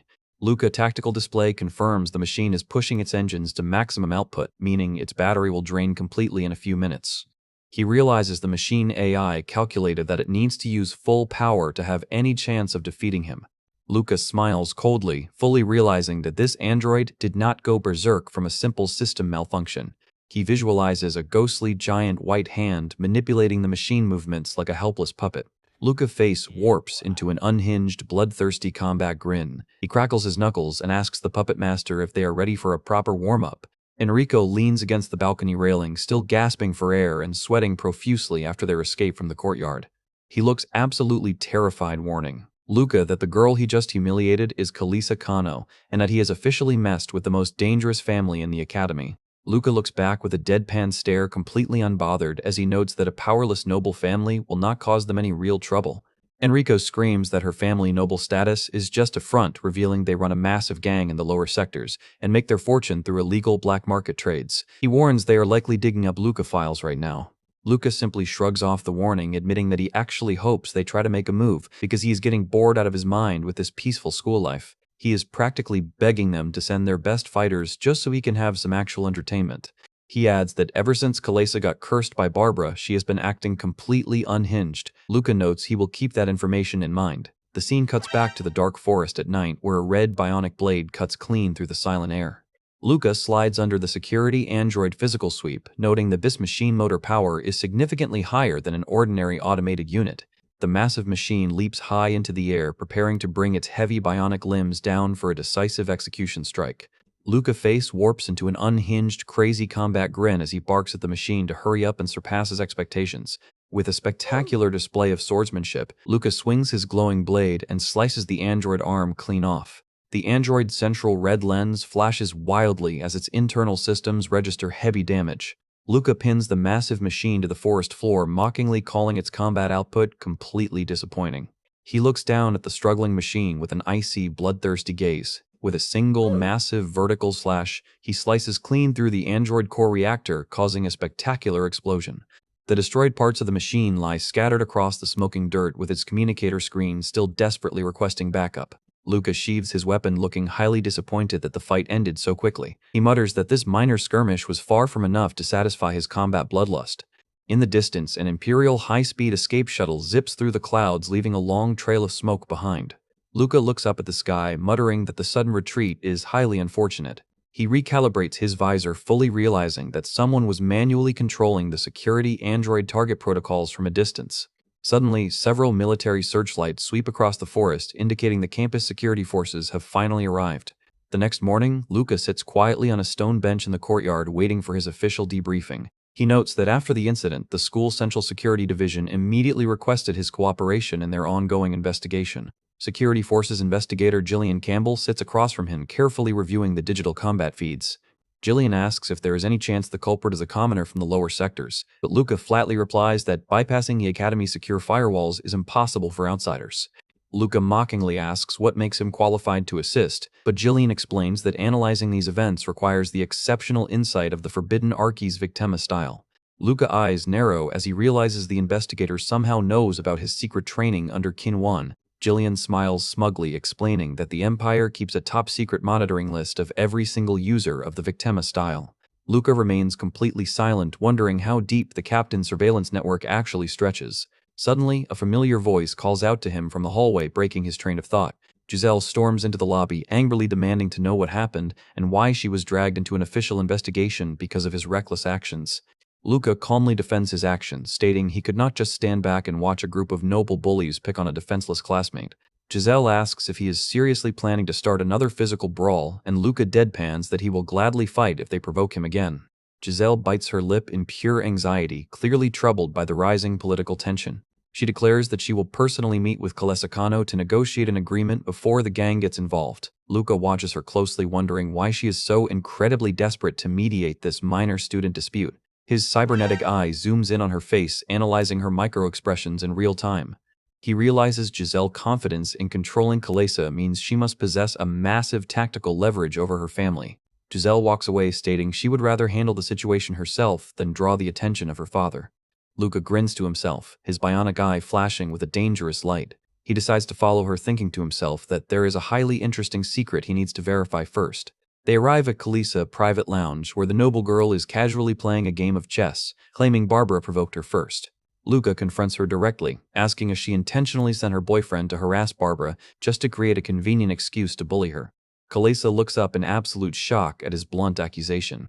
Luca slams his hand onto her chessboard, sending the pieces flying across the table.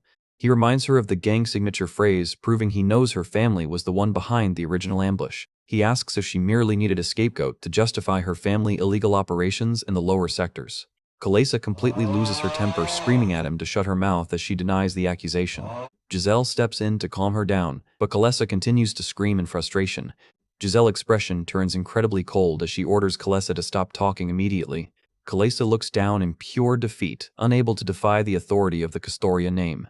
Giselle orders Luca to wait outside so she can speak with Kalesa privately, and Luca calmly complies. Luca walks down the corridor, realizing Giselle indeed has complete control over Kalesa. He wonders why she did not just order her to stop the bullying from the very start. He notes that mediating a formal dispute is far more complex than issuing a simple order suggesting a deeper conspiracy. Giselle steps out of the room, sighing that she hoped Luca would not cause such an embarrassing scene. Luca confronts her in the hallway, asking if she is the one who ordered Kalesa to bully Barbara in the first place to test her own influence. Giselle glares back angrily, telling him to stop pretending to be a detective and leave the investigation to the professionals. Luca mockingly asks if she is scared of the truth, noting that her authority over Kalesa is far too absolute to be simple noble respect. Giselle looks away, muttering that her family name is simply too powerful for Kalesa to ignore. Luca leans in close, asking directly if she was the puppet master behind Barbara abuse all along. Giselle stands in absolute silence, her face sweating as her composure completely collapses. She suddenly grabs Luca by his collar, her bionic hand shaking in pure fury. She screams at him to shut his mouth, asking if his mechanical enhancements have completely destroyed his brain cells. Luca calmly removes her hand from his collar with absolute physical dominance. He walks away down the corridor, leaving the trembling Giselle behind. Giselle calls out a final threat, warning him that he better be ready to pay the price if he causes another political issue. Luca reflects on her reaction, fully convinced that Giselle is indeed the most suspicious figure in this entire conspiracy. He notes that her defensive anger looked less like guilt and more like pure terror. He wonders what she's actually afraid of. He tells himself that the insight of the Victima style is only causing him more confusion out here in the real world. Luca sits alone on a stone bench in the courtyard, letting his mind cool down. Suddenly, Barbara runs up to him, excitedly holding out a large, beautifully prepped sandwich lunchbox. Luca asks what this is about, and Barbara blushes deeply, explaining she prepared the food as a personal thank you for saving her from the bullies. She enthusiastically asks if she can continue to make food for him during his stay, but Luca flatly rejects her to avoid any misunderstandings. Barbara's smile instantly fades, and she stands there looking incredibly disappointed. She looks down at her shoes, softly whispering that she is completely fine with any misunderstandings. Luca looks at her closely, thinking to himself that her sudden affection feels incredibly artificial. He watches her turn to walk away, his tactical instincts triggering a massive warning. A chilling visual of Barbara's face in the dark is shown, her eyes glowing with a terrifying cybernetic cyan light as she gives a highly creepy, unhinged smile. Bro thought she was a helpless victim, but she is out here looking like the actual final boss of this school. Luca confronts Barbara in the courtyard, hoping to see how she would react to his direct provocation. He reveals that Kalesa Kano was only bullying her on Giselle's direct orders. Barbara looks down silently while clutching her lunchbox, asking Luca if he knows exactly why Giselle hates her so much. Luca notes her behavior is giving him a highly unsettling vibe. As she speaks, Geedy Elburn warning about the hidden dangers of noble society flashes through Luca's mind. He remembers the dean warning him that some of the most harmless-looking sheep in this academy are actually terrifying monsters wearing sheep clothing. Lillian, looking back with a creepy, glowing bionic glare, confirms Luca's worst fears. He realizes that the real mastermind behind the entire campus curse is none other than Barbara herself. Later that night, Luca returns to his room to review the security databases on his terminal, starting with Kalesa boyfriend. He confirms that Kalesa intentionally set her ex-boyfriend up with Barbara. Given his weak background and lack of bionic capabilities, the poor kid had absolutely zero chance of refusing her orders. Luca realizes his choice to dig into their history was exactly correct. This rabbit hole goes way deeper than a simple schoolyard dispute. SFX, Vine Boom. He notes that Kalesa went through all this elaborate drama just to secure a convenient excuse to bully Barbara. Luca contacts investigator Jillian Campbell on a secure holographic frequency, asking if his authority allows him to investigate noble suspects. Jillian warns him that targeting nobles is highly risky. Jillian admits that this is not just a simple prank case anymore, revealing that the curse recently claimed its sixth victim, and this time there was an actual casualty. Luca asks if there are any other files on Barbara, but Jillian dismisses the suspicion, claiming it is realistically impossible for a lower-class student to break through the school's central firewalls. But Luca points out that a wealthy noble family would have the tools and resources to easily modify the android's firmware during manufacturing or distribution. Jillian hesitates, admitting that Luca's theory is technically plausible but lacks concrete evidence. Luca is completely stunned to learn that Barbara's entire scholarship and living expenses are secretly sponsored by the Custoria family. He disconnects the holographic link, leaving the dark room silent as the display screens flicker and turn off. Luca leans back on the comfortable sofa, rubbing his temples in pure frustration. He realizes that while the pieces of this massive conspiracy are right in front of him, they are not quite fitting together yet. He grumbles that if he could just subject Barbara to a rigorous physical interrogation, solving this case would be so much easier. He decides his only real option is to talk to Giselle. Luca walks down to the Academy private training wing, noting that nobles constantly live under intense competitive pressure to prove their worth. He recalls Ile explaining that wealthy families immediately discard any descendants who show zero talent, forcing them to live in absolute silence. Luca steps into the workshop and his eyes lock onto a surprising scene. He finds Giselle working diligently on a heavy mechanical prosthetic, completely focused on the engineering work. He never expected to see a hard-working side to her. She wipes the sweat off her forehead with a sigh, and Luca admits to himself that she looks decent when she is not acting like an arrogant brat. Luca quietly walks up behind her as she opens her water bottle, prepared to start the conversation. He greets her coldly, and Giselle immediately spits her water out in pure shock, coughing violently as she spins around. The absolute look of panic on her face when she realized the creepy cadet was standing right behind her? Hilarious. Giselle angrily asks if he has completely lost his mind, but Luca merely tells her to stop complaining and get straight to the point. Luca's eyes lock onto her face, demanding that she stop hiding the truth from him from now on. He explains that he has officially been requested to assist the Central Security Forces in their investigation. Giselle mockingly asks if he is trying to play detective. She coldly reminds him that she is the direct daughter of the chief centurion, warning him to watch his tone. But Luca drops the bomb, revealing he knows her family is secretly sponsoring Barbara. He asks if that is the real reason she is trying to get her expelled. Giselle looks away in frustration, claiming her hatred is simply because she was the second victim of the curse. She yells that they were once close friends before the androids went haywire. Luca points out that the investigators see these berserk android incidents as deliberate acts of sabotage rather than random system glitches. Luca delivers his final deduction, informing Giselle that she is currently the prime suspect. Giselle's jaw drops in absolute shock and anger. He explains that disguised victims are a classic trick, and her family certainly has the resources and technical knowledge to override the campus security network. Giselle screams in pure rage, warning him to take his hands off the case immediately before she makes him regret it. Luca calmly tells her to relax, stating he does not actually suspect her. He asks her to share everything she knows about the curse, but their conversation is suddenly interrupted. The sound of light footsteps clicks against the floor as a shadowed figure approaches from the entrance. Barbara happily runs into the workshop, waving her hands as she cheerfully calls out Luca's name. Barbara stands there with a sweet, innocent smile, holding her lunch bag. Luca's eyes narrow as his tracking systems fail to register her approach. He cannot believe a common student bypassed his advanced senses so easily. He realizes she must possess an incredibly advanced stealth capability to mask her physical presence. He watches her smile, thinking to himself that her happy expression is completely artificial for someone who is supposedly a victim of severe bullying. Luca feels a sudden surge of physical aggression, desperately wanting to grab her by the throat and force the truth out. He coldly tells her to drop the creepy smile. Barbara's smile instantly vanishes, and she looks at him with wide, tearful eyes, asking why he is acting so hostile. She tearfully confesses that she likes him because he saved her, begging him to talk to her if there is any misunderstanding. But Luca does not buy the act. He swiftly grabs her by her collar, prepared to slam her against the nearest stone pillar. Giselle immediately screams at him to stop, running in to pull him away from the terrified girl. Luca looks down at Barbara, coldly telling her she made a massive mistake by taking him for a complete fool. He warns her that he is going all out now, and her innocent act will not save her. Barbara hides her face behind her hands, sobbing hysterically as she cowers against the shattered column. Giselle kneels beside her, gently telling Barbara to calm down and catch her breath. But as she looks up, Barbara's face twists into a terrifying, unhinged grin, her eyes glowing with a cold, cybernetic light. She whispers that she has absolutely no clue what Luca is talking about. Bro, the transition from helpless victim to absolute demon is actually giving me the creeps. Giselle stands frozen in sheer terror, her face turning pale as she stares at her friend's demonic smile. Barbara slowly stands back up, dusting off her uniform, without showing a single drop of fear. She walks past the paralyzed Giselle, completely ignoring her presence. She carefully places her green lunch bag on the windowsill, her movements looking incredibly smooth and precise. She looks back at Luca, cheerfully telling him to enjoy the food later before she turns to leave. Her high heels click slowly against the polished floor as she walks toward the exit corridor. The heavy sliding doors hiss shut behind her, leaving the room in a heavy, suffocating silence. Giselle stands alone in the center of the workshop, her body trembling violently. Luca walks up behind her, watching her reaction closely. He remembers how easily Barbara used to hug Giselle, whispering creepy threats directly into her ear while Giselle sweated in terror.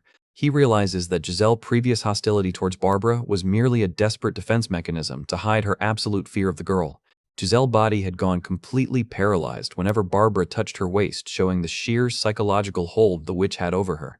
Barbara had always walked away laughing, leaving a completely broken Giselle standing in her wake. Luca and Giselle are left alone in the massive workshop, with Giselle slumping heavily to her knees. Luca looks down at her with a heavy sigh, realizing the true dynamic of their relationship has finally been exposed. He notes that this horrifying discovery proves Barbara is indeed the mastermind behind the curse, while Giselle is simply another victim. She tearfully advises him to just spend his remaining time quietly and leave the academy before he gets dragged into the nightmare. She falls flat onto the ground, sobbing in absolute despair as the sun sets over the grand cathedral windows of the facility. Giselle sits in her room, frantically trying to connect with her father on a secure holographic interface. The display flashes red as the signal fails to go through. Luca adjusts his head receiver, noting that ever since the incident in the gym, Giselle has been openly avoiding him and refusing to make any eye contact. During his next check-in, Luca is highly surprised by the response he receives from Chief Centurion Hila's massive holographic display. The commander tells him to simply continue acting based on his own judgment. Luca finds the whole situation incredibly suspicious. He cannot understand why the elite guard units are standing back and leaving this high-security case to a mere cadet, especially since Hila's own daughter is involved. He looks down at his bionic hand, realizing he is nothing more than a tool moving according to the complex calculations of those in power. He knows this is simply the reality of being a cadet. Luca stands alone on the dark training platform, letting the cold red lights wash over his bionic armor. The cracked Imperial logo flashes in his mind, and Luca realizes the higher-ups are drawing a much bigger tactical picture above his head than he initially thought. He punches in another sequence on his wrist device to contact Giselle, but once again there is absolutely no response from her terminal. Luca reviews the security databases, noting that while all signs point to Barbara being the culprit, the security forces insist a lower-class student could never bypass the academy firewalls to manipulate the androids. But Luca remains highly skeptical, knowing that influential nobles could easily override the androids' targeting arrays during manufacturing or distribution. A quiet visual of Giselle and Barbara hugging flashes in his mind, and he remembers Barbara's creepy parting words. Luca lets out a cold laugh, putting his hand to his chin as his calculations finally begin to align. He tells himself that if his deduction is correct, this case is about to become a massive headache. He knows he needs to meet with Giselle immediately to confirm his theory. Suddenly, Enrico runs up to him in the courtyard, excitedly asking if Luca spoke to Giselle about him. Luca gives a highly confident, slightly mischievous smirk, reassuring his friend that he handled everything perfectly. In the next corridor, Enrico nervously approaches Giselle to confess his feelings, trying to hand her a large bouquet of autumn flowers. But Giselle looks back with an incredibly cold and hostile expression, flatly telling Enrico that she has absolutely zero interest in him and finds his presence deeply uncomfortable. The poor kid heart was completely shattered into a million pieces. Talk about a brutal rejection. Luca watches the tragic scene from the upper balcony as Enrico runs away, sobbing hysterically. He looks down at his crying friend, silently apologizing to Enrico but promising to gladly cooperate and help him out later. Luca slowly steps down from the balcony and walks up to the annoyed Giselle. Giselle glares back, completely annoyed by his sudden approach as Luca coldly addresses her. She threatens to report his rudeness to her father, but Luca calmly tells her that a simple complaint will not save her this time. He informs her that he has already submitted his official report, listing her as a prime suspect in the ongoing android sabotage case. Giselle completely loses her composure, her face turning pale as she frantically demands to know how much he revealed to her father. Luca deadpans that he has no reason to share that.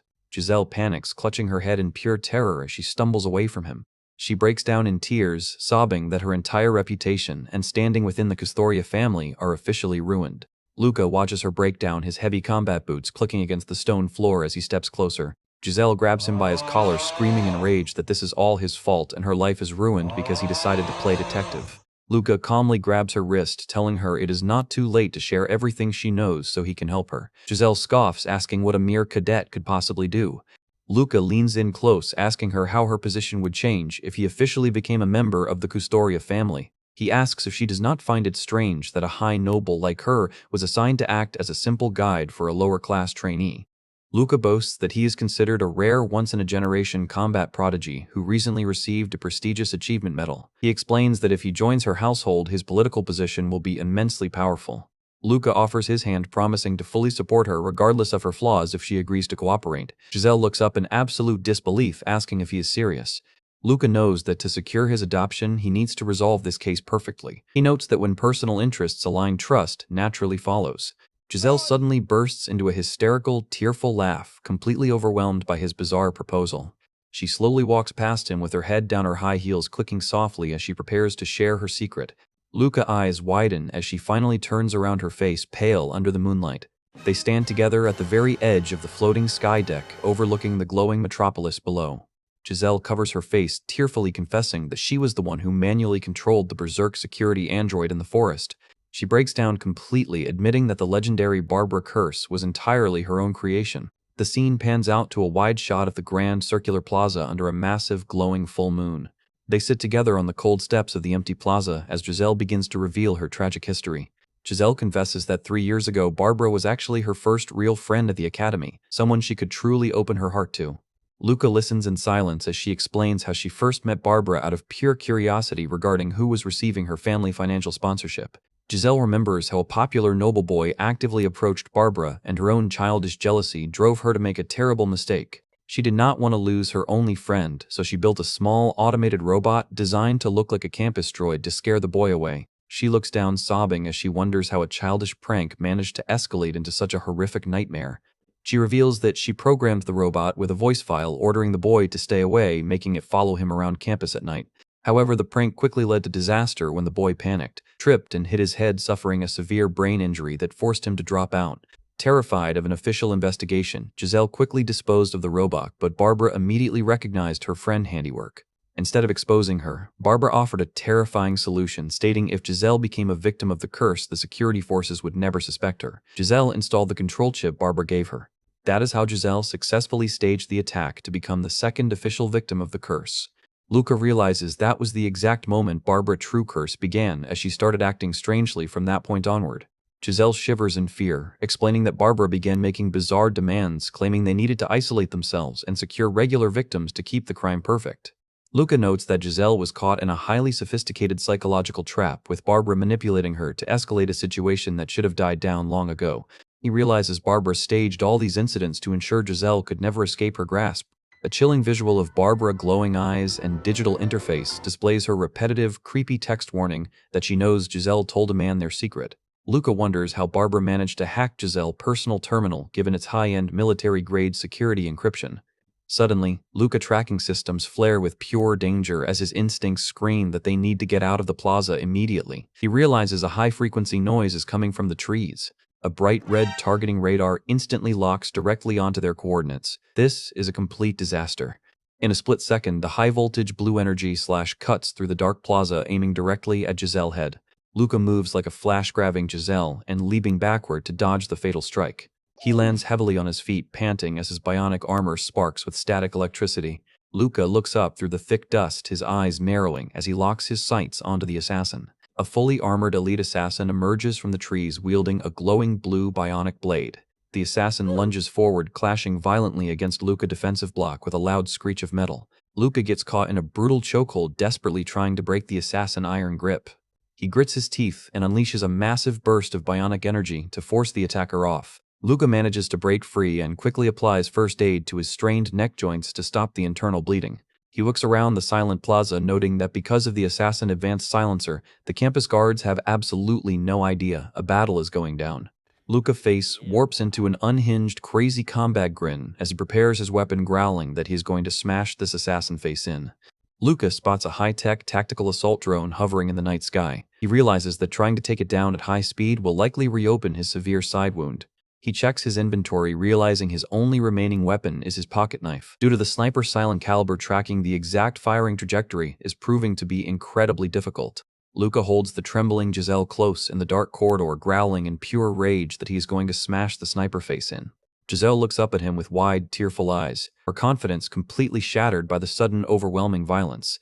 Luca crouches down beside her, unbuttoning his shirt to quickly inspect the status of his bionic core and side wounds. Giselle frantically asks if Imperial guards do not feel any pain even when they get shot, and Luca angrily barks back that of course it hurts. Suddenly, a massive barrage of laser sniper tracks targets their position, and Giselle lets out a loud scream of pure terror. Luca barely manages to dodge the incoming rounds, cursing under his breath because he desperately needs to pinpoint the sniper's exact location. Luca looks down at the sobbing girl, his mind calculating a brilliant backup plan in a split second. He calls out her name, and Giselle looks back to her tears, completely paralyzed by the pressure. With absolute seriousness, Luca blunt force demands to know if she has a small pocket mirror on her. Giselle reaches into her bag and hands him her compact mirror, wondering what on earth he is planning to do with it.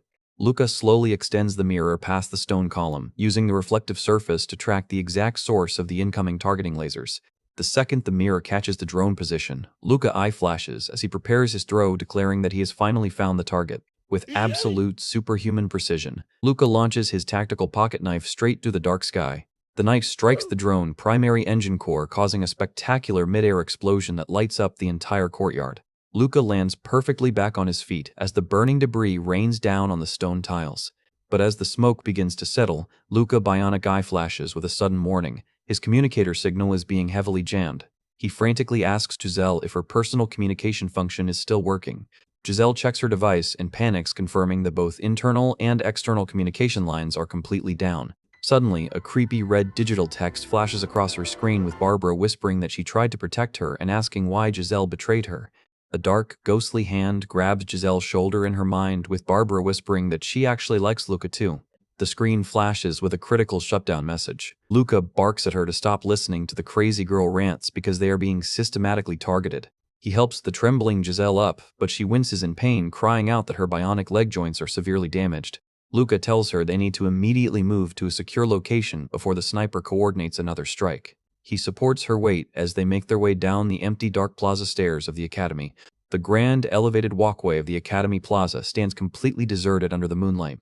Suddenly, a familiar cadet walks out of the dark archway, speaking quietly into his communicator that he has just arrived at the scene. Luca's eyes widen as he recognizes Felix standing in the shadows with a serious and cold expression.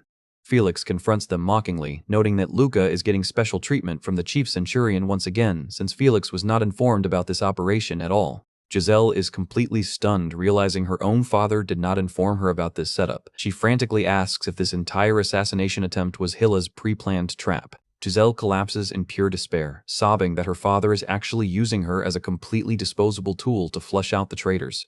Realizing your own father is willing to use you as bait is a massive amount of emotional damage to take. Felix looks down at her coldly, noting that as expected of a civilian noble, she simply cannot accept the brutal reality of military calculations. He adds that being treated as a disposable pawn by her own father was bound to completely shatter her composure. Luca holds the crying Giselle close, admitting to himself that even though she is an arrogant noble, he actually feels incredibly bad for her. Luca looks up at Felix with an icy glare, demanding to know how serious the threat actually is.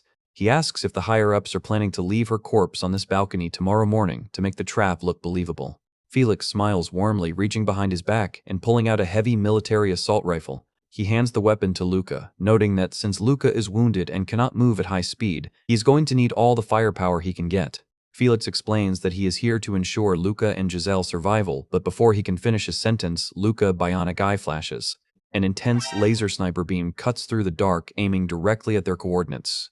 A massive, high-caliber explosion rips across the balcony, sending a violent shockwave through the hallway. Luca coughs heavily through the thick smoke, completely shocked that his advanced trajectory tracking failed to detect the incoming gunshot.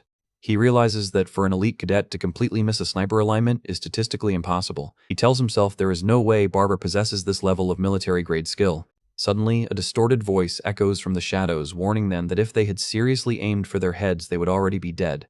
Luca's eyes widen in absolute horror as he realizes the mysterious sniper standing in the smoke is definitely not Barbara. A giant, shadowy elite assassin holding a smoking heavy rifle emerges through the dark ruins.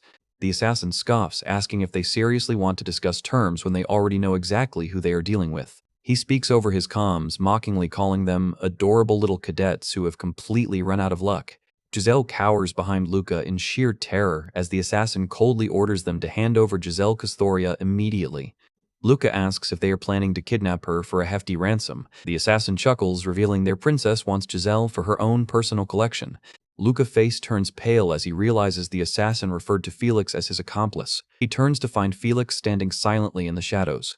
Luca was completely jaw-dropped. He never expected his only friend in the academy to be a literal double agent. SFX, Vine, Boom. Felix watches them with a cold, blank stare, completely indifferent to his friend's shock. He slowly turns his back and walks away, leaving Luca and Giselle at the mercy of the assassin. Luca watches Felix go, his heart pounding in pure panic. Suddenly, the giant assassin lunges forward, grabbing Felix by his throat and lifting his body effortlessly off the ground. Wait, what? The assassin just turned on his own accomplice? This is an absolute mess. Luca does not pause to process the confusion, his combat instincts instantly taking over. He locks his bionic sights onto the giant machine, his HUD flashing red with critical warnings. He notes that his scanning systems are completely jammed, and they have absolutely zero chance of defeating this monster in a direct fight. He grips his handgun tightly, whispering to himself that this battle is going to be incredibly tough. Luca holds Giselle close as they prepare to make a desperate run for the emergency exit. Luca whispers to her, promising to buy them some time while ordering her to run as fast as she can the second he gives the signal. Giselle looks at him in sheer panic, sobbing that she cannot just leave him behind to die. Luca barks at her that there is absolutely no time to argue, ordering her to follow his command. He begins the final countdown with 1. He yells 2 and tells her to run. He pushes her toward the hallway with all his strength. Giselle launches herself into a full sprint, her boots splashing through the puddles as she escapes the dark chamber. Luca pushes Giselle back into the corridor, desperately whispering that he will buy them some time to escape the assassin. Giselle looks at him in sheer terror, sobbing that she cannot just leave him behind to die alone. Luca barks at her that there is absolutely no time to argue, ordering her to follow his command. He begins the final countdown with 1 and 2. He yells at her to run, pushing her toward the hallway with all his strength. Giselle launches herself into a full sprint, her boots splashing through the puddles as she escapes. Luca immediately turns and unleashes a rapid-fire barrage of pistol shots to cover her retreat. The heavy bullets spark violently against the assassin armor but fail to pierce his defenses. Luca's eyes widen in surprise as he notes the assassin reaction speed is almost superhuman. Through the smoke, the assassin scoffs mockingly, noting that he would hate to kill 2 fresh juniors on his very first mission. Luca is taken aback, asking what he means by junior. The assassin laughs, asking if Luca is really surprised that he is dealing with a senior. In a flash, the attacker lunges forward, warning Luca to focus if he wants to keep breathing. Luca barely manages to block a heavy bionic fist, realizing this assassin is a highly trained former member of the Imperial Guards. He notes that the senior is entirely focused on his coordinates, keeping his own guard locked. Luca realizes that after taking him down, the assassin will have no trouble catching up with the fleeing Giselle. He tells himself that facing an elite veteran in a direct static shootout is a literal death sentence. He desperately needs to find a way to shift the tactical balance of the fight. Luca pushes his focus past his absolute limits as his cybernetic eye begins to calibrate. His tactical radar overlay sweeps across the room, tracking the exact speed of the incoming strikes. The green prediction grids flash across his vision, dialing in the perfect parry trajectory. The assassin swings a massive, high-powered bionic blade, screaming at Luca to draw his sword. Luca manages to deflect the blow at the very last second, creating a massive explosion of sparks. The absolute rage on Luca's face as he pours all his physical strength into the clash. The raw shockwave of their clashing blades completely shatters the stone floor beneath them. The senior assassin is completely stunned, realizing Luca successfully parried his vertical strike without even looking. He asks if Luca is a practitioner of the Forbidden Archi's combat arts. The two fighters continue to trade a rapid, blinding flurry of sword slashes. The assassin backs off, muttering that as an Archi's user, Luca possesses too much potential to simply be executed here. He sheathes his blade, admitting that he was merely messing around, but now things have gotten politically complicated. Luca watches him, noting the sudden change in the attacker attitude with absolute suspicion. Luca wonders what on earth about the Archi's method made an elite veteran hesitate, but more importantly, he worries if Giselle managed to escape safely. He grits his teeth, realizing his split attention is completely destroying his focus during active combat. The assassin advises Luca to simply back off, telling him not to throw his life away over a moment recklessness. Luca lets out a heavy, exhausted breath, trying to cool down his overheating core. The senior voice turns cold, warning Luca that he must really think his mercy is a joke. Luca stands tall and coldly replies that none of those warnings matter to him right now. The assassin lunges once more, delivering a massive, earth-shattering blow. A blinding flash of white energy completely swallows the entire plaza walkway. As the smoke settles, the assassin marvels at Luca's resilience, asking why a cadet of his talent is willing to throw his life away for a corrupt empire. Luca struggles to stand, his bionic limbs sparking with critical system errors. The senior stands over him, looking completely untouched by the battle. He looks down at Luca and asks if he really thinks the assassin is incapable of executing him. Luca adjusts his grip, stating that while the Empire ideals are meaningless to him, he still has to fight. He raises his weapon directly at the senior visor. Luca growls that the assassin's condescending attitude pisses him off too much to just let him walk away. The The attacker suddenly bursts into a loud, roaring laugh, clearly amused by the cadet rebellious streak. He sheathes his rifle and states they will surely meet again. He introduces himself as Rick Kaiser, a proud Republican resistance fighter. Rick Kaiser mockingly asks if Luca prefers the term terrorist over resistance fighter. Luca coldly dismisses his grand speech, muttering that it merely sounds like a common street dog barking in the distance. Luca does not show a single drop of respect for his noble rebellion ideals. Suddenly, Giselle's voice calls out as she runs back onto the platform. She hubs Luca back, crying out in relief that he is still breathing. In the distance, the heavy footsteps of 4 senior guard mechs echo as they finally arrive on the platform. The giant mechs tower over the courtyard, their red visor cameras locking onto the survivors. The lead mech speaks, confirming the threat has retreated and ordering immediate medical evac. A bionic medical stabilizer is attached to Luca's neck to seal his bleeding wounds. Luca finds himself lying in a high-tech hospital bed inside the Imperial military facility. The memory of his childhood principal warning him that a peasant life is worthless flashes through his mind. He recalls the tragic setup, realizing Claude and Lillian were used as pawns because of the Chief Centurion false adoption rumor. In his flashback, Giselle continues to sob hysterically as her world crumbles. Luca remembers the assassin Rick Kaiser, leaving him with a final chilling greeting for Kinwan. A tactical data analysis screen monitors his neural recovery progress in real time. The scene pans out to the grand exterior of the Imperial Army Capital Hospital. Luca wakes up wincing in severe pain as his neck stabilizer auto-calibrates. From the adjacent bed, Felix weakly warns him not to move his neck because his bionic joints are still heavily strained. Luca notes that Felix suffered permanent severe brain damage because his neck was left broken for too long before the medical team arrived. He realizes that if Giselle had not returned with the senior mechs so quickly, his own survival would have been statistically impossible. Suddenly, the heavy door clicks open as Chief Centurion Hillis enters the recovery room. Hillis raises his hand warmly, telling the wounded cadets there is absolutely no need to stand. Luca sits up in bed, preparing himself to deliver the final report. Hillis looks at Felix's blank stare, quietly praising the kid for fulfilling his role to the very end. Luca lets out a silent sigh, waiting for the chief reaction. Hillis looks down, ready to hear the details. Luca delivers a highly calculated report of their clash with the resistance assassin. Hillis reveals the attacker's true identity to be Rick Silva Nunez, one of the Empire's top most wanted fugitives. He explains that Rick Kaiser was erased from public databases because of his deep connections to the Empire's darkest bionic secrets. Luca's eyes narrow, realizing the perfect and flawless facade of the Empire is built on a massive pile of hidden secrets. Hillis decides to reveal the full scale of the operation to Luca, noting he has earned the right to know. A classified dossier displays on Hillis' screen, revealing that Operation Juliet has been in preparation for 5 years to infiltrate the anti-Empire group Nemesis. He explains that Nemesis operates on a strictly compartmentalized cell structure, meaning conventional military purges can never fully wipe them out. Luca asks if failing to capture Rick means the mission failed. Hillis smiles proudly, assuring him the operation was an absolute success because they successfully planted a sleeper agent in the core of Nemesis. Luca is completely stunned as Hillis reveals that Barbara is actually their double agent and Nemesis recruited her as their primary hacker. Luca was completely jaw-dropped. The deranged psychopath of the Academy was actually a highly trained Imperial asset, SFX, Vineboom. Hillis explains that Barbara Curse was a carefully staged act to gain Nemesis' trust. Luca is deeply unsettled to realize the captain is using a literal lunatic. Luca anger flares, asking if all the people sacrificed, including Felix Gillian and Hillis' own daughter Giselle, were merely treated as disposable pawns for this operation. Hillis coldly replies that Giselle knows absolutely nothing and it is best for her survival if she remains ignorant of the truth. The Chief Centurion locks his cold gaze onto Luca, asking if he understands the final phase of this operation. Luca heart pounds, worrying if he is about to be eliminated to preserve the secret, but Hillis slides a digital pad toward his bed, ordering him to read and sign the document.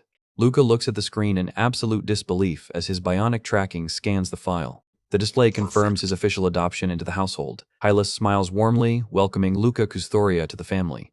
Luca lies silently in his hospital bed, his body completely bandaged after barely surviving his brutal encounter with the Republican assassin. The medical droids pack up their surgical tools, their metal appendages clicking loudly as they finish calibrating his neck brace.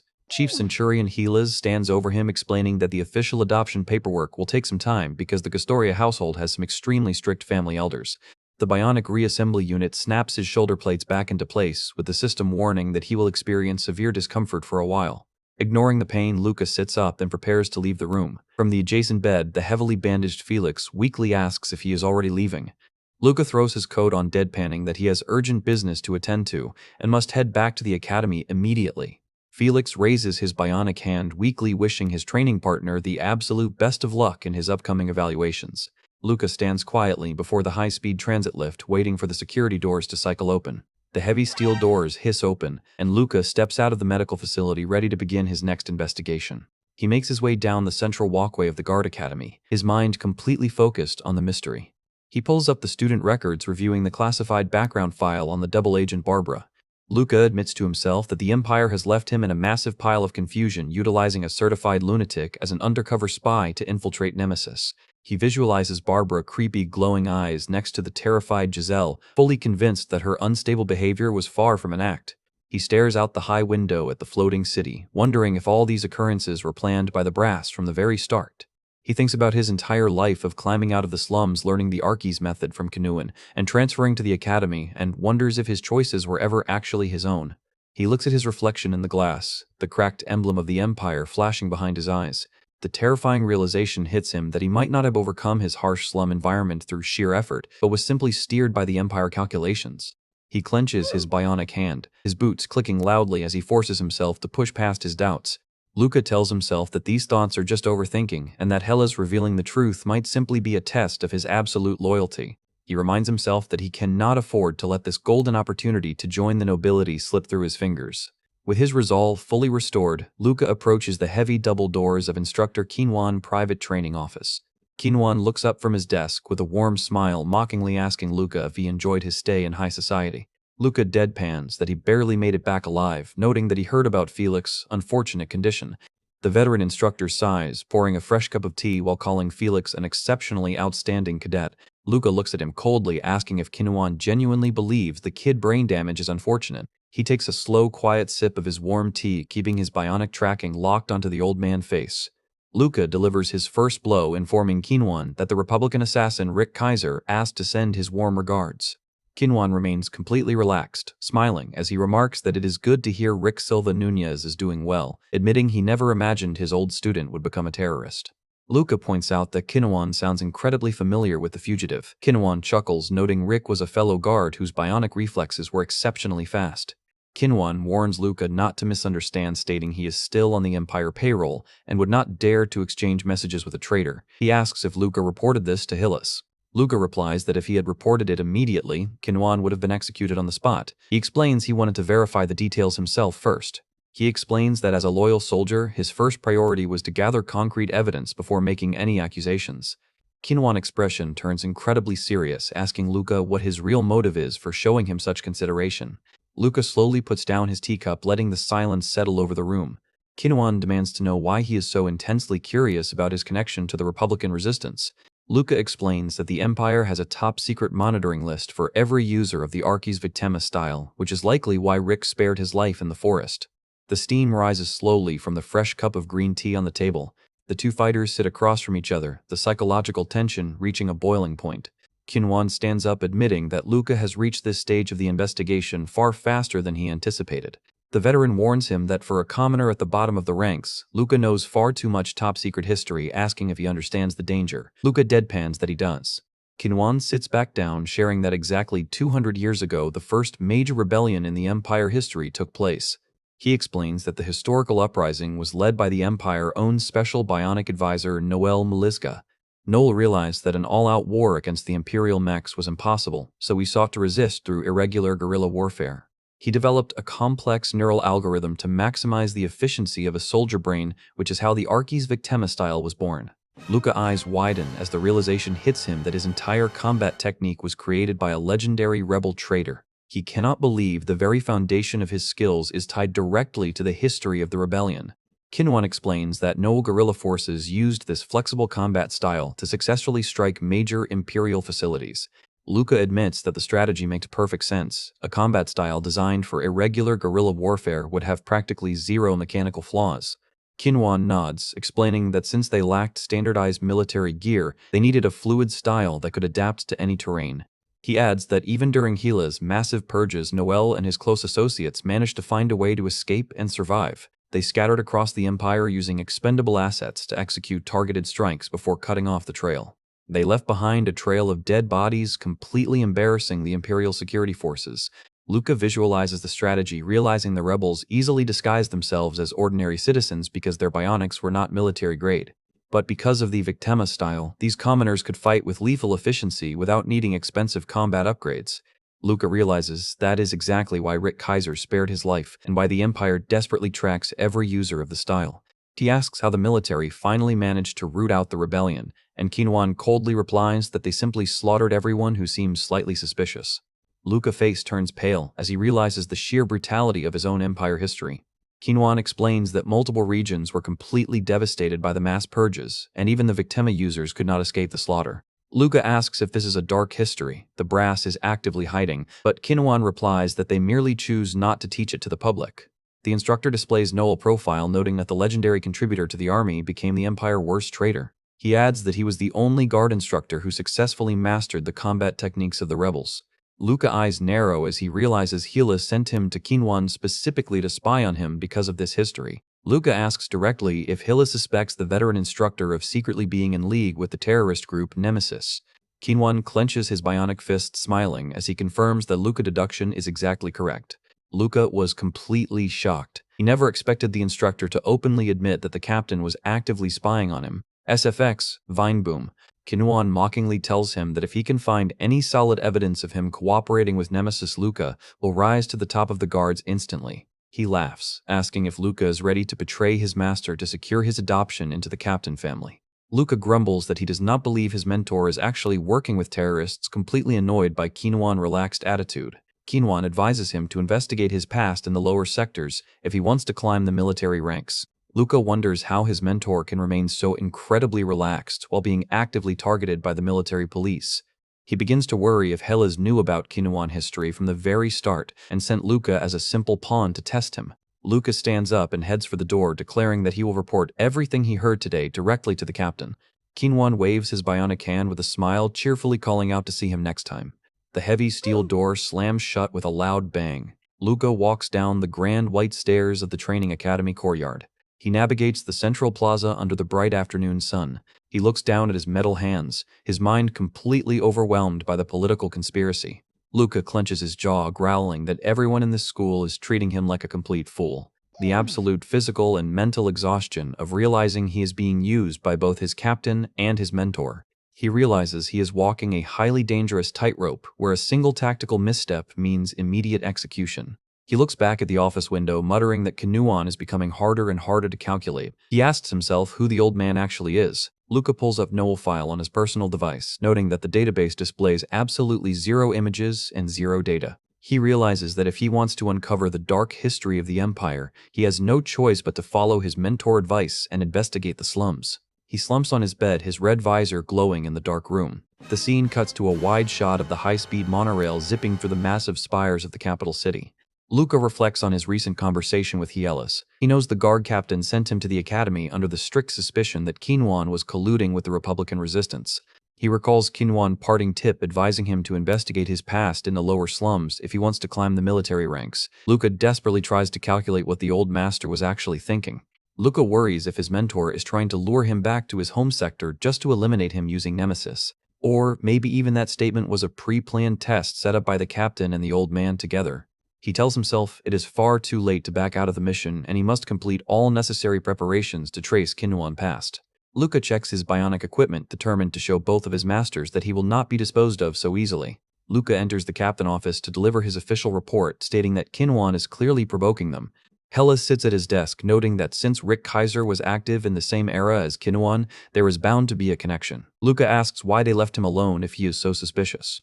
Luca states that if this is a top-secret case, he has no business knowing. He is more than happy to shut his ears and walk away. Helas stands up, letting the heavy silence settle over the room. The captain looks at him with absolute seriousness, stating he is only sharing these details because he holds Luca in high trust. He reveals that this investigation was ordered by the Imperial High Command. The brass is fully convinced they can reach the core leadership of Nemesis by tracking Kinwan's old contacts. Luca asks why they gave such a suspicious veteran the important position of academy instructor. Helis replies that Kinwan threatened to leave and his teaching skills are far too valuable to lose. Helis sits back down and asks if Luca's curiosity is finally satisfied. Luca admits that despite spending months around his mentor, he has never spotted a single flaw in his meticulous routine. Helis tells him to stop complaining and do his best, noting that out of all the cadets assigned to Kinwan over the decade, Luca is the only one who got close to him. He adds that Kinwan genuinely likes Luca as his star student, making him the only soldier suited for this covert assignment. Helis taps his finger on the console, finalizing their departure details. He looks back with a calm and confident expression. Luca sweeps the sweat from his cheek, preparing himself to face the upcoming challenge. The next morning, their high-speed personal transport shuttle zips through the clear skies of the capital. Luca and the captain sit opposite each other inside the luxurious leather-lined compartment.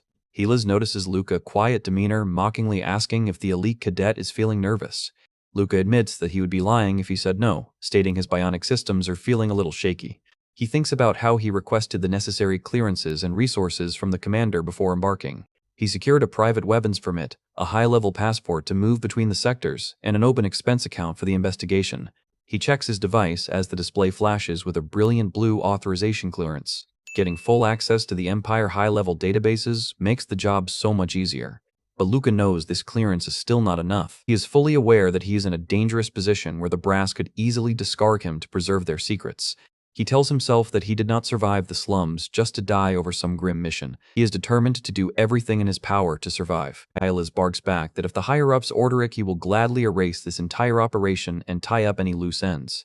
The captain swipes his bionic master key across the console to activate the registration.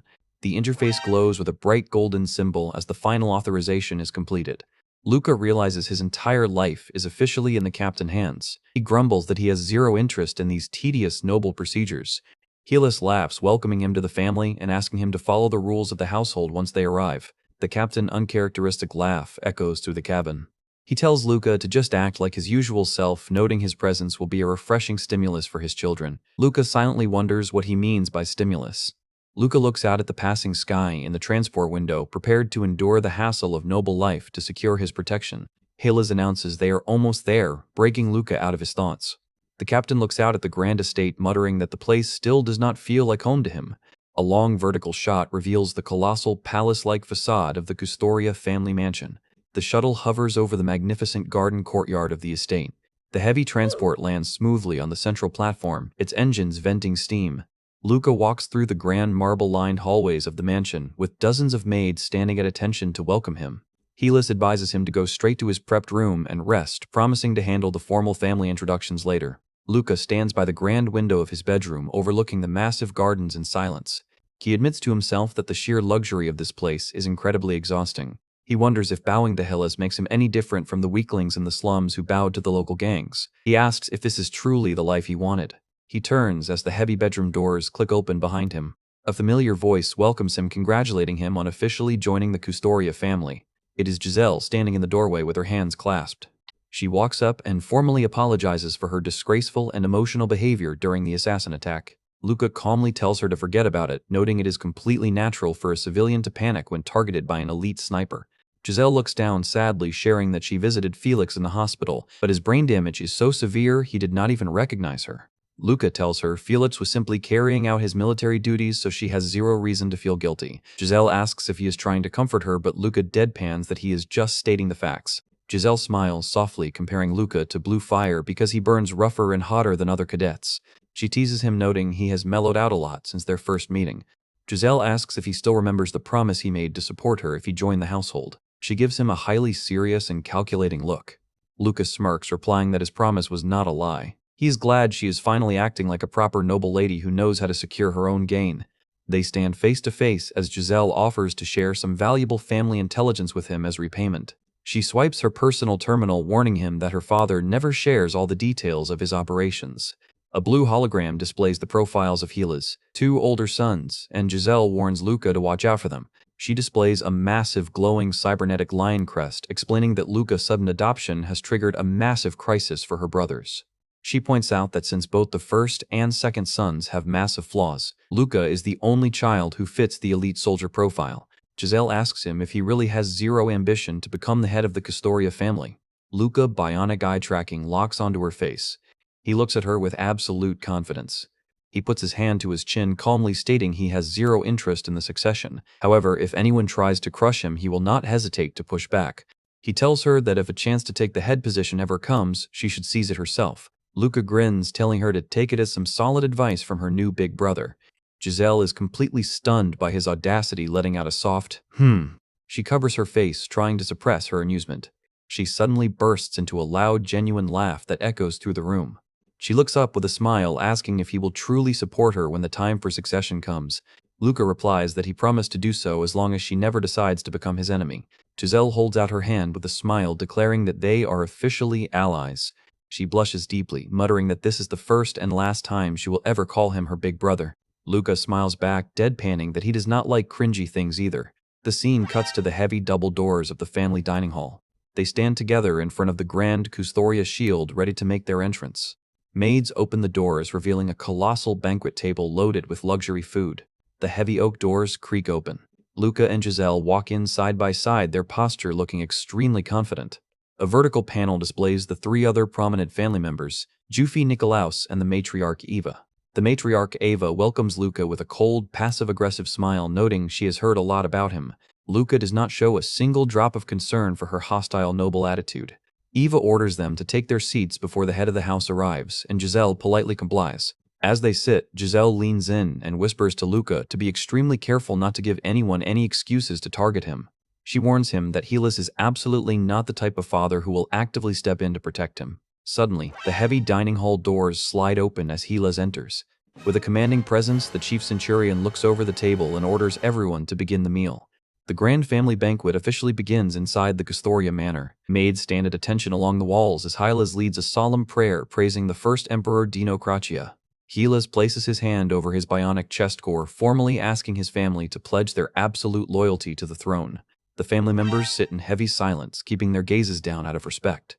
The first and second sons, Nikolaus and Jufe, watch Luca closely from across the long table, their eyes filled with deep suspicion. Luca maintains a cold, unbothered expression as he sits opposite them. He notes to himself that his sudden arrival has successfully drawn a massive amount of hostile attention from everyone in the room. He recalls Giselle warning him a few minutes ago that her two brothers are extremely wary because they both want to secure the head position of the family. Giselle had warned him that the brothers likely gathered extensive dossiers on his background the second his adoption was finalized.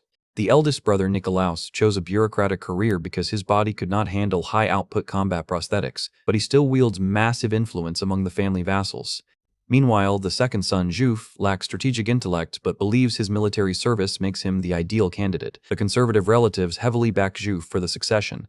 Luca realizes his presence as a legendary combat prodigy is an absolute annoyance to both of them, and Giselle warns they will try to humiliate him tonight. Luca watches them closely, fully prepared to face whatever political traps they throw his way. Luca prepares to cut his steak, knowing Helis did not bring him here to act like a polished, fragile noble. With deliberate roughness, Luca slams his knife down, cutting his meat with zero regard for high society etiquette. He is intentionally acting like a wild, unrefined beast just to provoke the snobs at the table. He looks back at Helis, waiting to see if his father is satisfied with his rebellious performance.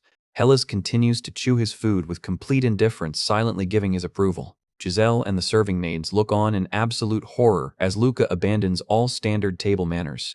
Luca stuffs a massive dripping chunk of steak directly into his mouth, chewing loudly to maximize the provocation. The second son, Jufe, looks at him with absolute disgust, completely unable to tolerate the commoner behavior. Bro looks like he wants to throw up his own dinner just from watching Luca eat. Juf loudly clears his throat, calling Luca out by name and stating he cannot ignore such disgraceful behavior.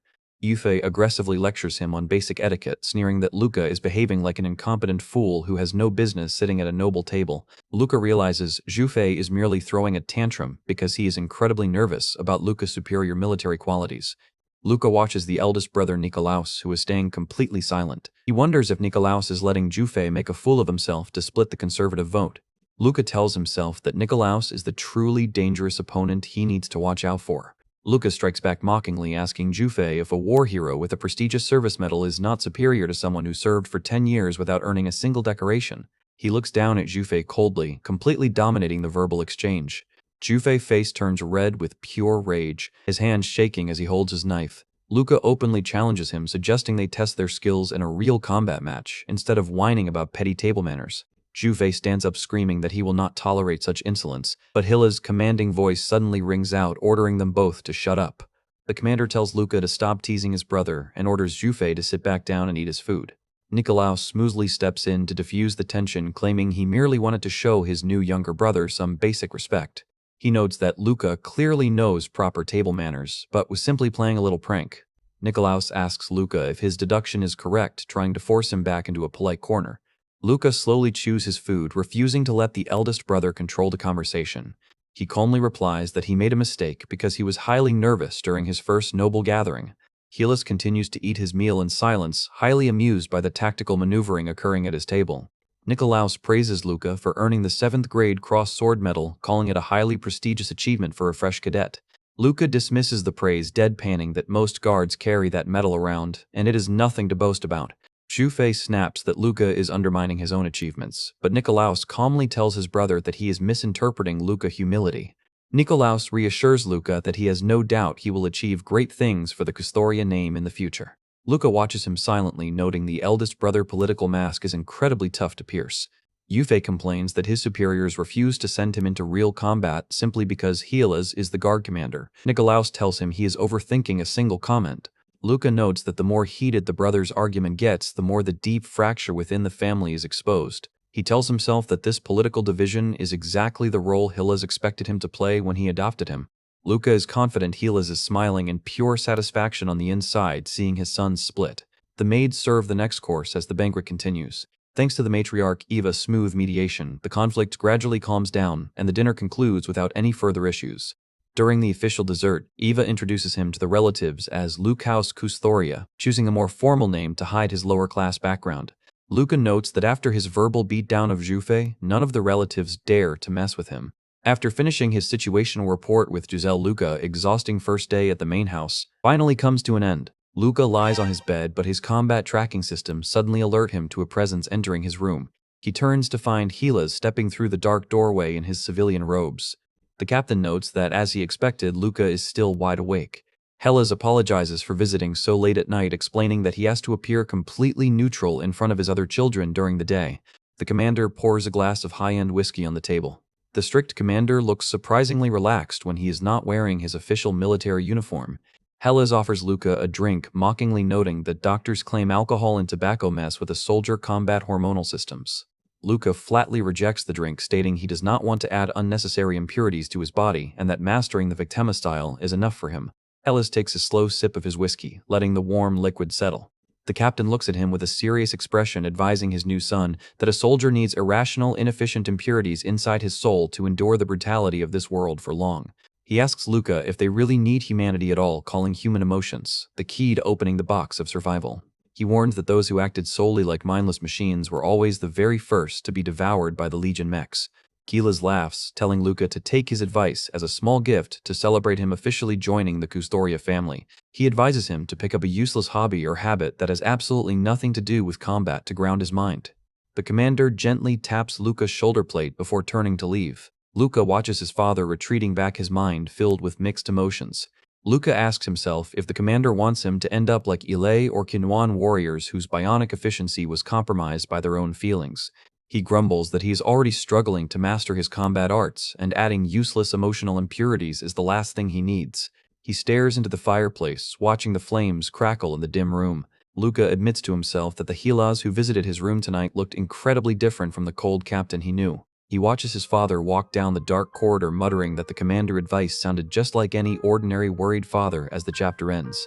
Luca starts his second day at the Custoria estate. The morning sun begins to filter through the grand skylights of the main hangar bay. Luca is highly busy preparing to head back to the lower sectors to investigate Kinwan past, so spending his precious time touring the luxury estate feels completely unwelcome. Giselle stops in front of a massive reinforced blast door, calmly announcing that they have officially arrived at the family armory. The heavy pressure seal door hisses open, with a loud burst of steam revealing a colossal facility that takes up an entire separate building. Luca steps into the high-ceiling hangar, completely stunned by the endless rows of military-grade gear on display. Giselle proudly stands next to a glowing orange bionic broadsword, mockingly asking Luca if he really thought she studied mechanical engineering at the elite academy for no reason. She explains that in the Custoria household, the women are traditionally tasked with the maintenance and management of the armory to protect top-secret technologies from outsiders. She will eventually succeed her mother as the head. Luca watches her closely, noting her impressive technical skills, but quietly thinking that grease and machinery do not match her delicate, noble image. He asks if political marriages in her class ever lead to resentment. Giselle smiles, proudly explaining that because their mother handles Gila's complex combat prosthetics herself, the arrangement is a long-standing proof of absolute trust and faith. Giselle's gaze turns soft for a split second as she describes the family's deep-rooted traditions, but she quickly hardens her expression, continuing her walk down the display aisles. Luca follows her closely, his bionic tracking system scanning the ancient mechanical frames lining the walls. He stops in front of a massive, heavily dented prototype mech standing in the center of the display room. He notes that the heavy bionic chassis shows signs of extensive combat use, with its structural plating severely scarred from high-impact battles. Giselle notices him staring and notes with a smile that his eyes are naturally drawn to the most legendary piece in the entire collection. She proudly introduces the prototype as Scylla, the personal full-body battle armor of the Custoria family, legendary founder Agatha. She admits that while the ancient machine is outdated compared to the modern Myrmidon units, it remains a priceless family heirloom with no other model like it in existence. Luca stares at the towering metal giant, his cybernetic eye scanning the blueprint data to etch the image of Scylla into his mind like a detailed photo. The red light of the central core camera lens glows through the smoke of the display pad. Later that afternoon, Gilas and Luca walk down a quiet, secluded forest trail leading away from the mansion. Luca asks if the meeting with the 7 family elders is always held in such a remote location. Gilas explains that the retired elders should not wield any direct political influence over the active guard. He adds that the elders serve strictly as advisors, noting that a proper head of the house can never allow himself to become a mere puppet. The captain stops in front of a grand marble gateway, announcing they have finally arrived. We get a wide view of the ancient majestic entrance known as the Silver Moon Pavilion. Gilas explains that very few family members live long enough to be considered elders, meaning simply surviving their brutal wars is proof of their elite qualifications. Luca asks if there was any direct opposition to his adoption during the preliminary vote. Gilas reveals that 2 elders opposed, 4 stayed silent, and only 1 supported it. Luca notes that the silent votes are essentially a passive deferral to Hela's absolute authority as the head of the house.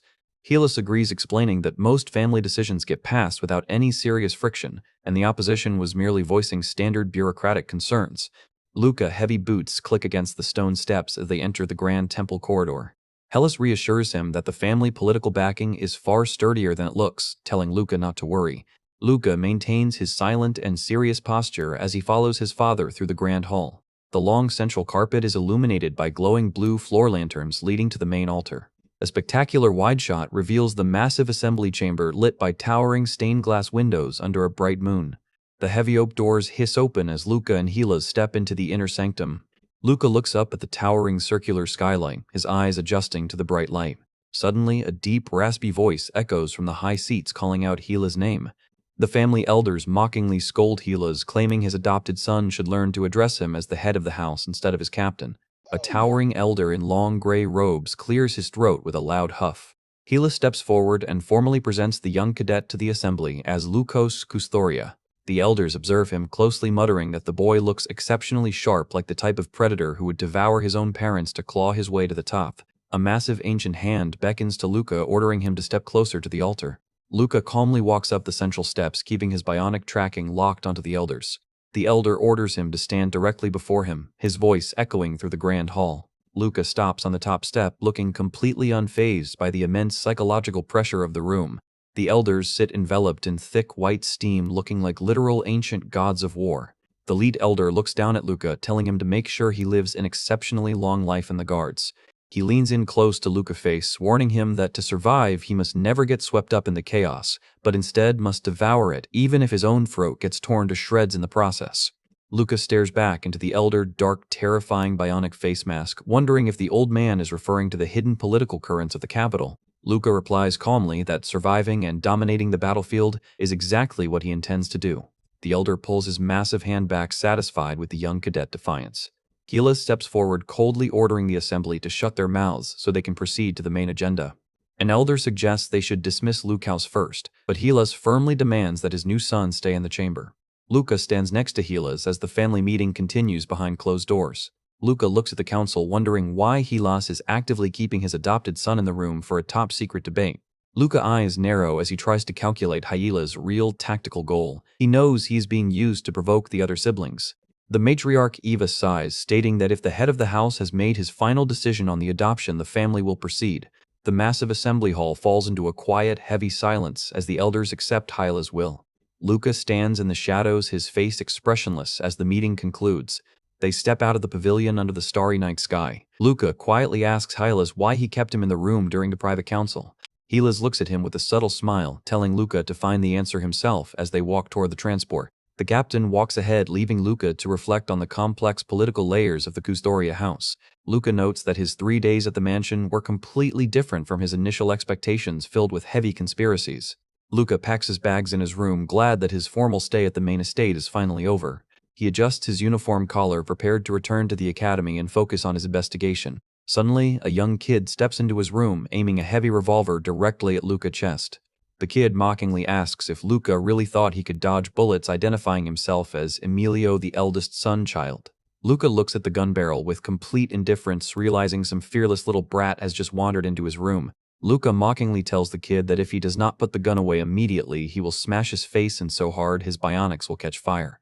Emilio screams in rage, calling Luca a worthless maggot who came from the filthy lower slums. Emilio finger twitches on the trigger as he prepared to fire. In a flash of light, a gunshot cuts through the room. Luca did not even move an inch, calmly catching the bullet trail in his trajectory prediction as Emilio screams in horror. Emilio completely panics, his hands shaking as he desperately aims the revolver for a second shot. In a split second, Luca dashes forward, grabbing the gun barrel and twisting it out of the kid's hands. Emilio falls back onto his butt, completely terrified as his gun clatters onto the floor. The spoiled brat instantly starts screaming at the top of his lungs, crying that he is going to tell his father on Luca. He runs up the grand mansion stairs, crying hysterically as Luca watches him with a cold expression. Luca stands in the hallway holding the confiscated revolver, his face looking completely unbothered. The eldest brother Nicolaus runs into the corridor in pure panic, calling out Emilio's name.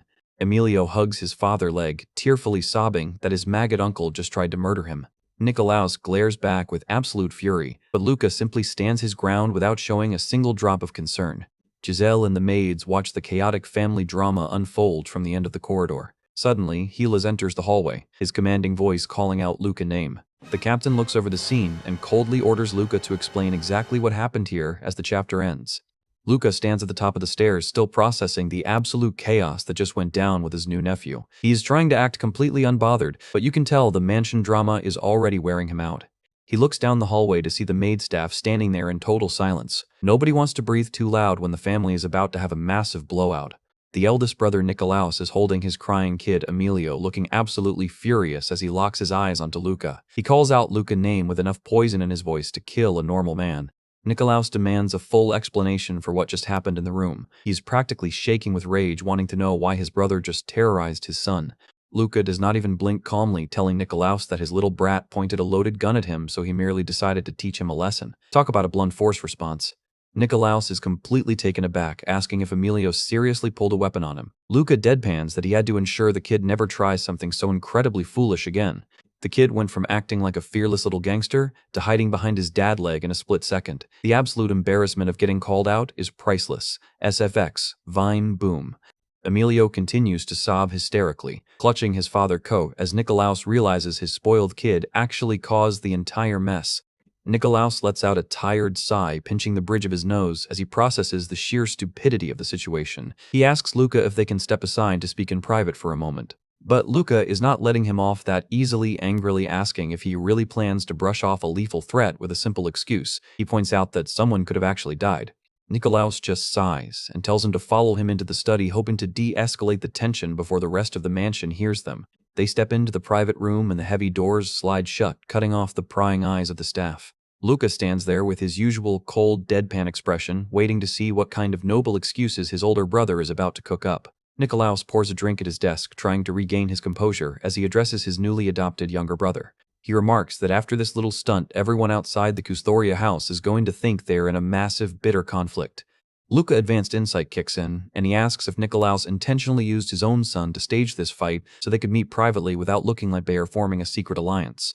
He completely read his brother's political game like an open book. This kid is way too sharp for these noble schemers. Nicolaus does not even deny it, laughing that Luca is easily 3 times more impressive than Jufe, even if Emilio's life was technically in danger. Then he drops the most unhinged line ever, calmly stating that he can always just make another kid since he still has plenty of resources left. That is easily the most disgusting thing we have heard from a noble so far. Luca looks at him with absolute disgust, asking if his own flesh and blood survival is really just a minor detail to him. Nikolaus' cold metallic hand clenches, showing he truly does not care. Nikolaus shrugs it off, stating there is no point in arguing about it since he already knows Luca has allied himself with Giselle. He warns Luca that what Giselle knows is far from the full truth, claiming that at this rate the simple-minded Jufei is going to become the next head of the family. He looks down with a grim expression, admitting that if Jufei actually secures the seat, Nikolaus will not survive the purge. Luca sits down on the sofa, calmly telling his brother to go on and pitch his actual proposal. Nikolaus explains that once the formal selection begins, Jufei will easily secure the conservative backing because he is seen as a simple soldier, whereas Nikolaus is viewed as a cunning threat who must be eliminated. A hologram of their powerful father Helas displays on the screen, as Nikolaus admits that neither he nor Jufei possesses the overwhelming combat power needed to secure the position on their own. Luca agrees that Jufei lacks the actual skill to keep anyone in check, but asks Nikolaus why he thinks he is currently losing the political race to such a weakling. Nikolaus explains that the relatives heavily favor a leader with a strong military background, and those same conservatives prefer Jufei's predictable nature over his own complex schemes. He points out that many of their vassals actually harbor deep resentment toward Hila's extreme power, meaning they actively avoid choosing a strong, independent heir. Luca is stunned, realizing that the grandfatherly Hilas he saw earlier is actually viewed as a terrifying tyrant by his own family. He asks Nikolaus what he actually wants from him. Nikolaus proposes a deal, asking Luca to pretend to oppose him so they can both build up their respective factions and secure the swing votes. He notes that if Luca rises higher Jufei military, backing will naturally split and lean toward the young prodigy. Nikolaus merely grins back with a highly confident smile, proving he is a true monster of high society who is willing to sacrifice anything for power. Luca asks what happens if he actually becomes strong enough to take the family head seat for himself instead of playing along. Nikolaus calmly replies that even if Luca secures the throne, a combat specialist like him would still need a brilliant advisor to handle the administration and run the household. Luca lets out a smug smirk, admitting that he is not being sarcastic and actually finds the proposal highly interesting. He looks out the window, remembering his childhood when he thought wealthy nobles lived without a single worry. He realizes that in this world everyone carries their own heavy burdens. Nikolaus offers to assist Luca with any resources or administrative files he needs, reminding him that he still holds a highly influential seat in the high office.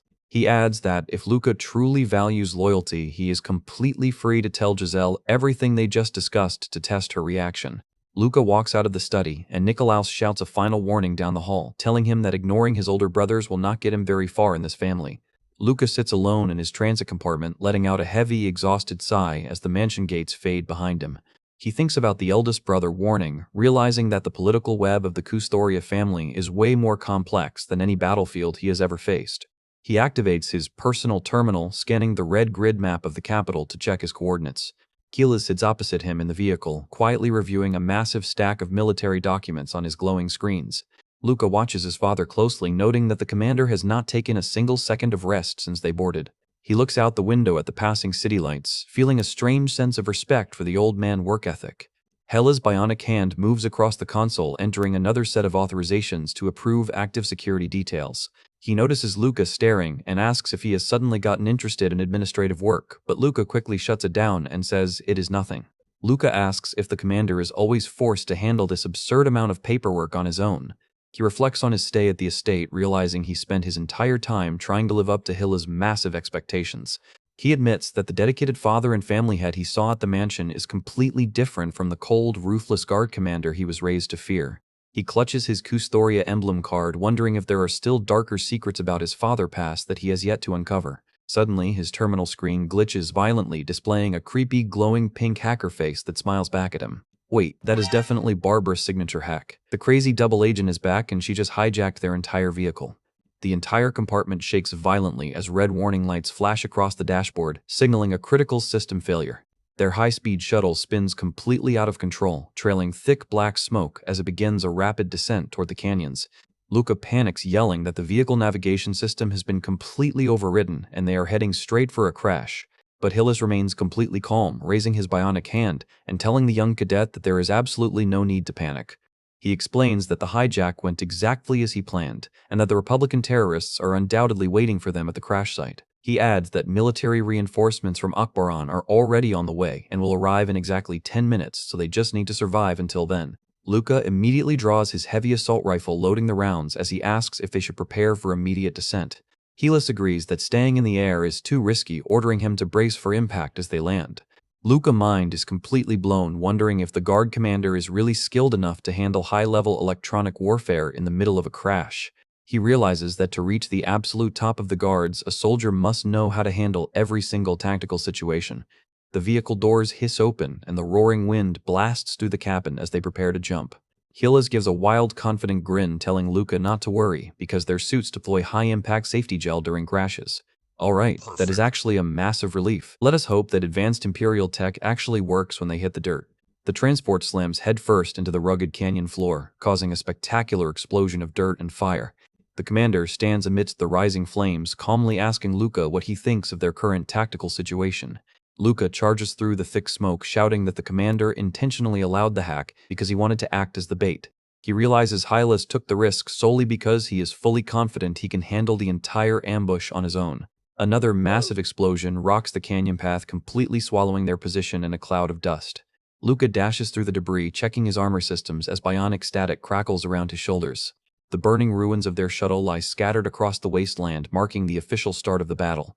Luca slides behind a fallen metal plate, thanking the heavens that their bionic systems managed to survive the impact. But he looks out at the empty open wasteland, nervously wondering if the two of them can actually hold out for 10 minutes without any tactical cover. They are completely out in the open and surrounded by hostiles. This is getting incredibly sketchy. Suddenly, the heavy sound of combat boots crunches against the dirt, and Luca looks up in absolute shock at the towering figure before him. Helis stands tall on the edge of the canyon, calmly stating that the attackers will be swarming their coordinates any second now.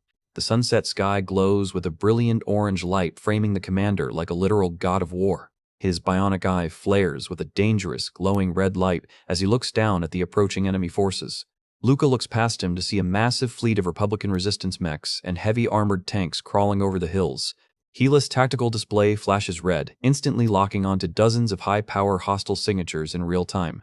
The commander clenches his bionic fist with a loud metallic snap, preparing to unleash his true power. He raises his mechanical arm, and the plates slide back as the limb begins to transform into a colossal energy cannon.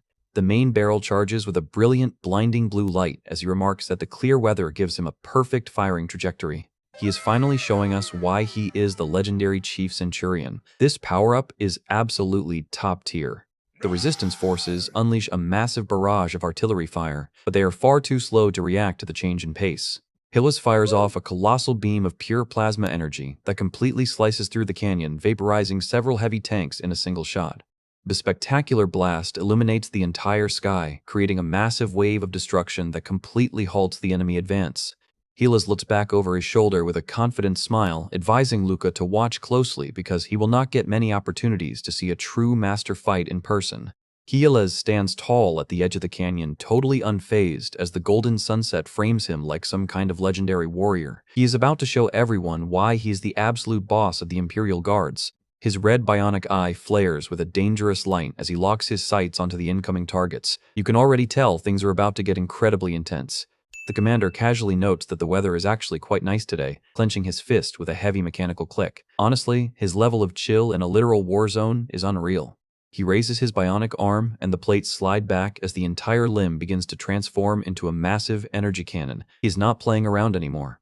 The heavy weapon charges up with a brilliant blue light as Helis remarks that the clear skies give him a perfect firing trajectory. He can see every single enemy clearly. He lets loose a colossal beam of pure plasma energy that completely slices through the canyon, vaporizing several heavy enemy mechs in a single shot.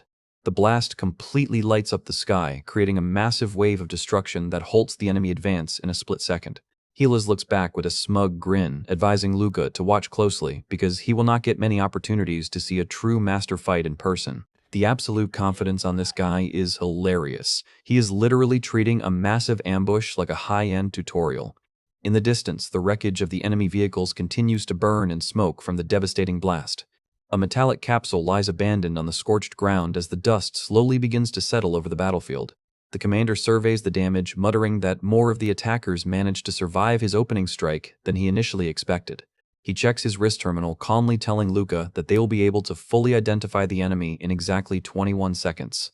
Another blinding slash of energy cuts through the canyon as Hellas continues to systematic wipe out the survivors. He moves with terrifying speed, clearing out the dunes with absolute precision. Luca watches from the sidelines, highly analytical, as he smells the metallic blood in the air and notes that his father is shooting enemies completely outside his actual field of view. Luca asks if the commander is seriously firing based on direct satellite coordinates, and Hellas calmly confirms that he is. Hellas explains that as the guard commander, he gets assigned at least one military satellite for his personal tactical use, leaving a stunned Luca wondering if that is even within normal human capability. The commander is basically flexing his high-end imperial privileges like a total boss. Having your own personal tactical satellite is next level. Luca realizes that managing a military satellite on your own requires an immense amount of computing assistance, making Hellas a literal one-man tactical weapon. Luca stares at the commander, finally understanding the terrifying power and authority the head of the house actually holds in the empire. His eyes narrow as the reality of the power gap sinks in. He knows he has a long way to go to reach this level. Deep in the canyon, the smoke continues to rise as the remaining rebels regroup for a desperate counterattack. Suddenly, a group of rebel survivors charges over the dunes, shouting that the Empire Hound is right there. The rebels are completely losing their minds, screaming at everyone to ignore the small fry and focus all their firepower on the guard commander. A heavy armored rebel soldier aims his weapon, desperate to take down the primary target. A giant rebel warrior wielding a colossal glowing hammer leaps down from the cliff to launch a heavy strike. The heavy weapon connects with the stone floor, causing an earth-shattering explosion that rocks the entire clearing. Luca barely manages to slide back his systems, venting steam as he evades the massive shockwave. Hellas leaps into the air with his sword drawn, calmly announcing that he will handle the incoming armored unit. He tells Luca to focus entirely on staying alive, which only makes Luca grumble that vague instructions are the ultimate mark of an incompetent superior. Luca remembers the old master advice to never get swept up in the chaos, but to devour it instead, preparing his own stance to engage. He lands heavily on his feet, locking his sights onto the approaching infantry squad. The shootout begins, and Luca moves like a shadow, easily dodging the incoming rounds while trading fast-paced strikes with the rebels. He clashes with an augmented rebel using his sword to redirect the physical momentum of the attack. Meanwhile, Hellas is having the time of his life, cutting through the heavy armored mechs with a terrifying manic grin. He systematically slices a giant mech clean in half, showing off the devastating output of his bionic upgrades. Explosions of sparks and blood rain down on the canyon floor as the commander completely dismantles the rebel vanguard. He stands amidst the thick black smoke, looking like a literal demon of war as he searches for the next target. With a fluid motion, he clears the blood from his blade and prepares to finish the sweep. The remaining rebels are completely routed, fleeing in absolute terror as the battlefield turns into a complete slaughterhouse. Hellas stands victorious in the center of the ruins, completely covered in enemy soot and blood. He delivers a brutal final slash, silencing the last standing rebel soldier forever. The commander turns back with a wide, bloodthirsty smile, looking completely unhinged after the battle. The absolute look of horror on Luca's face when he sees his new father looking like a complete psychopath. This family is definitely not normal.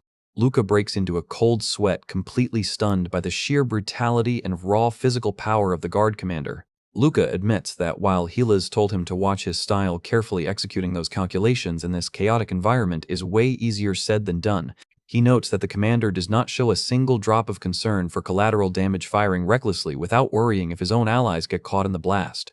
Another rebel soldier is sliced down as Luca keeps his guard up. Luca parries a fast-paced strike with his sword, forcing his mind to maintain absolute focus on his own duel. His advanced tracking system flares, highlighting the target physical blind spots in real time. The rebel warrior swings his blade, but Luca easily anticipates the trajectory of the attack. With a spectacular display of martial arts, Luca slides under the sword and positions himself for the perfect counter. He delivers a precise, high-speed strike that cuts clean through the opponent guard. Sparks fly as their weapons scrape against each other in a desperate struggle for dominance. Luca is executing the core fundamentals of the Archies method perfectly. Using his low-power limbs to defeat an augmented soldier is an absolute win. The opponent is completely shocked, realizing Luca managed to dodge a high-speed bullet without even looking. He mutters that the Archies method really is the style of the rebels. The rebel grunts that fighting without a heavy prosthetic body is foolish, but realizes that Luca's mastery of the style makes up for his physical limits. He prepares his final stance, stating the gap in power still exists. Luca simply smiles coldly, stating that the match is the perfect opportunity to test his newly refined skills. In a flash, Luca grabs the opponent's arm and twists it with absolute physical dominance, sending the rebel screaming in agonizing pain. With a single clean vertical slash, Luca slices through the armor plate, securing the final elimination. The opponent crashes heavily onto the ground as Luca stands victorious over his lifeless body. Luca reflects on the exchange, noting that once the rebel got his arm grabbed, he completely stopped thinking. He explains that a true Arceus user would have severed the limb immediately to maintain the fight. He lets out a slow, quiet breath, letting his bionic systems cool down after the intense physical strain. He looks down at the smoking ruins of the canyon floor, the adrenaline slowly leaving his body. Luca stands heavily breathing as the evening wind gently blows through the silent battlefield. He surveys the endless rows of defeated enemy mechs, realizing the scale of the destruction. Gilas approaches him through the dust, calmly asking if the cleanup is finally over. Luca reports that the Republican resistance fighter Rick Kaiser was actively waiting in the distance and would have taken him out immediately if he had suffered any serious injuries. Luca asks why they did not just set up a coordinated trap to capture Rick instead of risking their lives.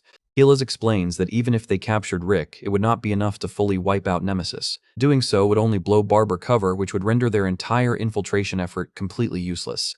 Luca is completely stunned, a cold realization hitting him that even a high-ranking guard commander like Gilas is viewed as a disposable part by the Empire brass. The realization that his own life and efforts are nothing but minor calculations in the grand scheme of the state is a massive blow to his sanity. He looks down at his bionic hands, feeling a deep wave of existential confusion and wondering what the point of his constant struggle actually is. Hellas raises his bionic finger with an intense, serious expression, stating that there is exactly one person in the entire empire who is truly irreplaceable. He points toward the giant, glowing imperial pyramid in the distance, reminding Luca of the ultimate authority. The commander looks down at his new son, stating that he believes Luca already knows exactly who he means. Luca absorbs the heavy words in silence, realizing that everything they do is dedicated solely to protecting the Emperor. He looks out at the burning ruins under the dark sky, the scale of the state absolute tyranny finally sinking in. He admits to himself that in this system, it does not matter how many soldiers like him or Gilas die as long as the throne remains secure. He wonders what he can possibly achieve by struggling. Luca stands in the shadow of the giant spaceships, quietly accepting the grim reality that he is and always will be just a part of the Empire. Luca stands in the middle of the academy lobby, surrounded by whispering cadets who can only stare at him in complete shock. He remains completely silent, keeping his head down as he navigates through the crowded corridor. The whispers follow him everywhere as people try to process his new name and prestigious noble status. Some of the lower-class cadets crowd around him, eagerly asking how on earth he managed to pull off such a crazy adoption and begging him to share his secrets. But the elite noble cadets look on with pure jealousy, muttering that getting adopted by the guard commander is nothing but a temporary stroke of luck. They walk past him with cold shoulders, scoffing at what they call his miraculous rise. Look at all these hater classmates whispering in the back because they could never pull off what he did. Keep crying, boys. Luca reflects on their words, admitting that, to outsiders, his sudden adoption must look like some kind of magical fairy tale. But he knows the grim reality of his situation, silently admitting to himself that he is slowly rotting away inside this corrupt system. He knows that choosing the captain protection to avoid being used up by the Empire was a complete illusion. He steps right over a discarded security keycard on the floor, refusing to let the distraction slow him down. He has realized that relying on a tyrant power to secure his survival does not actually guarantee his freedom at all. Luca knows that a day will soon come when he will have to pay the ultimate price for joining the Custoria family, starting with a perilous covert mission to uncover Quinoan's true identity. Until that fateful day arrives, he knows he has no choice but to do everything in his power to prepare. He enters the high-tech simulation bay, activating the targeting arrays to run another grueling combat drill. He undergoes endless, intense training, pushing his bionic systems to their absolute limits to build up his physical strength. The kid is looking absolutely shredded after his upgrades. He is clearly putting in the work to make sure nobody can match his power. He floats inside the advanced recovery pod, letting the cooling gel repair his heavily strained muscles. His tactical screens light up as the system completes another successful synchronization with his upgraded bionic arm. Luca notes that with less than a year left before his official graduation as a cadet, time is rapidly running out. He packs up his spare gear, preparing himself to head back down to the lower slums to investigate his master past. He looks out at the towering skyline, thinking that if he completes this mission successfully, he might finally become a full-fledged guard. The dream of reaching the absolute top of the military is the only thing keeping him focused. But as he walks down the stairs of the transit terminal, a sudden commotion catches his attention. Luca enters the quiet hallway of the guard lounge, keeping his ears open as he passes a group of gossiping cadets. He overhears them talking about Ile, whispering that the seemingly friendly noble kid was secretly a dangerous psychopath who hid his true nature behind a smile. The cadets reveal that Ilay recently challenged his own older brother to an official duel and left him permanently disabled to secure his spot as the sole heir. The entire lounge was completely jaw-dropped. Nobody ever expected the laid-back blonde kid to pull off such a brutal family purge. SFX, Vine Boom. Luca is completely stunned, realizing that Ilay has finally returned from his extended leave and is currently undergoing a rigorous psychological evaluation. He looks at the digital roster on the wall, which still lists Ilay Kartika as officially absent from duty. Luca is deeply troubled, wondering why the guy who claimed he did not care about rank or military power would suddenly cripple his own brother to become the family head. But then he stops himself, realizing that there is absolutely no way Ilay could ever forget the trauma of their last mission. A dark, bleeding memory of Lillian Ramon's tragic death flashes through his mind. Luca remembers how Ilay gave up everything he cared about, only to end up losing everything in that dark stone chamber. He remembers his closest friend holding the smoking revolver, forced to execute his own first love to protect their secrets. Luca sits alone on the staircase, feeling a heavy wave of guilt and sorrow wash over him. Suddenly, a familiar voice calls out his name from the top of the platform. Luca looks up in surprise, his bionic tracking system instantly registering the presence. His eyes widen as he recognizes the person standing before him. Ilay stands at the top of the stairs, looking incredibly stylish in his noble coat and greeting his friend with a warm smile. Ilay teases him, asking if he was actually waiting around just to welcome him back and joking about whether he should call him Luke House now.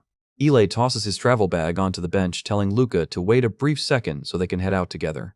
Luca looks back with a rare, genuine smile, incredibly relieved to see his friend looking so healthy. They walk toward the transit terminal as the warm sunset sky begins to paint the academy walls. They sit together inside the shuttle, and Luca remarks that Ilay certainly managed to beat his brother to secure the family succession.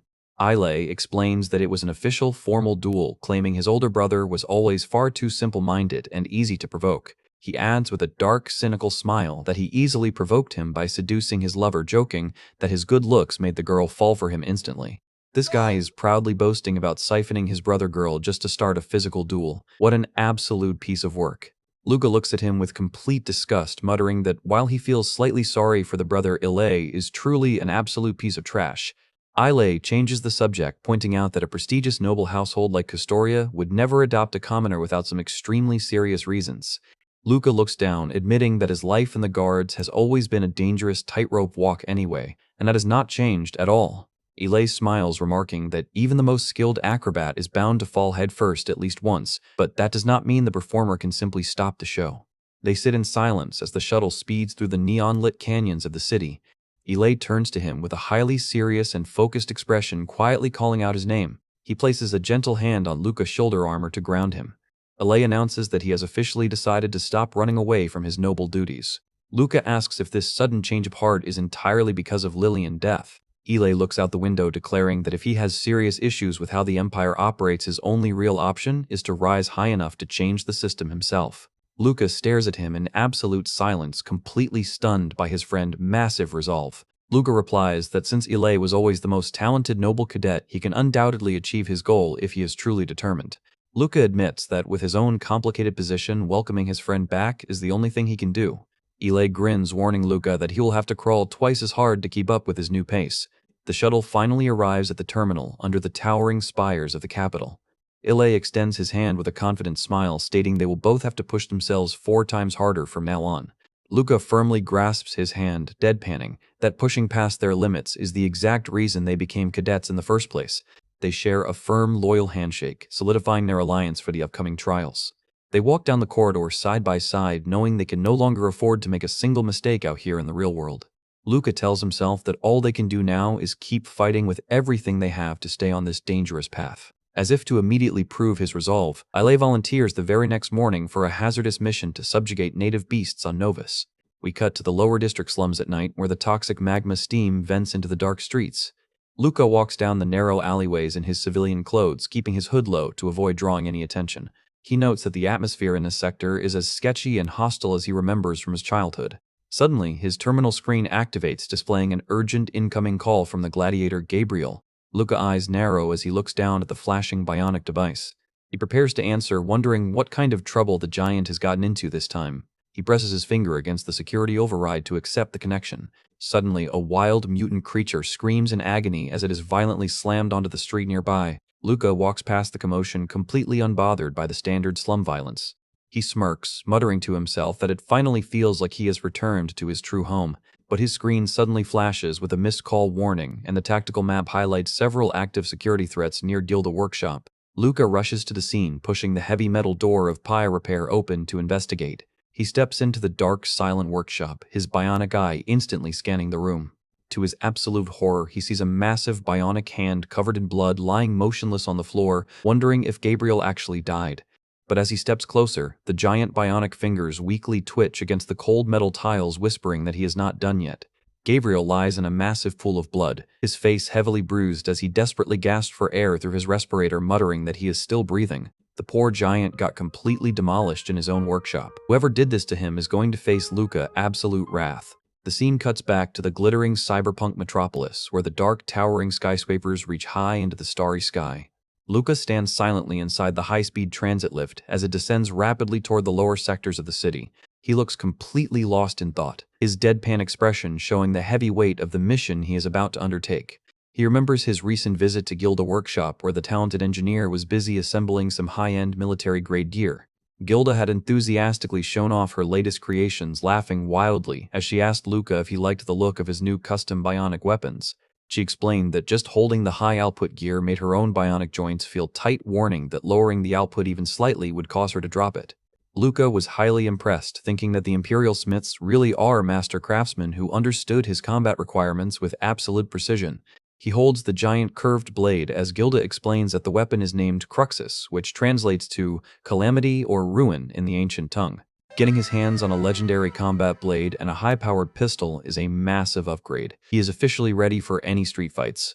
She proudly displays the heavy handgun, laughing that its name is Ruina, meaning destruction. She jokes that both weapons are like beautiful ladies, advising Luca to treat them with the exact same care as his lovers. Luca slips the weapons into his gear and bids her a quick farewell, preparing to head back out into the dark streets. As he walks down the narrow alleyways, Luca realizes he is bound to face opponents much stronger than him in the future. He clenches his mechanical fist, telling himself that he will need to rely on the absolute limits of the Aki's combat style to survive those encounters. He has that ultimate main character energy, fully prepared to take on the entire criminal underworld with his new gear. He notes that his new weapons will act as the ultimate safety net when his own body starts to fail him. With his plans fully set, Luca arrives at the local clinic to check on the wounded gladiator. The clinic lights flicker as the medical droids monitor Gabriel's vital signs in the silent recovery room. Gabriel lies quietly in his hospital bed, completely bandaged after barely surviving his encounter with the rival gang. Luca stands over him with his civilian hoodie, waiting for the giant to finally wake up. Luca analyzes the injuries, noting that the 2 shots to the chest and abdomen prove the attackers merely wanted to deliver a warning rather than execute him. Gabriel slowly opens his eyes and groans, explaining that the local gangs have started aggressively expanding their territory lately. He warns Luca that when a turf war breaks out in the lower district, anyone who is not an active ally is immediately treated as a primary enemy. Gabriel grumbles that the thugs started shooting without warning, advising Luca to join a gang himself because he will not last long out here on his own. Gabriel proudly states he would rather die in the dirt than work under those trash bags, asking why Luca suddenly came looking for him after months of silence. Luca calmly sits on the chair, replying that he merely had some important business to take care of in the upper sectors. Luca stands up to leave, telling Gabriel to use the strongest painkillers the clinic has to offer and wait for his return tomorrow. Gabriel screams in pure frustration, complaining that he literally just came out of surgery. His angry voice echoes through the empty hallways as Luca casually walks out of the facility. Luca steps back out into the bright neon lights of the lower slums, keeping his guard up. He looks around the crowded streets, noting the heavy presence of local gang members loitering near the corners. He is glad that the clinic has tight security guards stationed at the entrance, ensuring the gangs will not dare to touch Gabriel while he is recovering. Luca's bionic eye flashes with a dangerous blue light as he prepares to begin his search for Kinnuan past. He reviews the security databases, remembering that Kinnuan was known to be on exceptionally close terms with the previous Colosseum manager. He tells himself that finding out what his mentor did in these slums in the past is his best lead to uncover the old man's secrets. He walks past the glowing signboards, wondering what on earth a legendary guard instructor was looking for in a filthy place like this. He stands on the elevated bridge, looking down at the endless rows of rundown shops and shelters. He descends a dark set of stone steps, entering a sector with absolutely no dreams or hope. A stray cat watches him silently as he navigates the dark, narrow alleys of his childhood neighborhood. Luca looks up at the towering buildings, trying to figure out what his master's real connection to this place is. A giant holographic fish swims through the neon-lit sky, casting a surreal blue glow over the rundown streets. He stops in his tracks as his bionic tracker registers a familiar structure up ahead. He looks at the heavy gates of his old orphanage, completely surprised by his own navigation. Luca realizes he has ended up back in the exact neighborhood where he grew up without even consciously planning the trip. He walks down the dark street, remembering the harsh years of starvation and survival he endured in this place. Suddenly, he spots a familiar figure standing near the entrance, hiding behind a wall to observe the scene. He overhears two corrupt thugs talking about the director's latest embezzlement scheme, calling him a greedy pig who is stealing the facility funds once again. Even after all these years, the corrupt director is still stealing the food supplies meant for the starving orphans. This guy deserves an absolute beating. SFX, Vineboom. The little orphan kids watch through the window with hopeless, sad expressions, hoping for a single meal. Luca remembers the older kids warning him that powerless children can never do anything to change their harsh reality. He looks at their pale faces, coldly telling himself that the world simply never changes. He knows that even if he steps in and punishes the director right now, his interference will not solve the core issue. At best, the kids might get to eat well for a couple of months before the system inevitably returns to how it was. Suddenly, the lead thug spots him standing in the dark alleyway, loudly demanding to know what the hell he is staring at. Luca clenches his fists, telling them to get the hell out of his sight before he loses his temper while cursing himself for going soft. He grins crazily as his bionic eye flashes red, thinking it is incredibly pathetic of him to move for such a minor change. With a spectacular burst of bionic speed, Luca launches himself straight at the thug. Luca delivers a devastating punch that completely shatters the thug guard and sends him crashing through the crates. The remaining gang members completely panic, screaming that the crazy kid is actually an elite guard before running away. The corrupt director falls onto his butt, trembling violently as he stares up at the young soldier in absolute terror. The big director went from acting like a tough guy to sobbing and begging for his life on the floor in a fraction of a second. Luca stands over him, asking if he is seriously still stealing the children's supplies, even after making more than enough money over the years. The director frantically begs on his knees, crying that he always treated Luca well and even gave him bigger rations later. Luca grabs him by his collar, coldly smiling as he whispers that those rations are the sole reason he has not snapped his neck right now. The director cries hysterically, promising to apologize and correct all his mistakes if Luca spares his life. Luca drops him onto the dirt, coldly stating he has zero interest in a pathetic apology and only got involved because he was pissed. The little light-haired orphan kid looks at Luca with wide eyes, softly thanking him and whispering that he feels completely reborn. The kids at the window cheer in pure happiness, celebrating the sudden defeat of their tormentor. Luca pulls up his hood and walks away, leaving the silent alleyway behind. He looks back one last time, sternly ordering the director to feed the children properly tomorrow if he wants to keep his head. We return to the clinic where Gabriel is sitting up in his bed, complaining that his wounds still hurt like hell. Luca tells him to quit whining, pointing out that a giant gladiator has no business acting like a helpless child. Luca deadpans that normally he would have kicked his shins by now, but is holding back solely because of his recent surgery.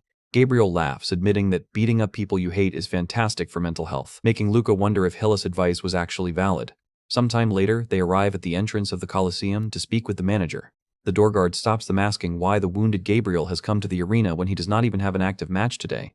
Gabriel barks back that he needs to speak with Aleph, immediately pointing out that Luca is the one who has business with the boss. The guard recognizes Luca as Good Boy, the legendary newcomer who knocked out the champion, and quickly holds up his hand to call the office. He speaks over his transmitter, ordering the staff to let Aleph know that Gabriel and Good Boy have arrived. Luca and Gabriel descend the dark carpeted steps leading straight to the private VIP lounge. The big boss Aleph welcomes them with a smirk, asking Gabriel if he has successfully recovered from his gunshot wounds. Gabriel grumbles that everyone is asking about his health, while Luca notes the boss has a decent sense of respect for his fighters. Aleph looks over his glasses, greeting Luca as Good Boy and remarking that the veteran instructor did not tag along this time. Luca coldly tells him to use his real name. Luca explains he is here on his own personal business today, demanding that the boss order his bodyguards to step back before they speak. Aleph chuckles and takes a slow drag of his cigar, mockingly asking if a brawler like Luca really needs a safety net to feel comfortable. Luca looks at the two armed thugs, coldly stating that those two behind the couch are completely useless and look like simple scarecrows to him. He literally just insulted the boss' personal elite guards to his face without even blinking. What an absolute legend. Aleph's expression turns incredibly dark as he warns Luca to watch his mouth, stating that while he respects the master, he will not tolerate a cadet rudeness. Luca's combat aura flares with an intense blue light as he prepares his stance, growling that the boss is welcome to try him. He looks down with an icy, dangerous grin, ready to show them what a true Imperial Guard can do. Aleph looks up in absolute shock, his cigar slipping from his fingers as he feels the immense pressure of Luca aura. Luca smirks, reminding the boss that his real name is Luca as the chapter reaches its absolute climax. In a fraction of a second, Luca materializes right behind the two bodyguards, disarming them before they can even register his movement. Inside the private lounge, Aleph's personal bodyguards are left lying defeated on the floor. The entire room falls into a heavy, suffocating silence as Luca stands victoriously over them. Luca gives a smug, unhinged smirk, calling out to Gabriel as his bionic tracking systems lock onto the remaining target. His heavy boots click slowly against the floor as he coldly orders Gabriel to shut the door behind them. The fallen bodyguards can only gasp in absolute horror, completely paralyzed by the young cadet's terrifying speed. Luca draws his handgun and aims it directly at the boss head with a bright red targeting radar locking onto Aleph coordinates. Luca's face warps into a wild, bloodthirsty combat grin, fully enjoying the sheer thrill of dominance. Gabriel stands at the doorway shouting at Luca to hurry up and finish the business before more guards arrive. Luca's mechanical hand reloads his weapon with a sharp, heavy click, preparing for any sudden movement. The big boss, Aleph, sits completely frozen on his sofa, his confidence completely shattered after witnessing his elite guard get dismantled so easily. Suddenly, a surviving guard desperately tries to raise his weapon to fire a surprise shot. The guard hand shakes violently under the intense pressure, completely unable to lock his sights. Luca effortlessly parries the gun barrel with his custom blade, sending a massive shower of sparks flying. He delivers a devastating high-speed kick straight to the guard jaw, knocking him out cold in a fraction of a second. Aleph looks on in absolute terror as the second guard body crashes onto the floor next to his feet. The sweating boss slowly raises his hands, admitting that Luca was completely right about his personal guards being absolutely useless. The scene cuts back to the glittering cyberpunk capital where heavy rain begins to pour over the neon-lit skyscrapers. The dark clouds blanket the city as the rain drenches the administrative blocks of the lower sectors. Inside Gilda Workshop, Gabriel grumbles that his bionic implants always ache whenever the weather gets rainy. Gilda notes that he is far behind on his regular waterproofing treatments, asking why he is constantly ignoring his maintenance schedule. Luca looks out the window, thinking to himself that making a formal deal with Aleph was actually a highly successful move. The hologram screen reveals that the Castoria name holds immense political weight among the local syndicate bosses. Aleph had been completely shocked to discover that the young trainee was actually the adopted son of the chief centurion. Realizing the massive leverage, the boss had happily agreed to assist, asking what specific information Luca needed. Luca requested the secret files on Tora, the previous manager of the Colosseum who was executed after a bloody coup. Luca bionic eye narrows as he orders the boss to gather every single detail regarding Tora old associates. Luca picks up a cookie from the plate, noting that Aleph requested to be appointed as his personal military aide in return for his cooperation. Luca knows that as a cadet, he will receive the official right to appoint aides in exactly 1 year, deciding to wait for the results first. The datapad flashes with a message confirming the receipt of Aleph's secret report, bringing Luca one step closer to finding his master past. He successfully secured the top secret files without even drawing a weapon. What a massive tactical win.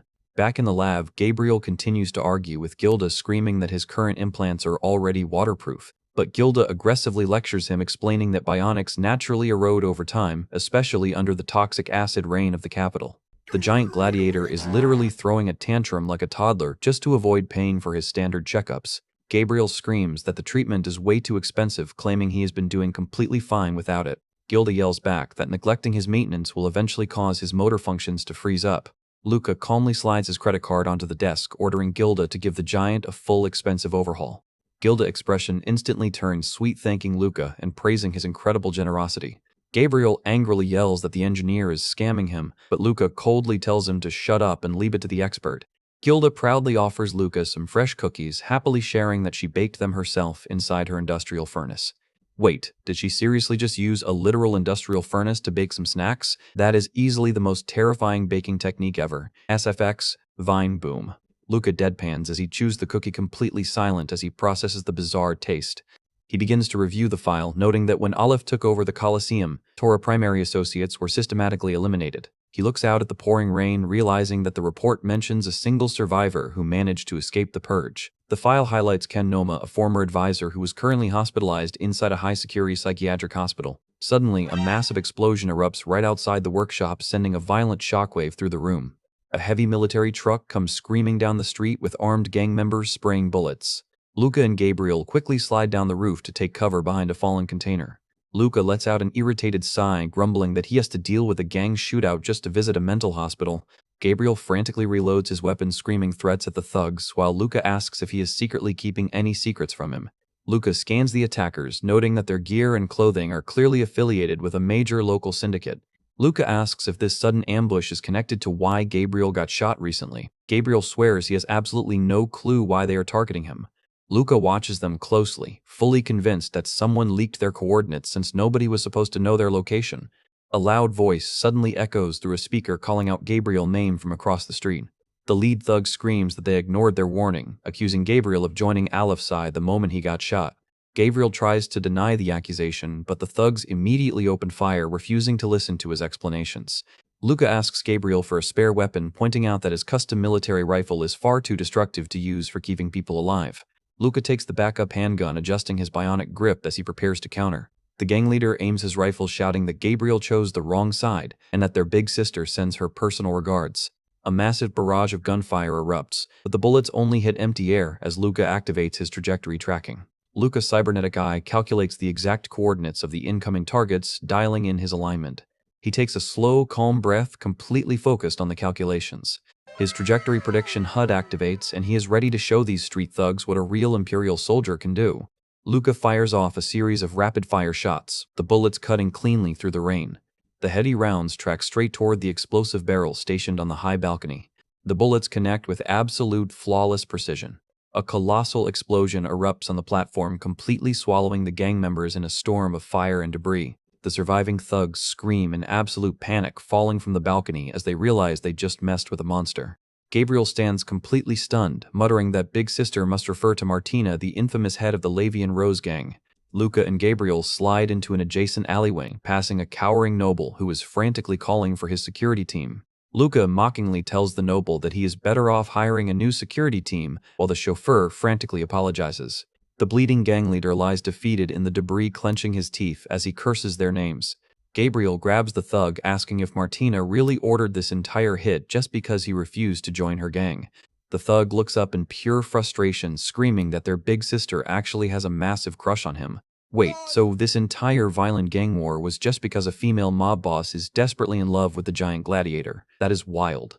The thug yells that she wanted to hire him as her exclusive bodyguard so she could get close to him, asking if Gabriel is completely blind. He adds that her plan was to get Gabriel slightly injured so she could treat his wounds and force him into her gang, but Gabriel's sudden visit to Alep's office ruined everything. Luca calmly tells the thug that Gabriel will visit her soon, ignoring Gabriel's angry protests. Luca walks away, muttering that dealing with a powerful woman grudge is far too irritating, and wonders how a high society boss fell for a giant like him. He smirks to himself, admitting that he is actually getting highly curious about this weird romance. The scene cuts to the towering psychiatric hospital standing quietly under the heavy rain. They walk down the dark, modern corridors of the high-security facility. Luca stops in front of the heavy security doors of the isolation ward, preparing to enter. The steel plates slide open with a loud hiss of steam, revealing the dark chamber inside. They step through the threshold, keeping their guard up. Luca's eyes narrow as he locks his sights onto the target. He finds Ken Noma sitting quietly on the cold floor with his head down, looking completely broken after years of isolation. The poor guy is completely traumatized and looks like a hollow shell of his former self. Let us see if they can actually get some answers out of him. Luca stands outside the high-security psychiatric hospital, the cold rain pouring down heavily as he prepares to enter. The reinforced isolation doors hiss open, revealing the dark, silent chamber where the survivor is locked away. Luca approaches the quiet figure sitting on the floor, calling out Ken Noma's name to see if he can get any response. The former advisor stares blankly at the wall, his mind completely broken after years of severe torture. He slowly lifts his head, his long hair falling over his face as he looks up with hollow, vacant eyes. Luca introduces himself and states he has some urgent questions about the former Coliseum manager Tora, but Ken can only repeat his name in complete confusion. Luca realizes that Aleph must have tortured him incredibly badly, noting that holding a basic conversation is going to be almost impossible. Gabriel grumbles that the guy is completely broken and that they are wasting their precious time, making Luca worry about losing Kinwan Trail. Luca raises his glowing hand, deciding to use the guard emergency neural treatment method to jumpstart the survivor brain. He notes that Ken Noma was once a legendary close combat specialist who was highly famous for his incredible knife skills. Gabriel reaches for his weapon, telling Luca they should just pack up and find another way. but Luca moves in a blinding flash of speed, launching a sudden attack directly at the cowering survivor. He swings his blade, clashing violently against Ken's defense with a spectacular burst of sparks. The sudden attack instantly triggers Ken's dormant combat instincts, and his vacant gaze turns incredibly sharp in a fraction of a second. Ken moves like a literal ghost, parrying Luca rapid-fire slashes with absolute superhuman coordination. His old combat reflexes are still fully intact. The sudden spark of adrenaline has completely restored his focus. His bionic eye flares with a brilliant light as he tracks Luca's movement in real time. Luca deflects his counterstrike with a sharp, heavy click of their blades. Ken slides back onto his knees, gasping for air, as he remarks that the rush of combat feels like crawling out of a dark swamp. He looks at Luca, asking if that is his real name. He stands up and smiles, noting that the young cadet clearly still has some important questions for him. Gabriel is completely flabbergasted, demanding to know what Luca just did, while Luca calmly notes he needed to sync their systems to maintain brain activity. Ken mentions Tora old associates, muttering that he indeed knows where they are hiding, but asks why on earth he should share that information with a stranger. Luca gives a highly confident smirk, promising to break him out of this high-security hospital right now if he cooperates. Ken looks back in surprise, clearly interested in the sudden offer of freedom. Luca turns to Gabriel, ordering him to prepare a spare room at his place and find a secure hideout with reliable people. Gabriel is completely shocked and screams, asking if Luca is seriously planning to build a new gang with him as the boss. The giant face is absolutely priceless. He went from a simple gladiator to a gang lieutenant in a matter of seconds. SFX, Vine Boom. Gabriel frantically protests, but Luca coldly tells him to say no if he wants to, because he can easily find someone else to do the job. Luca explains that he needs an organization like a gang to work with in the lower district, realizing that his master Kinwan did the exact same thing in the past. He adjusts his mechanical glove, checking the settings of his custom knife. He whispers to the survivor that their remaining time is far shorter than he initially calculated. Luca walks down the stairs, realizing his own bionic systems will eventually begin to fail if he keeps pushing his brain. Ken revealed that Tora had a highly influential secret supporter who was not involved in gang politics, meaning only those closest to him knew his identity. Luca realizes that Kinwan used the Coliseum manager as a convenient front to build his own secret syndicate in the lower district. The old master systematically recruited local followers in the slums to form a powerful force for his covert operations. Luca is deeply troubled, wondering if he is merely chasing his master trail or actively reenacting his entire life. He, standing before the massive, towering spires of the central city, feeling like the truth is still just out of his reach. He enters the high-security guard database room, keeping his guard up as he overrides the security locks. He logs onto the main console, and the red lights of the server racks illuminate the dark room. The search results confirm that the exact timing of Kinwan becoming an academy instructor overlaps perfectly with Tora's sudden downfall. But Luca admits he has still not uncovered a single clear detail regarding his master's ultimate goals, deciding to put more effort into Ken Noma recovery. He knows that if he walks away after this mission is completed, Gabriel will not be able to manage the growing gang on his own and will gradually fall. He realizes that Kinwan did not actually commit any crimes, and Tora's rise to success was entirely thanks to the master backing. Kinwan simply maintained a highly delicate balance and a vast web of personal relationships to secure his own safety zone. He operated on the cold doctrine of being loved by his subordinates, but never loving them back, meaning he would not hesitate to expend anyone to survive. Luca walks out of the database room, realizing that acting with absolute cunning is the only way to survive without losing your way. He stops in his tracks as he senses a dangerous presence waiting in the dark hallway, loudly demanding to know who is there. The veteran instructor steps out of the shadows, warmly praising his star student for his excellent work. Kinwan walks into the light with a calm smile, admitting that Luca is exactly the kind of person he always wanted to become. He invites Luca to move on to the next stage of their training, his eyes glowing with an intense red light. The master clenches his bionic fist with a powerful heavy snap. They head down to the elite guard physical training grounds, preparing for another sparring session. Kinwan takes a slow sip of his tea, admitting he did not expect Luca to reach the prestigious Mista level so quickly. He explains that Mista refers to a master who is capable of teaching the Archie's Victima style to others, noting the style used to be divided into strict tiers. Luca deadpans that since the rebel lineage is gone, those distinctions are completely meaningless. He looks his mentor in the eye, stating that he knows the instructor did not call him here just to discuss history.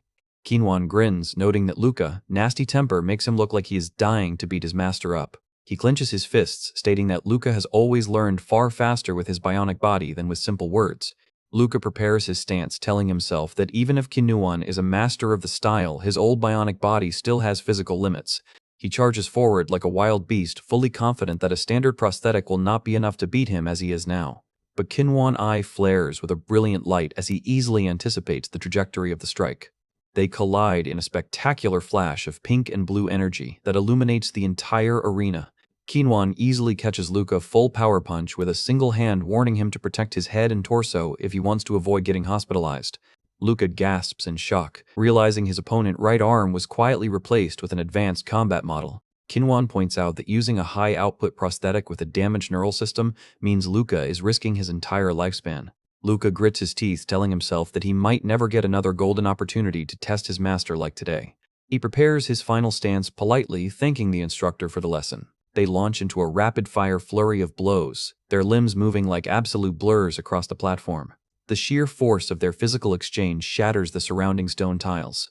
But Kinwon easily sweeps Luca's legs and slams his boot directly over Luca's neck, pinning him instantly. The bright training lights overhead flash as the simulated spar comes to an end. Luca lies flat on his back, panting heavily as he admits to himself that he lost the match once again. The absolute physical and mental exhaustion of getting effortlessly beaten by his master. The gap in experience is still too massive. He realized his full power attack was completely blocked by a single hand, and on paper he should have held every single tactical advantage. He asks if the instructor can actually see the future, but Kinwon laughs, asking if he would be going through all this hassle if he had that kind of power. The master explains that Aki's combat arts are meant to be stolen rather than taught, advising Luca to learn how to utilize his brain's unused capacity. Kinwon stands up and picks up his tea, ordering Luca to head out and rest for the remainder of the day. Luca looks down with a highly disappointed expression, clearly frustrated by his defeat. He knows that if he cannot master the style on his own, he is simply not fit to join the corps of the guard. He grumbles that his current progress is incredibly rough. Kinwon watches his star student with a serious and proud expression as he prepares to close the session. Seeing Luca struggle to stand, the veteran instructor kindly offers him a shoulder to assist him back to his office. Luca accepts the support, while Kinwon warmly tells him not to mention it. They walk slowly down the long, modern corridor together under the soft lights. Luca realizes that the master who knows all the answers is right beside him but refuses to share them because he wants Luca to learn on his own. He notes that both of them understand that when engaging, deeply maintaining a strict emotional distance is the key to survival. As they walk, Kinwon tries to lighten the mood, mockingly advising Luca to find a girlfriend to experience the difference between biological and prosthetic sensations. They continue their walk, exchanging meaningless small talk to pass the time. The fragile bond between the master and his student. They both care about each other, but the cold reality of the Empire will not let them show it. Luca notes that their relationship is incredibly fragile, and it would be a complete lie to say it is not bitter. He looks at his master profile, fully aware that they are both destined to sever each other's paths one day. Luca silently promises himself that when that day finally arrives, he wants to make sure he is not the one who has to pull the trigger. He looks up at the starry sky, quietly praying that he never receives the direct imperial command to dispose of Kinwon as the chapter ends. We open with the quiet, dark alleyways of the lower slums at night, where the chapter title marks the beginning of their next major move. Inside a local bar, the room is filled with rowdy thugs laughing and drinking. It is easily the best place to find some cheap, expendable muscles for their new syndicate. Gabriel stands by his side, confidently stating that these street fighters will gladly do absolutely anything as long as the sponsor pays them enough. But Luca is far from impressed, coldly scolding Gabriel for recruiting a bunch of useless idiots instead of finding someone actually skilled. Luca asks about Ken Noma's current recovery progress, and Gabriel explains he set him up in a quiet room on the second floor. Gabriel adds that taking care of the survivor completely drained their initial budget, prompting Luca to tell him to be much more frugal from now on. Gabriel asks what he should tell the recruits, and Luca deadpans that they should simply refer to him as their secret sponsor and tell them to work properly. Luca walks past the tables, sternly ordering the thugs to stop drinking and get their jobs done immediately. Ken Noma sits quietly on his bed in the back room, his posture looking incredibly tense after years of isolation. Luca warns him that his name is likely still on the psychiatric hospital registry, but Luca reassures him that the guards and nurses they bribed will ensure nobody ever notices his absence. Luca smirks, noting that the survivor is being significantly more cooperative than he initially expected. He prepares a high-end injector, preparing to deliver a specialized neural stimulant directly into Ken's system. The bionic needle activates with a sharp, heavy click as the drug is injected into his spine. They watch closely as the glowing blue medicine begins to rapidly recalibrate his damaged neural pathways. Luca steps back calmly, asking Ken if his mind is finally clear enough to answer some questions. Ken Noma bionic eye flares with a brilliant light as the stimulant successfully maintains his brain activity.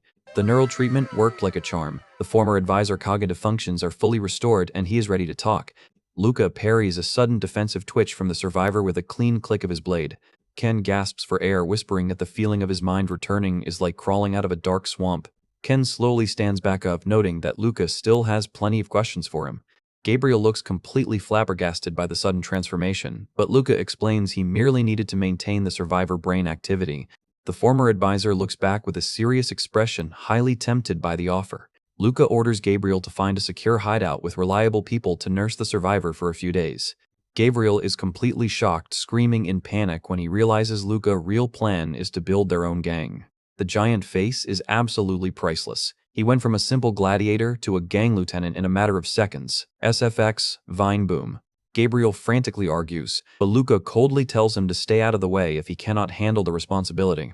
Luca explains he needs a powerful gang of his own to gather intelligence in the slums, just like how Kinyuan operated in his youth. He clenches his bionic hand, noting his own remaining time before his cadet evaluation is getting shorter. Ken Noma smiles, advising the young soldier to relax his face because he looks far too stiff. He reveals that Tora always referred to his secret backer as Noel, which makes Luca realize the connection. Ken explains that Tora was far too weak to run the entire arena on his own, meaning his success was entirely thanks to Noel backing. Luca asks if there were any other companies involved, and Ken confirms some of the Coliseum profits were funneled through dummy firms. But before he shares the details, Ken demands that Luca assist him in getting revenge on Aleph. His eyes narrow dangerously as he declares he will not rest until he puts the backstabbing boss in the dirt. The former advisor is absolutely raging and ready to tear Aleph apart for what he did to his mind. Luca sternly warns him that Aleph is currently his ally, ordering Ken to turn a blind eye to his revenge plans until they are out of the district. Luca stands tall, warning that Ken's safety depends entirely on his compliance. Ken snorts, stating that unlike Aleph, he actually keeps his word. Luca remains highly skeptical, knowing that even the worst traitors claim to be loyal. He decides to trust his own experience to judge his allies. He orders Ken to locate Tora old financial ledger. He directs him to check the companies starting with B, suspecting that the funneled money ended up directly in Kinuan pocket. Ken nods, preparing to begin the search on the database. Suddenly, a loud crash and screaming echo from downstairs, signaling a violent intrusion. A heavy heel stomps violently on a cowering thug face on the steps, causing an agonizing scream. Someone just barged into their hideout and is systematically crushing their men. This is getting out of hand fast. SFX, Vine Boom. A beautiful dark-haired woman in a high-slit kipao stands tall on the stairs, surrounded by blood. She adjusts her eye patch coldly, telling Gabriel that he has done a highly disappointing job training his subordinates. The thugs scream at her to get lost, but Luca realizes she must be the head of the La Vienne Rose gang, Martina. Luca walks down the stairs mockingly, asking if she really liked Gabriel enough to storm their base unannounced. Martina looks up, her eyes locking on to the young cadet. She glares back with absolute hostility, clearly annoyed by his presence. She launches a rapid bionic strike, but Luca easily blocks the blow, calmly telling her to stop acting so reckless. He parried her full power strike without even moving an inch. Nobody is questioning his bionic reflexes now. Martina backs off, admitting that her sudden intrusion was a mistake, but warning him to watch his tone. Luca orders his men to hold down the fort and avoid drinking while he and Gabriel head out with the boss. They walk through the neon-lit red light district of the lower sector under the rain. Luca notes that the La Vie en Rose gang was formed strictly by women from the slums to protect themselves from exploitation. To maintain the members' absolute support, the leader must be a powerful woman. Luca asks Gabriel about his relationship with Martina, and Gabriel replies he merely did some side guard work for her shops. Gabriel grumbles that he has absolutely no interest in her, but Luca warns him that Martina will not let his rejection slide so easily. The giant gladiator is completely blushing and sweating after realizing the female boss is actually in love with him. Luca notes that Gabriel's safety depends entirely on how they handle her. He tells Gabriel that they have officially arrived at their destination. They stop in front of a grand Chinese-style temple pavilion glowing with countless red lanterns. They walk across the decorated bridge with the heavy rain splashing against the lake. Martina warns them that they are about to meet someone incredibly powerful, ordering Gabriel to stay in line. She tells him that refusing the diva command this time is not an option. She smiles, warning that cooperation is the only way they will walk out of this temple alive. They step into the grand red-lit assembly hall surrounded by dozens of female fighters. Luca immediately detects an intense, sweet fragrance filling the air. His tracking systems alert him to a change in the room atmosphere, and he realizes the smoke is designed to dull their bionic senses. Luca's eyes turn cold as his combat visor calibrates in real time. He clenches his hand around his hilt, loudly, ordering everyone in the room to freeze. The female fighters immediately draw their weapons, warning him that a single movement will cost him his head. A guard lunges forward, but Luca swiftly parries her gun, sending a spectacular burst of sparks flying. He effortlessly disarms the entire front line, and their weapons clatter loudly onto the red carpet. A quiet voice suddenly echoes from the upper balcony, ordering the guards to stop. A pair of elegant high-heeled shoes steps onto the platform. A beautiful white-haired woman in a high-slit kipao slowly lowers her red fan, her face looking incredibly refined. She stands tall on the balcony, looking down at the young cadet with an imposing queen-like presence. The entire hall falls into absolute silence as the fighters drop to one knee out of respect. The legendary diva of the lower sector has finally revealed herself, and her bionic eyes are glowing with a terrifying pink light. She looks down at Luca, calmly asking her subordinates who gave them the authority to be so incredibly rude to her honored guest. Luca's custom blade flashes through the air, parrying the guards' weapons in a single fluid sweep. Martina stands quietly behind the white-haired diva, looking incredibly tense as the situation gets out of hand. Luca aims his gun with absolute precision, his red visor glowing as his tracking system locks on to the remaining targets. He stands victorious in the middle of the temple, surrounded by disarmed guards who are completely unable to match his speed. The beautiful white-haired diva standing on the balcony looks down, calmly demanding to know who gave her men the authority to be rude to their guest. Her intense, pink bionic eyes lock onto the scene below, completely dominating the room with her presence. Martina immediately lowers her head in deep embarrassment, apologizing to the diva and admitting the attack was her own decision. Gabriel grumbles in pure frustration, complaining that they were invited here only to get ambushed, but Luca calmly tells him to stay quiet. Luca looks up coldly, pointing out that trying to eliminate him and then shifting the blame to a subordinate is a pretty cheap trick.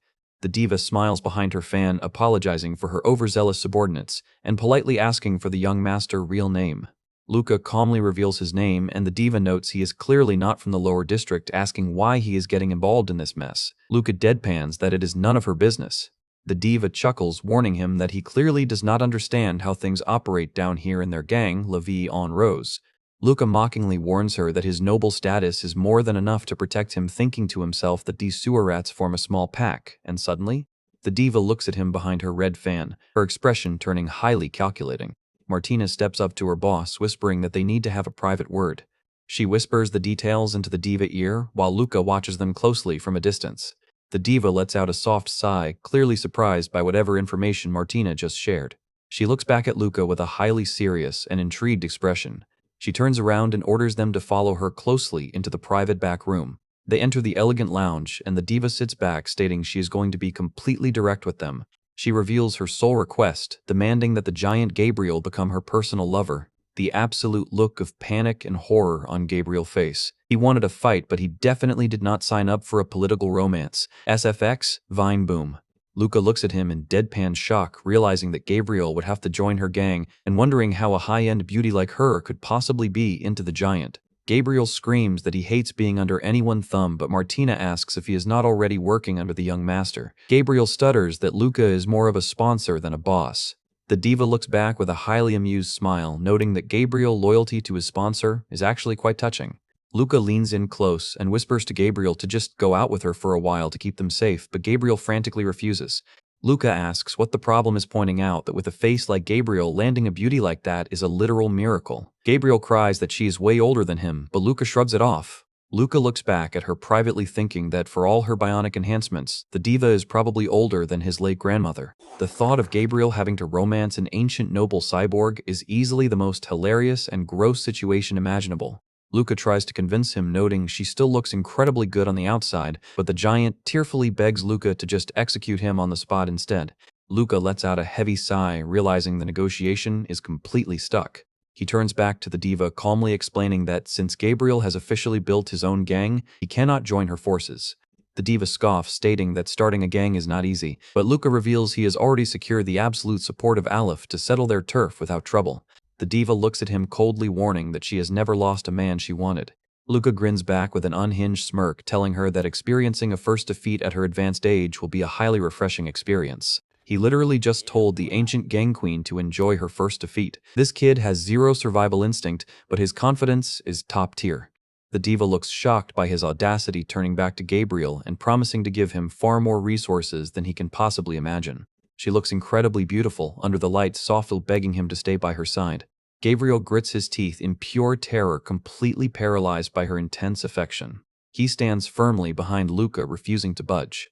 The diva sighs and adjusts her fan, admitting that she has no choice but to let the matter go for now.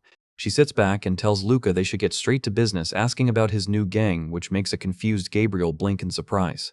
She explains she has no intention of making an enemy out of someone with Luca guts and skills, which makes Gabriel shout, asking what happened to her liking him. The diva dismisses him, laughing that she only likes clinging to incredibly ugly and useless men. She bursts into a loud, mocking laugh, stating that having someone actually fight back is what gives her the real shivers. Luca watches her privately, thinking that it is clearly not just the high-class nobles who grow eccentric with age. The diva notes that she is far too complicated for a fresh cadet to understand, asking if they should proceed to the financial terms. They walk past the central database monitors of the La Vieille-en-Rose district. The diva reviews the general ledger on the screen, praising Luca for being an exceptionally capable negotiator.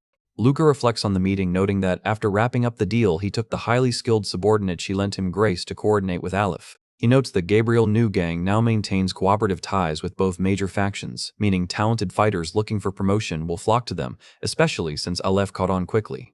Aleph looks at the data on his screen, confirming the records match Torah old ledger and promising to keep up the support. The giant holographic fish continues to swim through the neon-lit sky outside.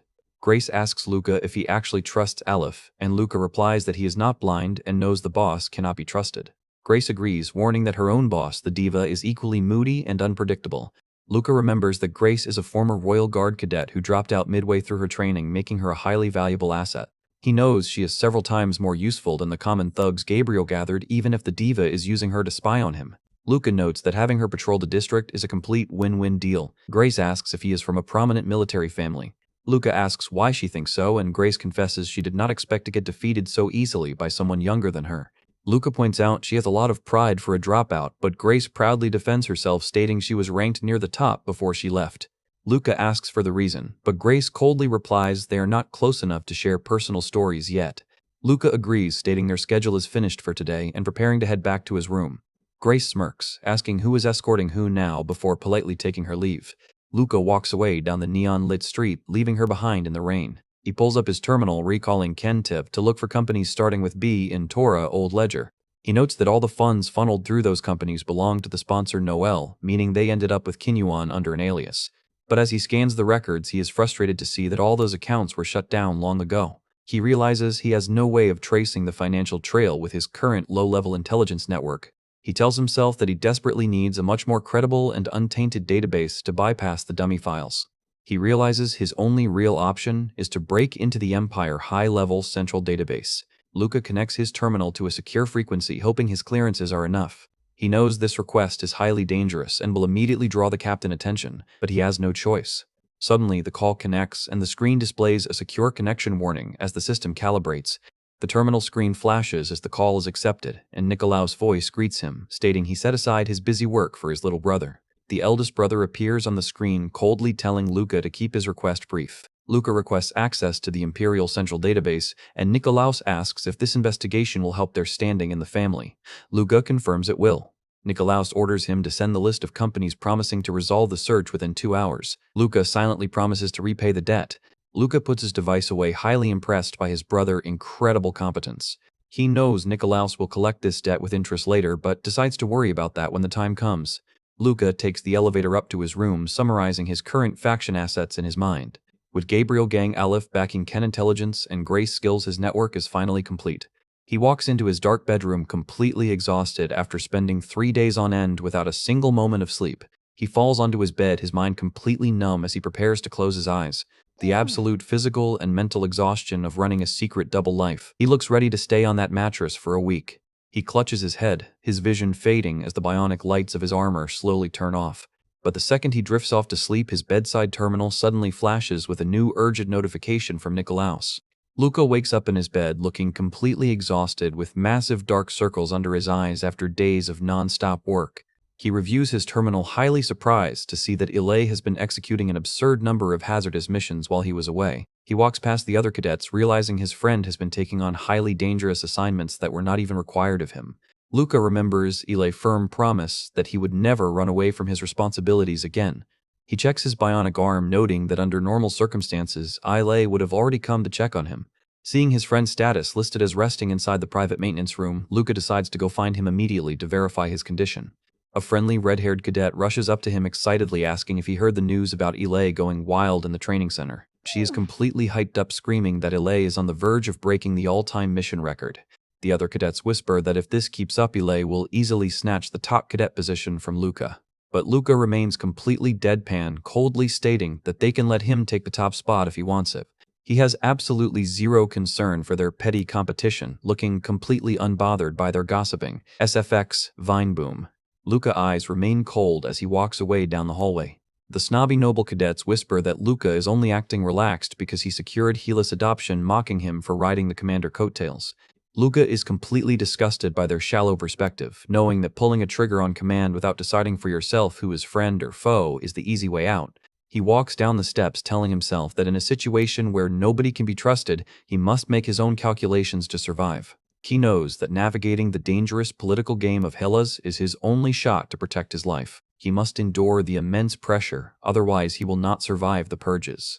The red-haired cadet quickly apologizes nervously, explaining that they were simply worried about his sudden absence lately. Luca notes that the status and power he has seized are highly effective, since even the sons of prominent noble families now look at him with pure anxiety. He watches them glance away nervously, realizing his political standing is already bearing fruit. He tells the cadet that he merely has not slept in days, noting that being a noble heir is far more exhausting than it looks.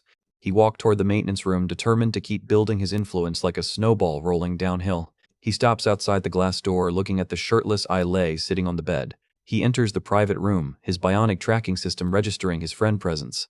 Ilay looks up with a warm smile, joking that having the commander's new adopted son drop by to check on him is a massive honor. Luca deadpans, telling the idiot to stop babbling nonsense and get straight to the point.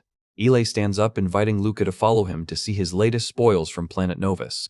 He proudly leads him to a massive glowing container in the center of the facility. Luca's eyes widen as he sees a giant, terrifying mechanical wolf suspended inside the red liquid of the tube. The raw power of the mechanical beast is absolutely unreal. Capturing the monster of this scale is a massive accomplishment. Ilay smiles, asking Luca what he thinks of his new capture. Luca clenches his hand, noting that these mechanical beasts are incredibly rare and difficult to capture due to their advanced electromagnetic shielding. He asks if these creatures are related to the ancient arcane civilizations, and Ilay confirms it is highly likely. The terminal databases confirm that these creatures have intricate structures like living organisms growing and reproducing over time despite being made of steel. Luca touches the glass, fascinated by the concept of self-replicating machines. Ilay stands beside him, his expression turning serious as they watch the beast float. Ilay smiles, glad to share his success with his closest friend. He places a gentle hand on Luca's bionic shoulder, appreciating his support. Luca asks if the beast can actually be tamed, but Ilay confesses there is absolutely no precedent for it. Luca nods, letting the matter go. He asks what the brass plans to do with the creature now that the mission is completed. Ilay sighs, explaining that the beast will be immediately transferred to the Imperial Research Division, meaning it will likely be imprisoned forever. Luca looks serious, noting that the Empire's thirst for knowledge is incredibly ruthless. Ilay smiles, gently reaching behind his back to pull out a second highly decorated box. He hands it over to Luca, calling it his second major trophy from the expedition. Luca opens the case to find a magnificent ancient ceremonial dagger named Graken Boot, traditionally carried only by elite Equestrian commanders. Ilay notes the blade is made from the bones of an extinct native beast, asking if it can actually be used in active combat. Luca draws the knife, and the bone blade instantly resonates with a brilliant flash of blue static energy as he swings it. Luca is highly impressed, staring at the glowing patterns etched into the extinct bone. The custom dagger is a spectacular piece of work, sparking with high-power bionic resonance. Luca has officially secured an epic upgrade. The blue lights on the hilt crackle violently, indicating its high compatibility with his neural system. He watches the energy current run down the edge of the blade. Ilay explains that the weapon is his personal gift to celebrate Luca's official rise as a lord of the Castoria family. Luca notes that Graken Boot translates to eternal white in the Equestrian language. Luca looks back with a soft, rare expression of gratitude, asking if Ilay is actually being sincere. He holds the legendary dagger tightly, feeling the warmth of his friend's support. The genuine bond between the two friends. Despite the cold and ruthless nature of their world, their connection remains unbroken. They stand together in front of the glass windows as the starry sky shines over the terminal. Later that night, the barracks hallway falls into absolute quiet darkness. Luca stands alone in his room, carefully adjusting the settings of his new bionic dagger. He traces the inscription on the hilt, reminding himself of the promise of eternity. He looks out at the starry sky, hoping they can both survive long enough to witness a peaceful future. He looks at his medals on the wall, realizing that fame and achievements are meaningless if he loses the people he cares about. He tells himself that he refuses to let his connection with Ile end in tragedy. A dark, bleeding flashback of Lillian death flashes through his mind, hardening his resolve. Luca sits on his bed, admitting to himself that getting sentimental is far from his usual style. But he holds the glowing knife, noting this is the very first time he has received a gift that carries actual meaning. The heavy rain continues to splash violently against his window pane outside. Luca sits inside the dark room, letting the blue light of the blade wash over his face. The bionic current crackles softly around his hand. His terminal screen suddenly activates, and Luca smirks, noting that Nikolaus really gets things done. He reviews the secret files, highly impressed to see that his brother successfully confirmed the identities of Torah shell companies. He swipes the screen, noting that investigating these files on his own would have taken months.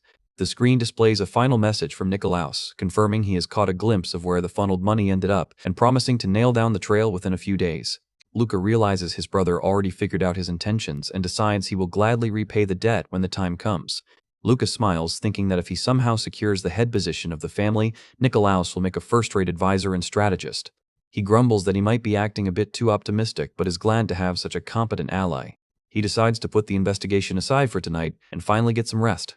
He closes his eyes as his bionic tracking systems slowly power down. The rain continues to pour over the dark, empty capital city streets. Luca falls asleep, the quiet storm outside echoing through the silent room. His face remains peaceful under the soft moonlight as the chapter comes to an end.